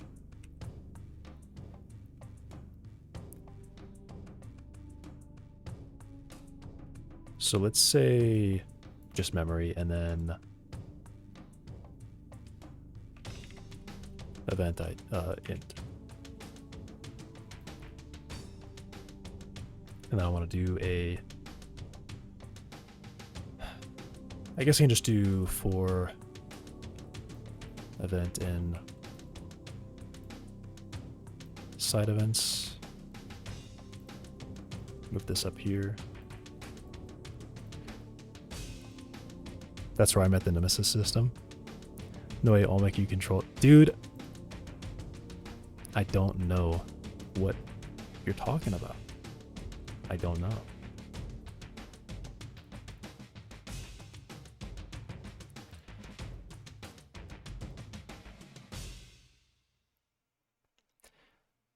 And I was using T here, so I guess I could just say this.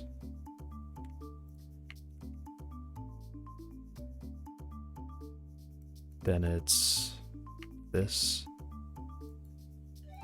That goes away. That goes away.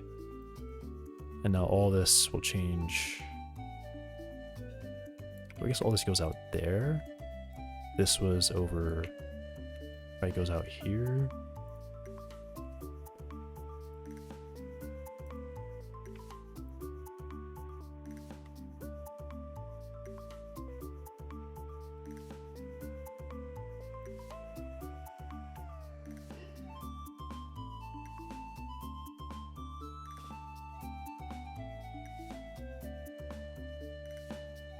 I'm gonna need to still look over this. This is definitely not like fully. I'm definitely not just like straight up copy pasting this.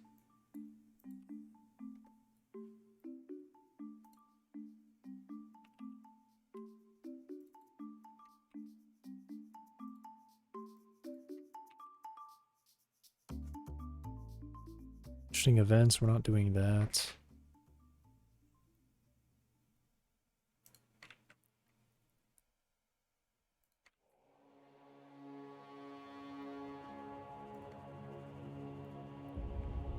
And then this becomes memory.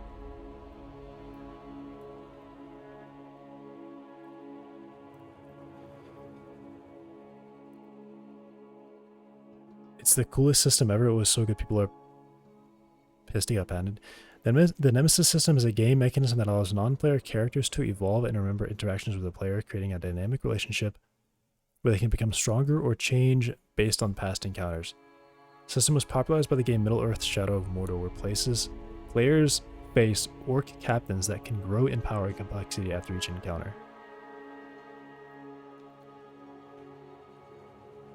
Interesting.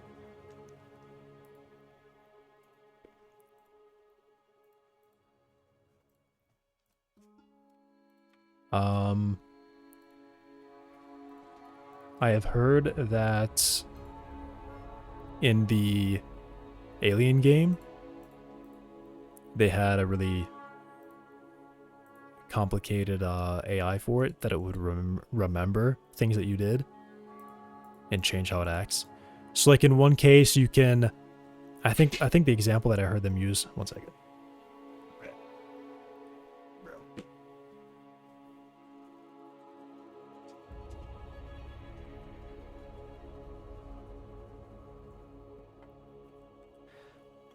One example that they used is like if you pull out a flamethrower and you shoot it with a flamethrower, on the next encounter, if it pops out and it sees you holding the flamethrower, it's gonna like stay away from you for a few seconds or something, like it's waiting for you to shoot it.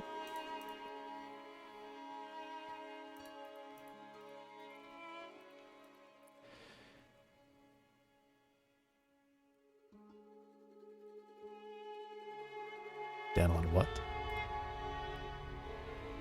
Learn Swahili. How fast you turning African?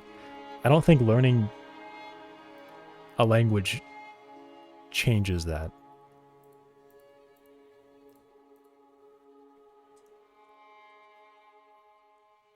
I open my door to let the dog out. Literally 5 seconds later, he walks in my room, turns around and walks back out. What's he doing? Dude, you have to impress her?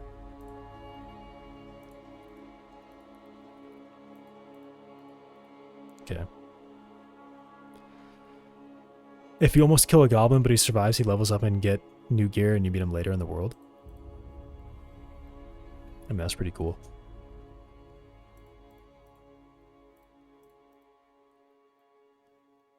So since we process site, so let me go through process site. Essentially, I'm just adding... Yeah, I'm computing an interest from the side event. And I'm saving it onto...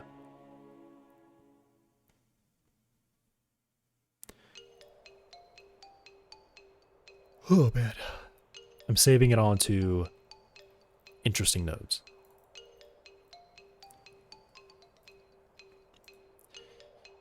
Okay.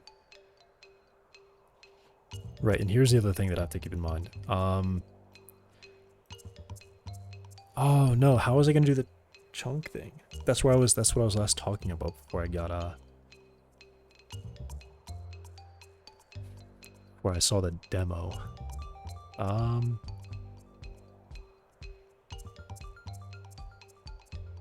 Yeah, I didn't come to a good conclusion for that.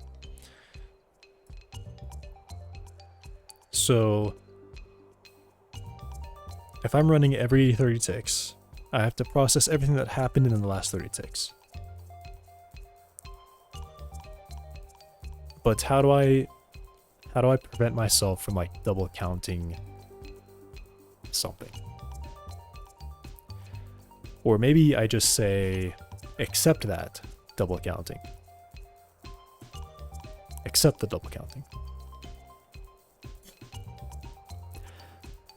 I guess I just feel like in my mind that would make something snap way too quickly.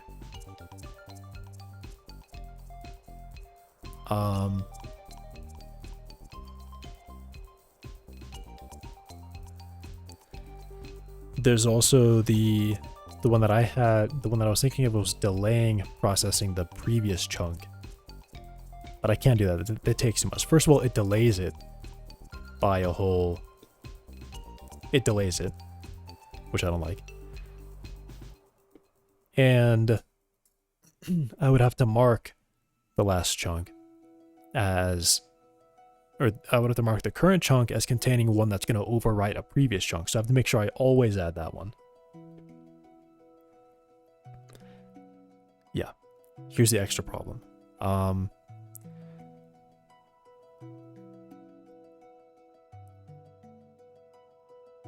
If I have a string of 3 events that all... These two are closest to each other and these two are closer to each other. So I would take the max from this group and the max from this group. The problem with that is I'm now condensing 3 events into 1. And I should be condensing this into the first 2 maxed and then the 1. Is that even like good to do that?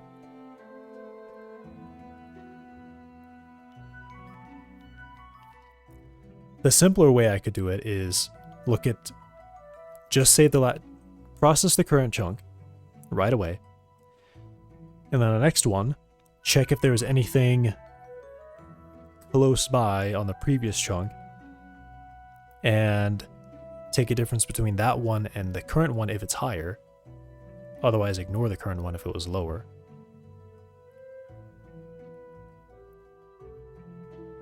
Maybe this is just too complicated. Maybe that's too much to do. Maybe I just add the max every process.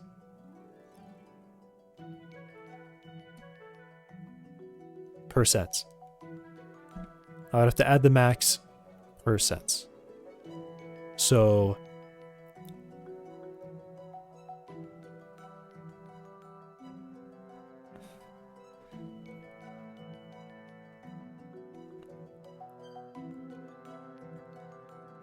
every time I get new data, I save that. Every time.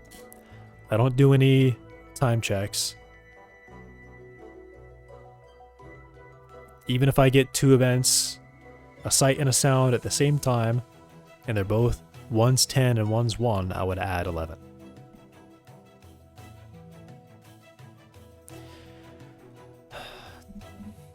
Talking about Goblin, there was an old MMO I used to play. I was on a quest to kill some level 220 goblins. But I thought it says goblins, it doesn't specify what goblin. So I went to the first area of the game with some goblins and finished the quest from a single AoE attack.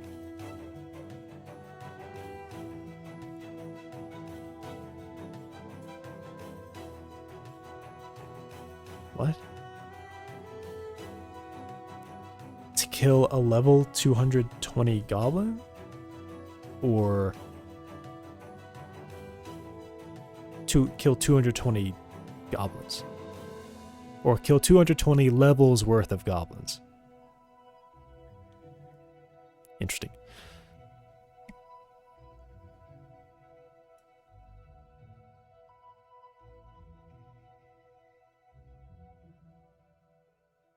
Game does check IDs, it checks names.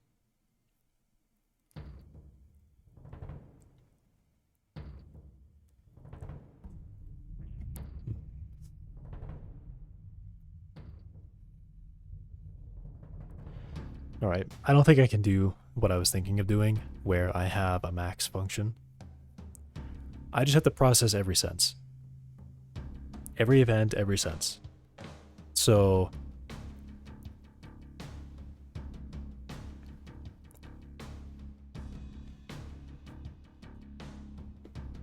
yeah, I have to, right? I have to do that.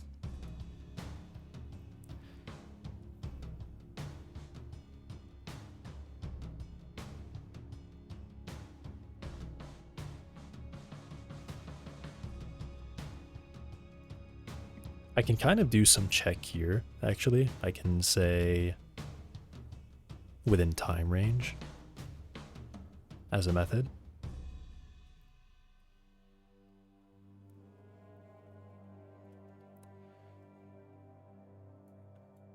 This one's kind of cheap. This one's also kind of cheap, so I think those are fine. The quest said I should kill some goblins. The area I was in had some level 220 mage goblins.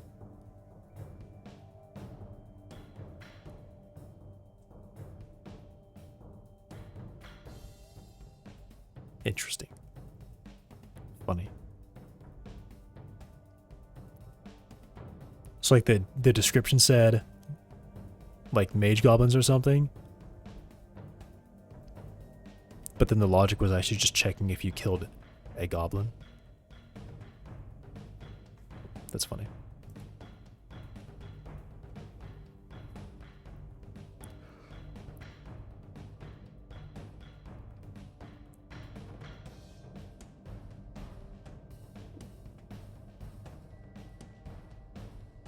Okay, this all seems good. So this one is a bit different. I have to iterate through this and find the highest group. So I have to find... Oh, this is interesting. I don't have... I need to set a decay rate from this. So...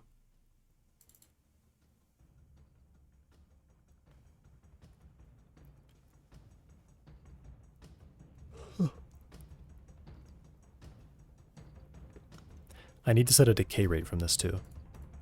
Because when I save it, I have to set its... If I'm adding a new one, I need to give it a decay rate ID. If it's updating an existing one, then same thing, right? I may have to change its ID. So interesting nodes needs to return, I guess, a vector 2i.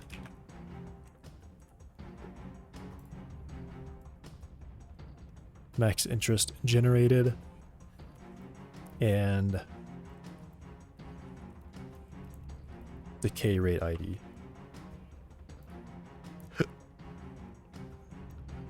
Just said the name of the mob, and both are called Goblin, even though they're different NPCs, so the game checks the names, not IDs. Not the IDs. Yeah, funny.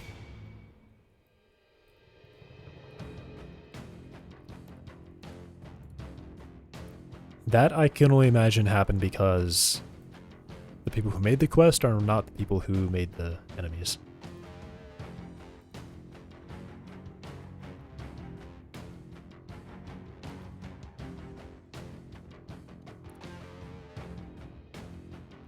So for group in target groups, if target is not in group name, do that. Interest is going to be, maybe we're going to set interest and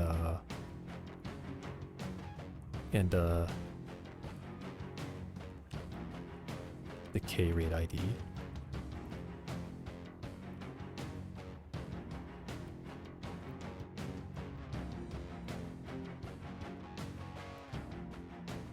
Interest is the maximum between target groups. That's not how that works. It would be group base interest. So collect the highest one from there. Oh, no, no, no, no, no, no, no, no.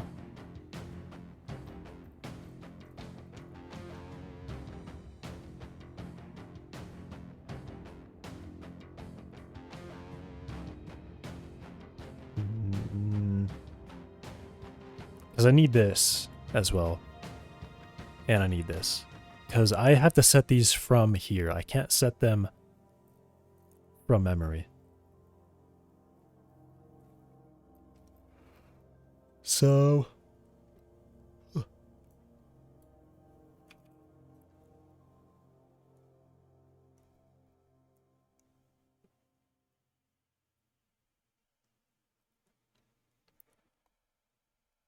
I mean, I guess I can just do dictionary to a dictionary. And, pray that I get the names right. No. No, no, no. There's got to be a way to do this better.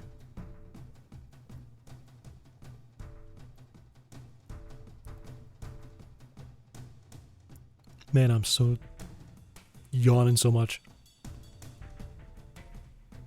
I think it's time to stand. I gotta stand.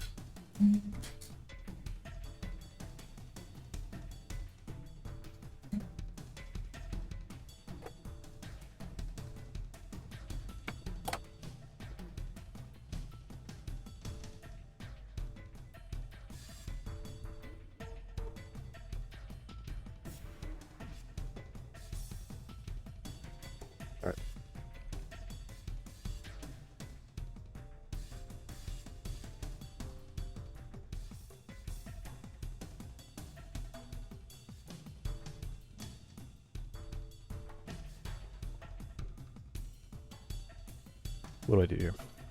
I need the name, so I definitely need a mapping from the name. Actually, I'm just doing it once. The reason I was doing a mapping is because I was going to max things together. But I don't actually need the mapping. And yeah, why am I adding it to interesting nodes? This should probably just be an array that I'm adding to. Why would it be an array that I'm adding to? So that I can contain all the logic down here of summing up interest, setting thresholds and timers in one place after I do all the processing, all the event processing.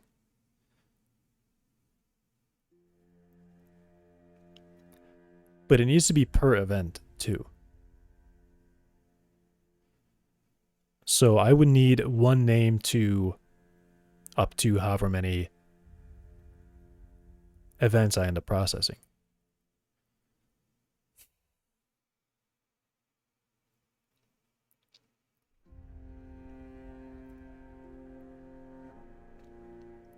I could get around it just by adding up interest every single time I get an event. But then I also need to have that setting there so I can recover which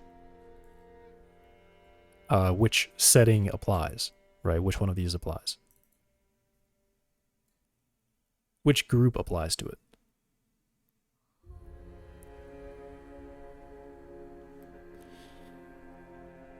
You don't have a group because you don't have the jawline? Okay.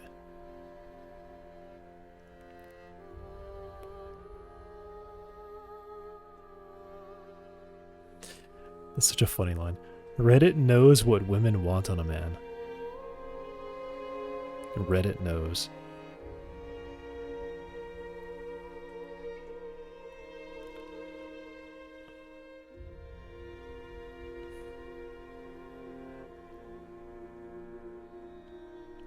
I don't like dictionaries. I don't like using dictionaries too much because it is slow to make those. Those are slow to work with. Those are write slow and read fast, right?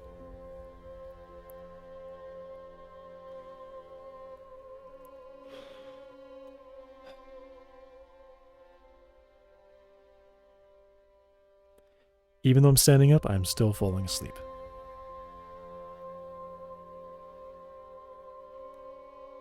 This is stupid. Why am I stupid? String name, I need two things. I need the setting. I have a setting as an index.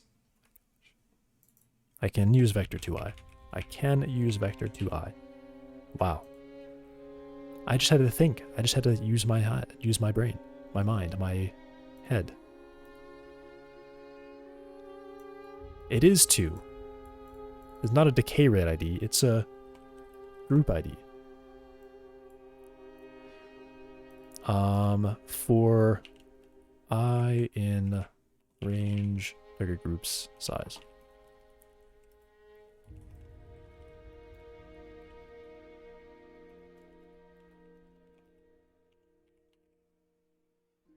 Group is a, I guess I'll never know. Make your library as a binary file and make Godot read chunks of it. What?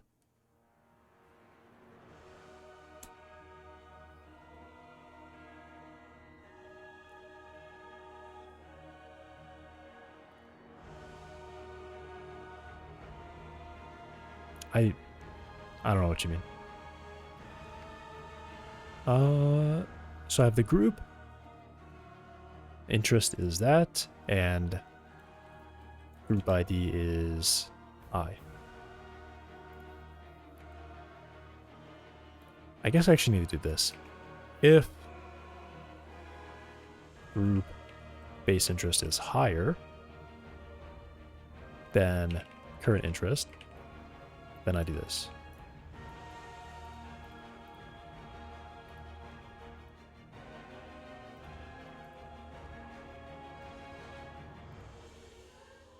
And then I do that, as I return if I don't have any interest value. And then save to interesting nodes. Nodes. Nodus. I can pretty much just cut all that out. Interesting nodes. Set.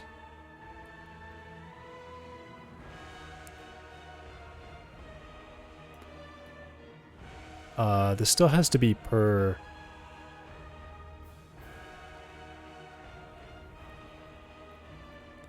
Let me do this.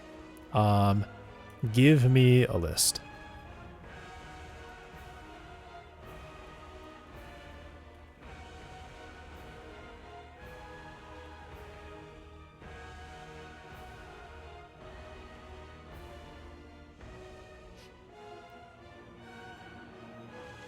That's what games used to be run on PS2. Instead of saying go on folder X and load file Y, it says read data on this address. Isn't that the same thing?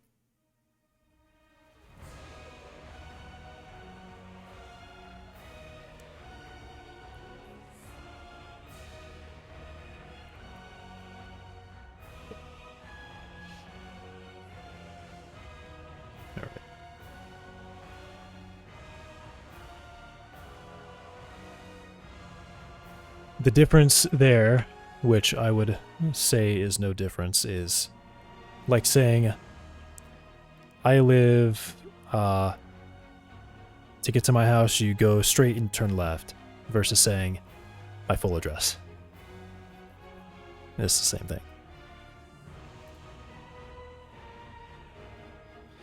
That's why I say it's the same thing.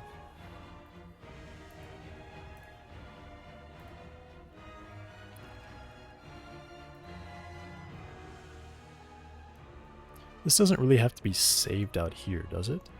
Nah, it does. It does. It does. It does. Don't do this. Don't do that. Process site. I clear it. I process site. Then I think what I have to do is I have to kind of save this.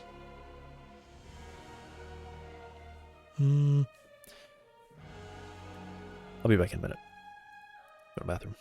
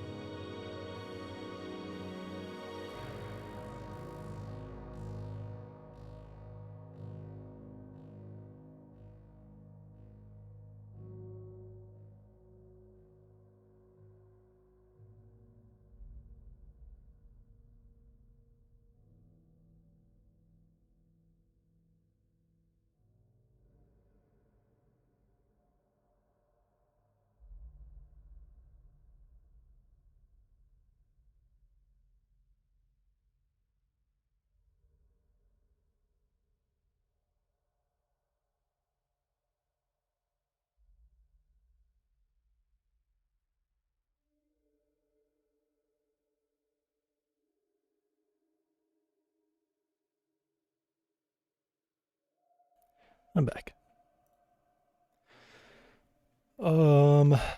What was I contemplating? I forgot to think about it.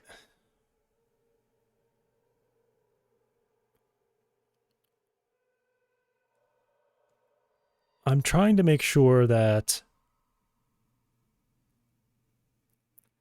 I add everything up, but I take a...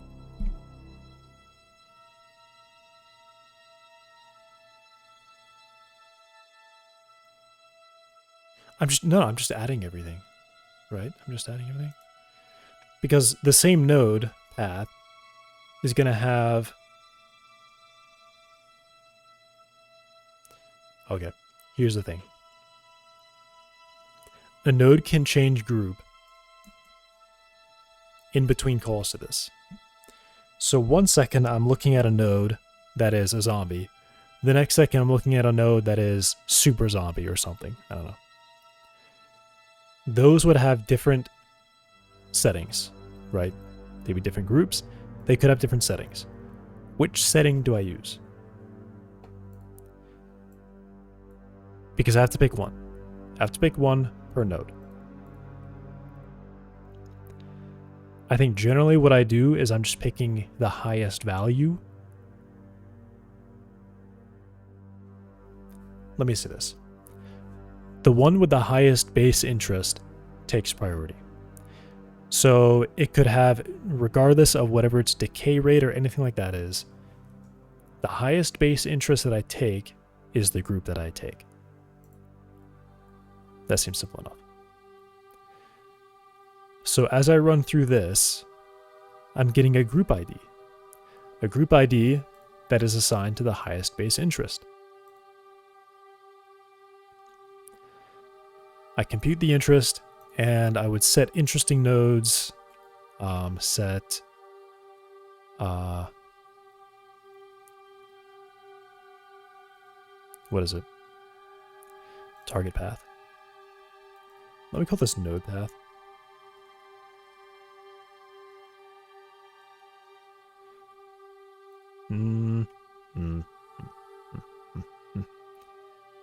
Let me call it target path, and then I will say set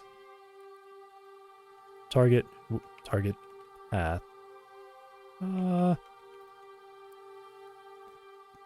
Node string name.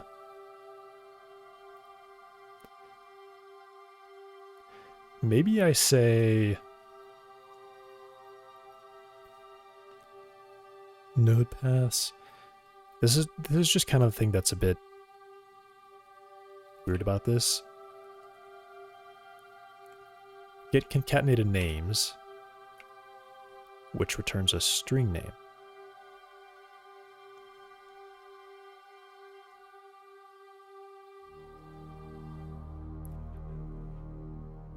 However, in Vision, when I add a node path, let's go here.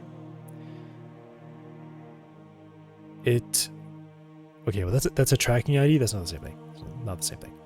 I'm looking for node path. This. Get concatenated names. If it's an absolute, add a / to the front of it.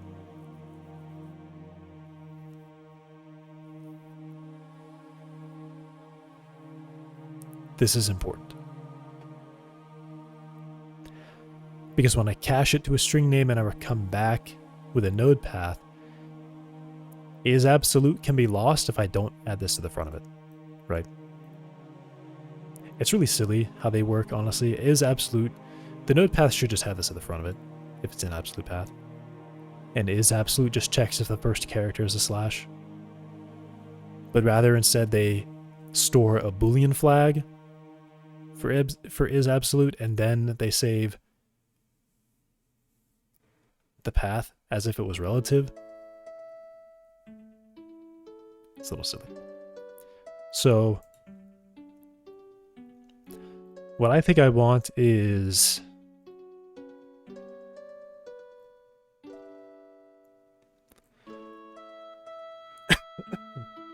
Sorry. What I think I want is a method to convert a node path to a string name.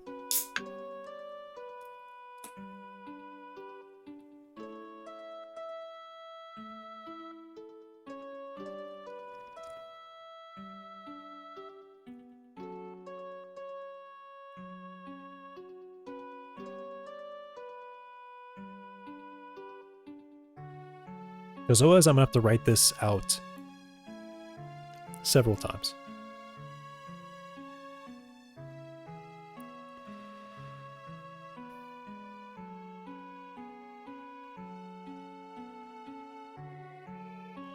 Also, this has to be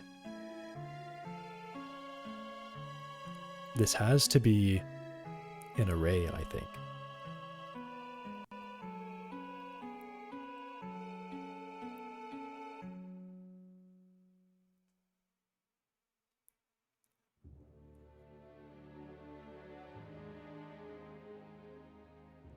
How am I going to do this? How am I going to do this? What I will do, let's just assume that I have everything.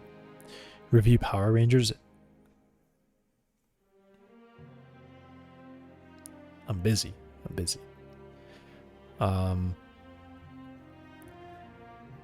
assume I have all the information and it's laid out exactly like I want to use it.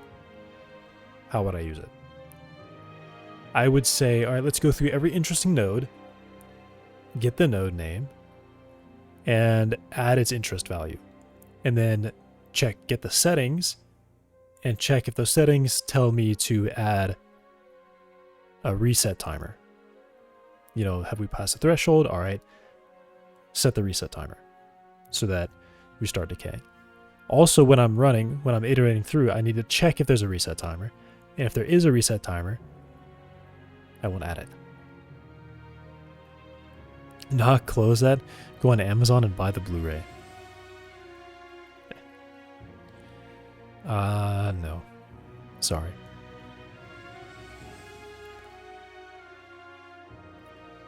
So I think what this means is I'm iterating through a node path, settings, and an interest to add. That's what I'm looking for. So I should just use an array. So it will be an array of variants, or just array. And it will be list of interesting nodes in groups of 3 values. The first is the node path. The node path is the string name node path. The second is the group settings ID. The third is the interest added interest.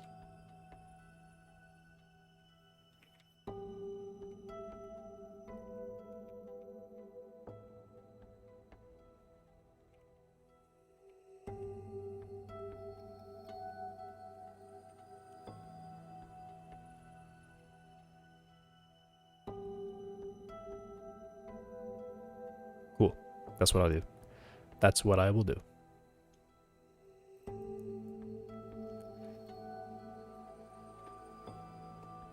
Get concatenated names. And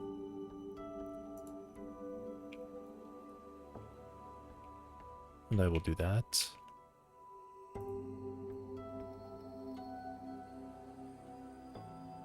Get node. Get event node path. Oh, wait, this is the event node path. I don't need that. Wait.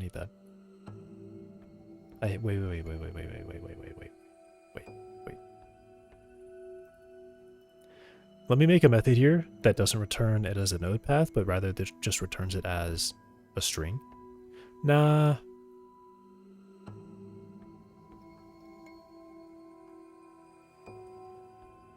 Yeah.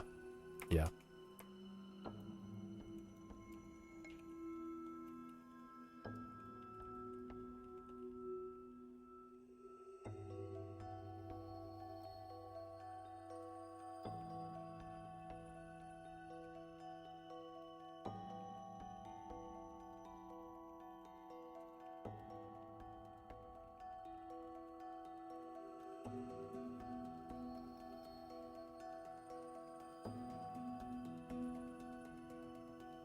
So essentially what I think this will do is most of the method will be here. If not offense, I return the empty string name. The empty string name. And then I return bytes get string from UTF-8. And then here it will be very simple. Return node path get event node path string.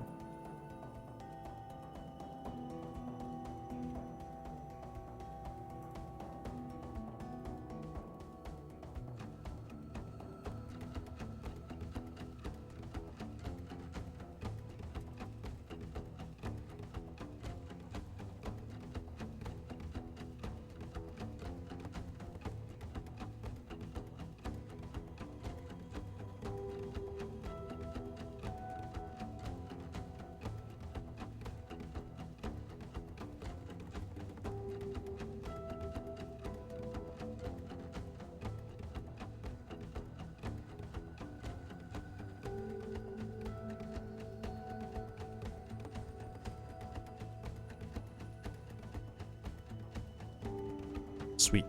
Okay. So now I can just say target path.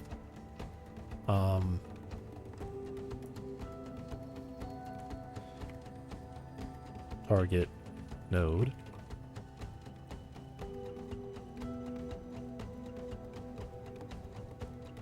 Node path string. The event.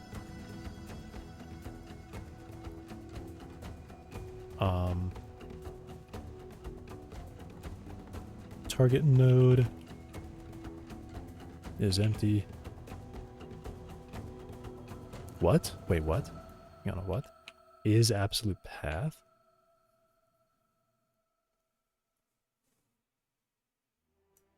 Oh, okay.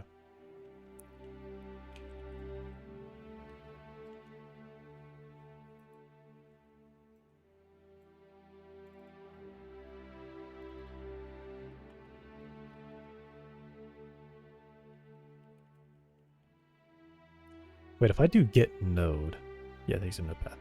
Can I just do target node like that? No, okay.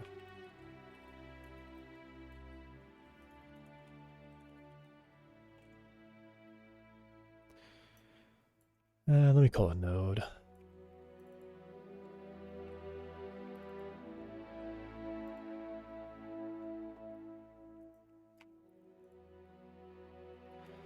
Interesting nodes. Resize. Let me get the size.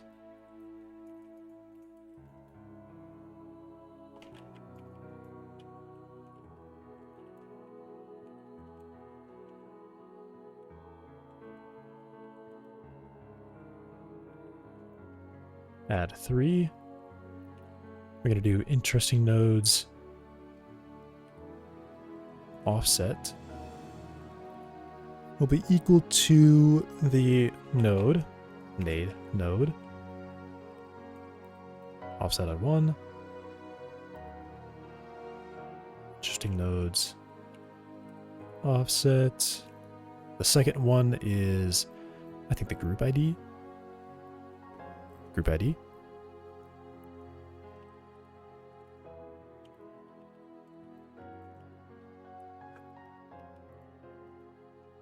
And then the last one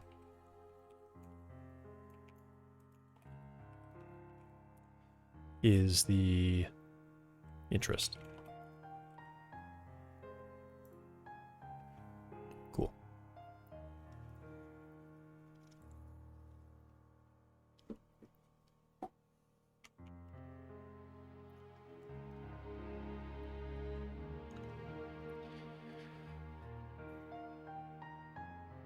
So every event I have could be adding over time.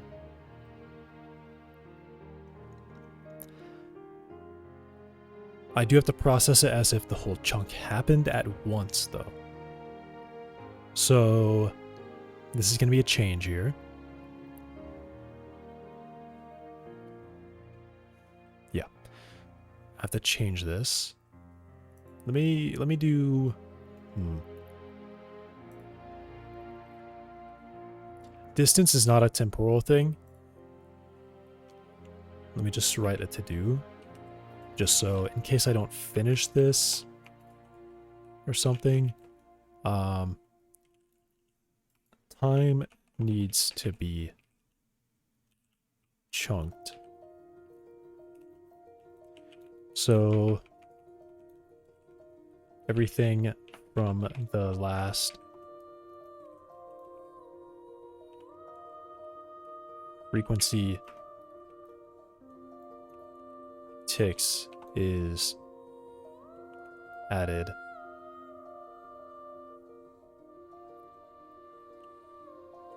at once.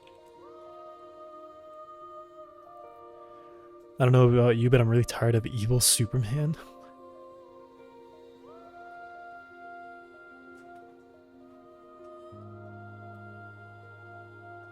What? I gotta manually adjust the webcam again because the window behind me is super bright.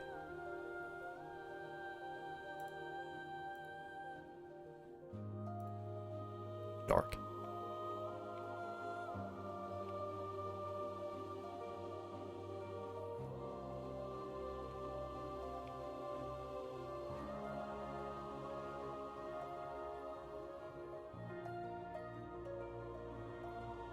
Yeah, the frame rate like goes away as I increase the aperture time.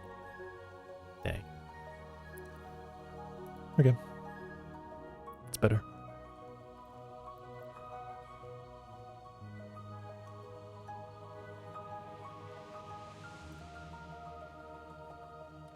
Evil Superman.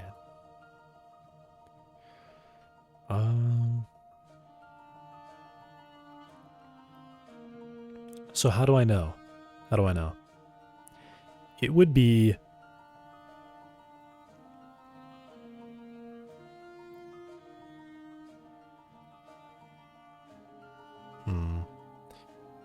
Okay, actually, I thought it would be simple to include the last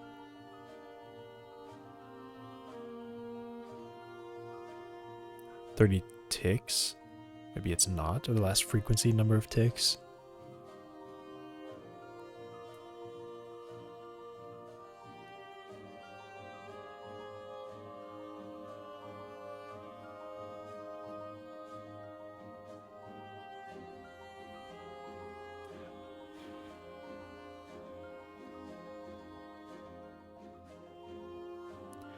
I mean, maybe I do know. I don't know.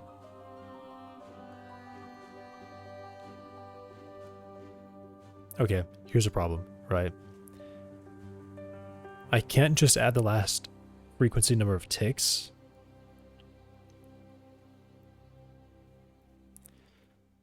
Maybe I can. I don't know. This just seems weird to me. It's not quite clicking. I'm not quite seeing the vision here. I have the current time and the last time the event was updated. That's what I have. And I would treat the update time as if the time the event was created.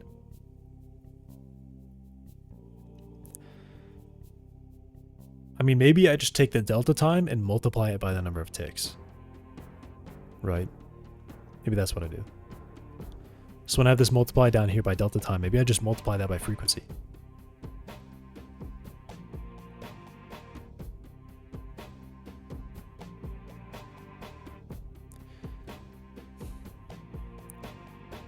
Okay, here's the issue. I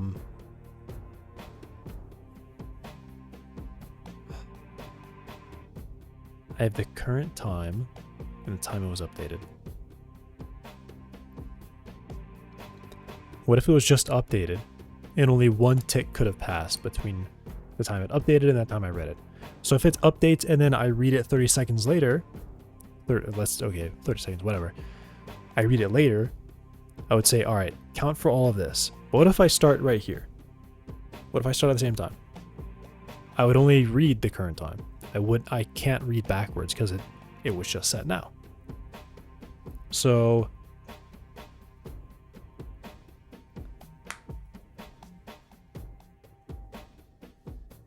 I guess what I do is I use a smaller value between now and 30 ticks back, or now and back to the start of the event. Right? As long as I don't change my tick frequency while I'm reading. So say this one starts here, and I five seconds later I read 5 seconds. This is the chunk I set. At 30 seconds, I read back up to 30 seconds, right? And I add all this time.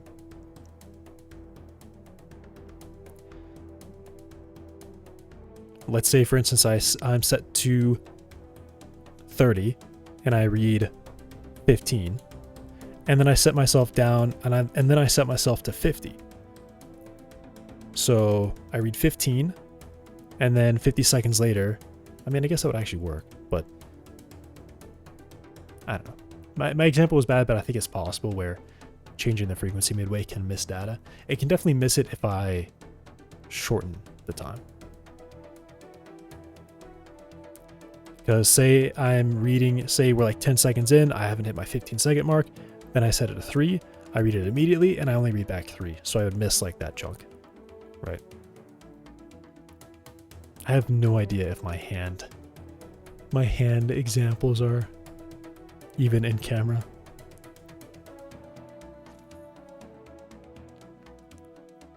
All right, that's what I do. That's how I have to do it. I need the derivative of my, no. I think I just count it in ticks. I actually just segment it. So I count the number of ticks that I would have, sample at each tick, and then add them all together.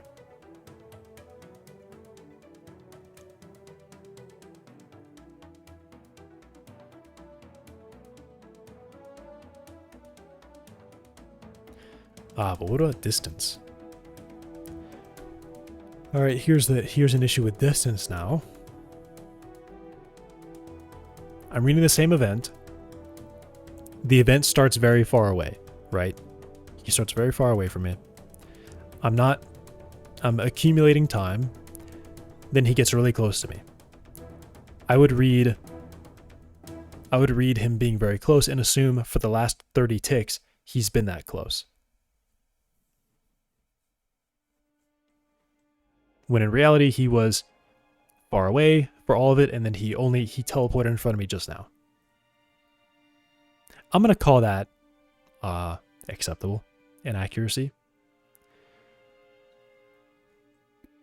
There's literally nothing I can do about that other than literally reading every single take and updating every single take.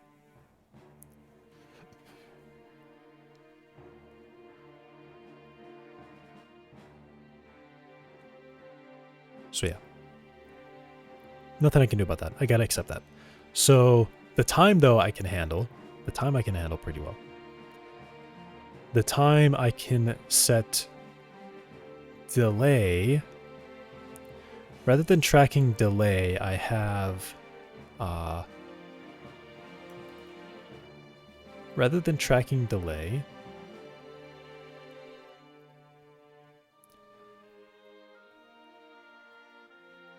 yeah, what if I go out of range? So say 15 ticks, the last 15 ticks are too old to process, but then the 15 ticks before that could be processed. Wait, what? What? Okay, yeah, this is just another inaccuracy thing. If I happen to read and the time I start at is too old, I can't use it. Well, I mean, actually, no, I should be able to. I should be able to use that.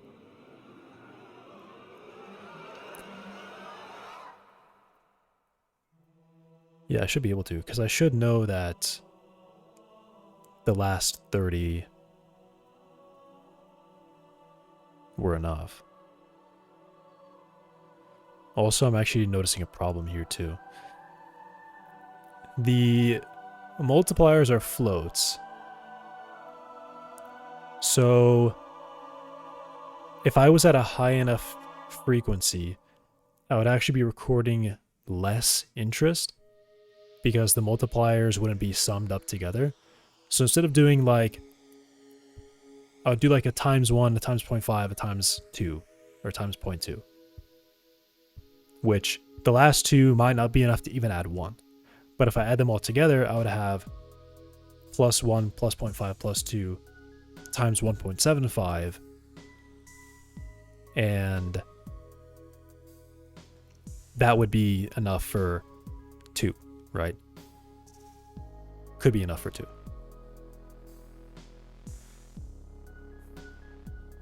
How can I fix that? I can fix that by treating each tick individually and not adding the multipliers together. Don't add the multipliers. Process. Figure out the number of ticks I need to simulate and simulate them. Just do it, man. Just start writing. It's not that hard. It's not that hard. So why is it hard? It's not that hard.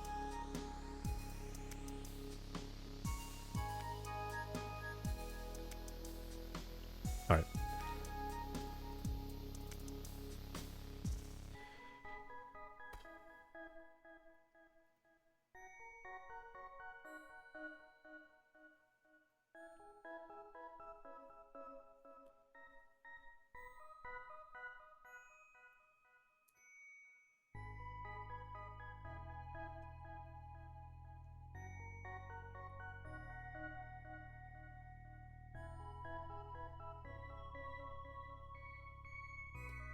Get the number of ticks to simulate.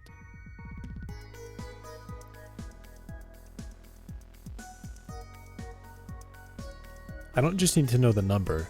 I need to know how old they are.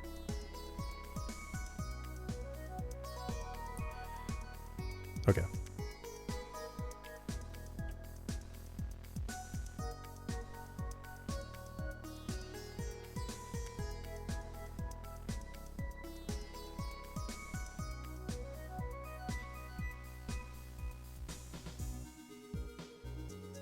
If not, is event game time update time? If we're not at the same time, no.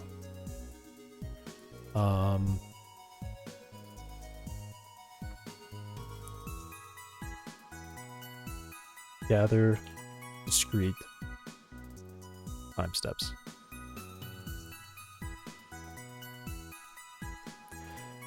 So I have the current time and the update time.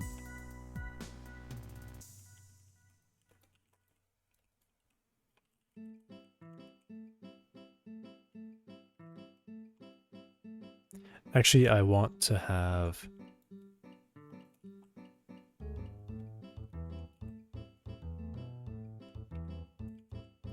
What is it? Generate game time?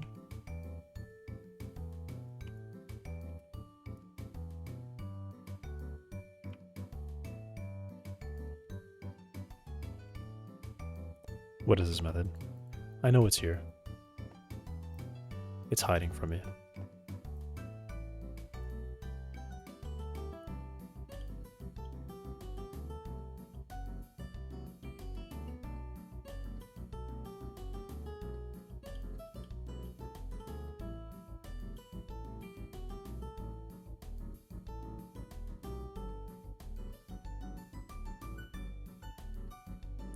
Where is it?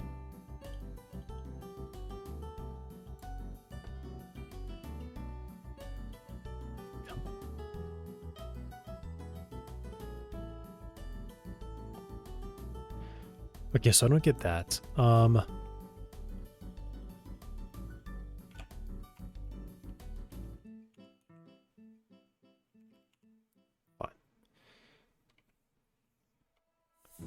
Current time, update time.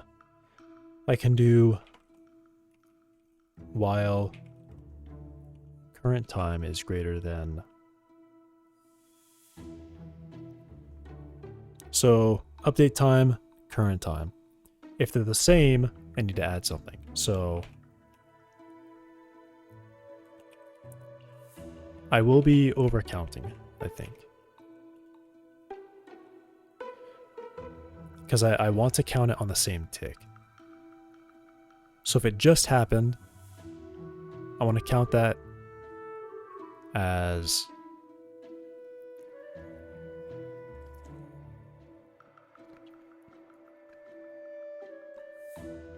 right, one forward.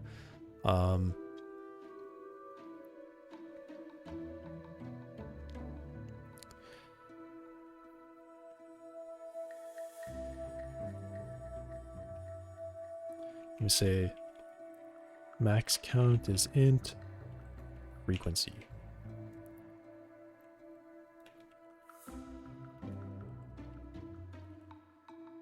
Well, max count is greater than 0 and current time is greater than update time. Subtract 1 from max count. Alright, so what happens here? Between current time and the next discrete time step, I would be adding 1, right? So this means if I start at the same time, I'm adding like 1 back as if this happened.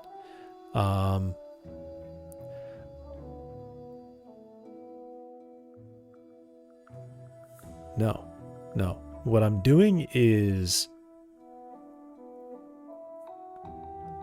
I'm actually seeing it. I'm seeing it. I'm seeing it. I'm seeing it. I'm seeing it.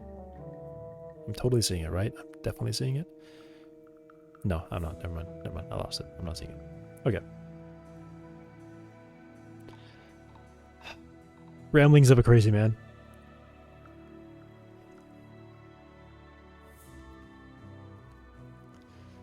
Alright. I'm just adding the time. So, while current time is greater than update time, and max count is greater than 0, I will do ticks append. I think I want to pre-pend, push front, push. Can I add to the front? Thanks for following I Love JavaScript SS. I love JavaScripts. How do I add to the front? So why would they add append and push back, but no push front or prepend? Why would they do that? Why do they make me use insert? Okay, I'll just append and then iterate through it in reverse. Doesn't even matter. Does that even matter? No, I don't think so. It doesn't matter. Add the current time, current time, and then subtract the delta time. Mind delta time. So now I'm reading backwards up to frequency number of ticks. Would this overcount? No, it shouldn't.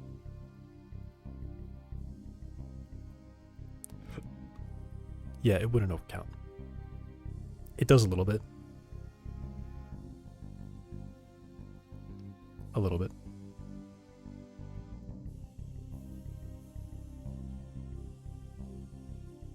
Well, max count is greater than 0 and current time is greater than or equal to update time. Decrement max count. Append the current time. Maybe it's more. Maybe it looks better to write it this way. Add the current time.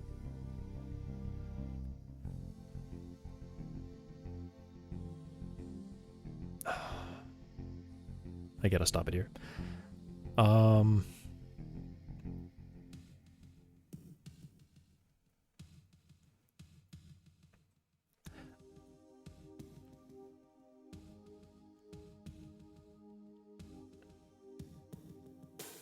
If current, I could actually do a check here. If if the current time minus the update time,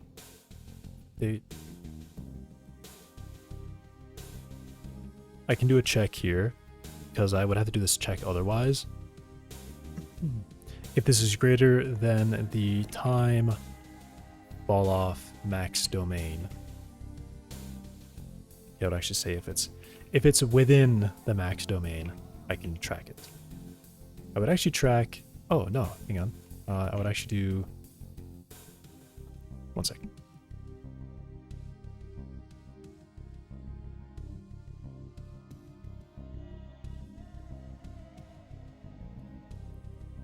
All right.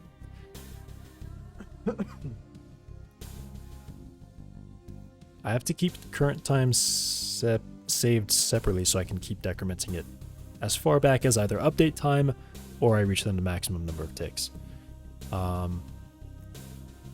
So I don't know, I guess I can keep calling it delay. Let me call it time offset.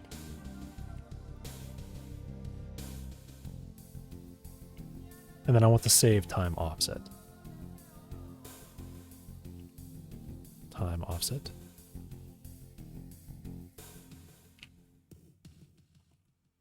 If we're within the max domain, we save it. Current time will always be greater than this, so this is always a positive value. If we're within our domain, we add it, and then we keep going back. Okay.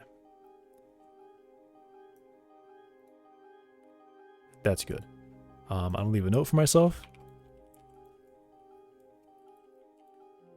I think this is right. And let me try to, I don't know, do I just comment all this out? Because I want to go ahead and commit this as it is right now, but it's not. I won't. I just won't. I will keep it local, and if I lose it, then sad. Okay. All right. Well, I'm gonna end it here, actually.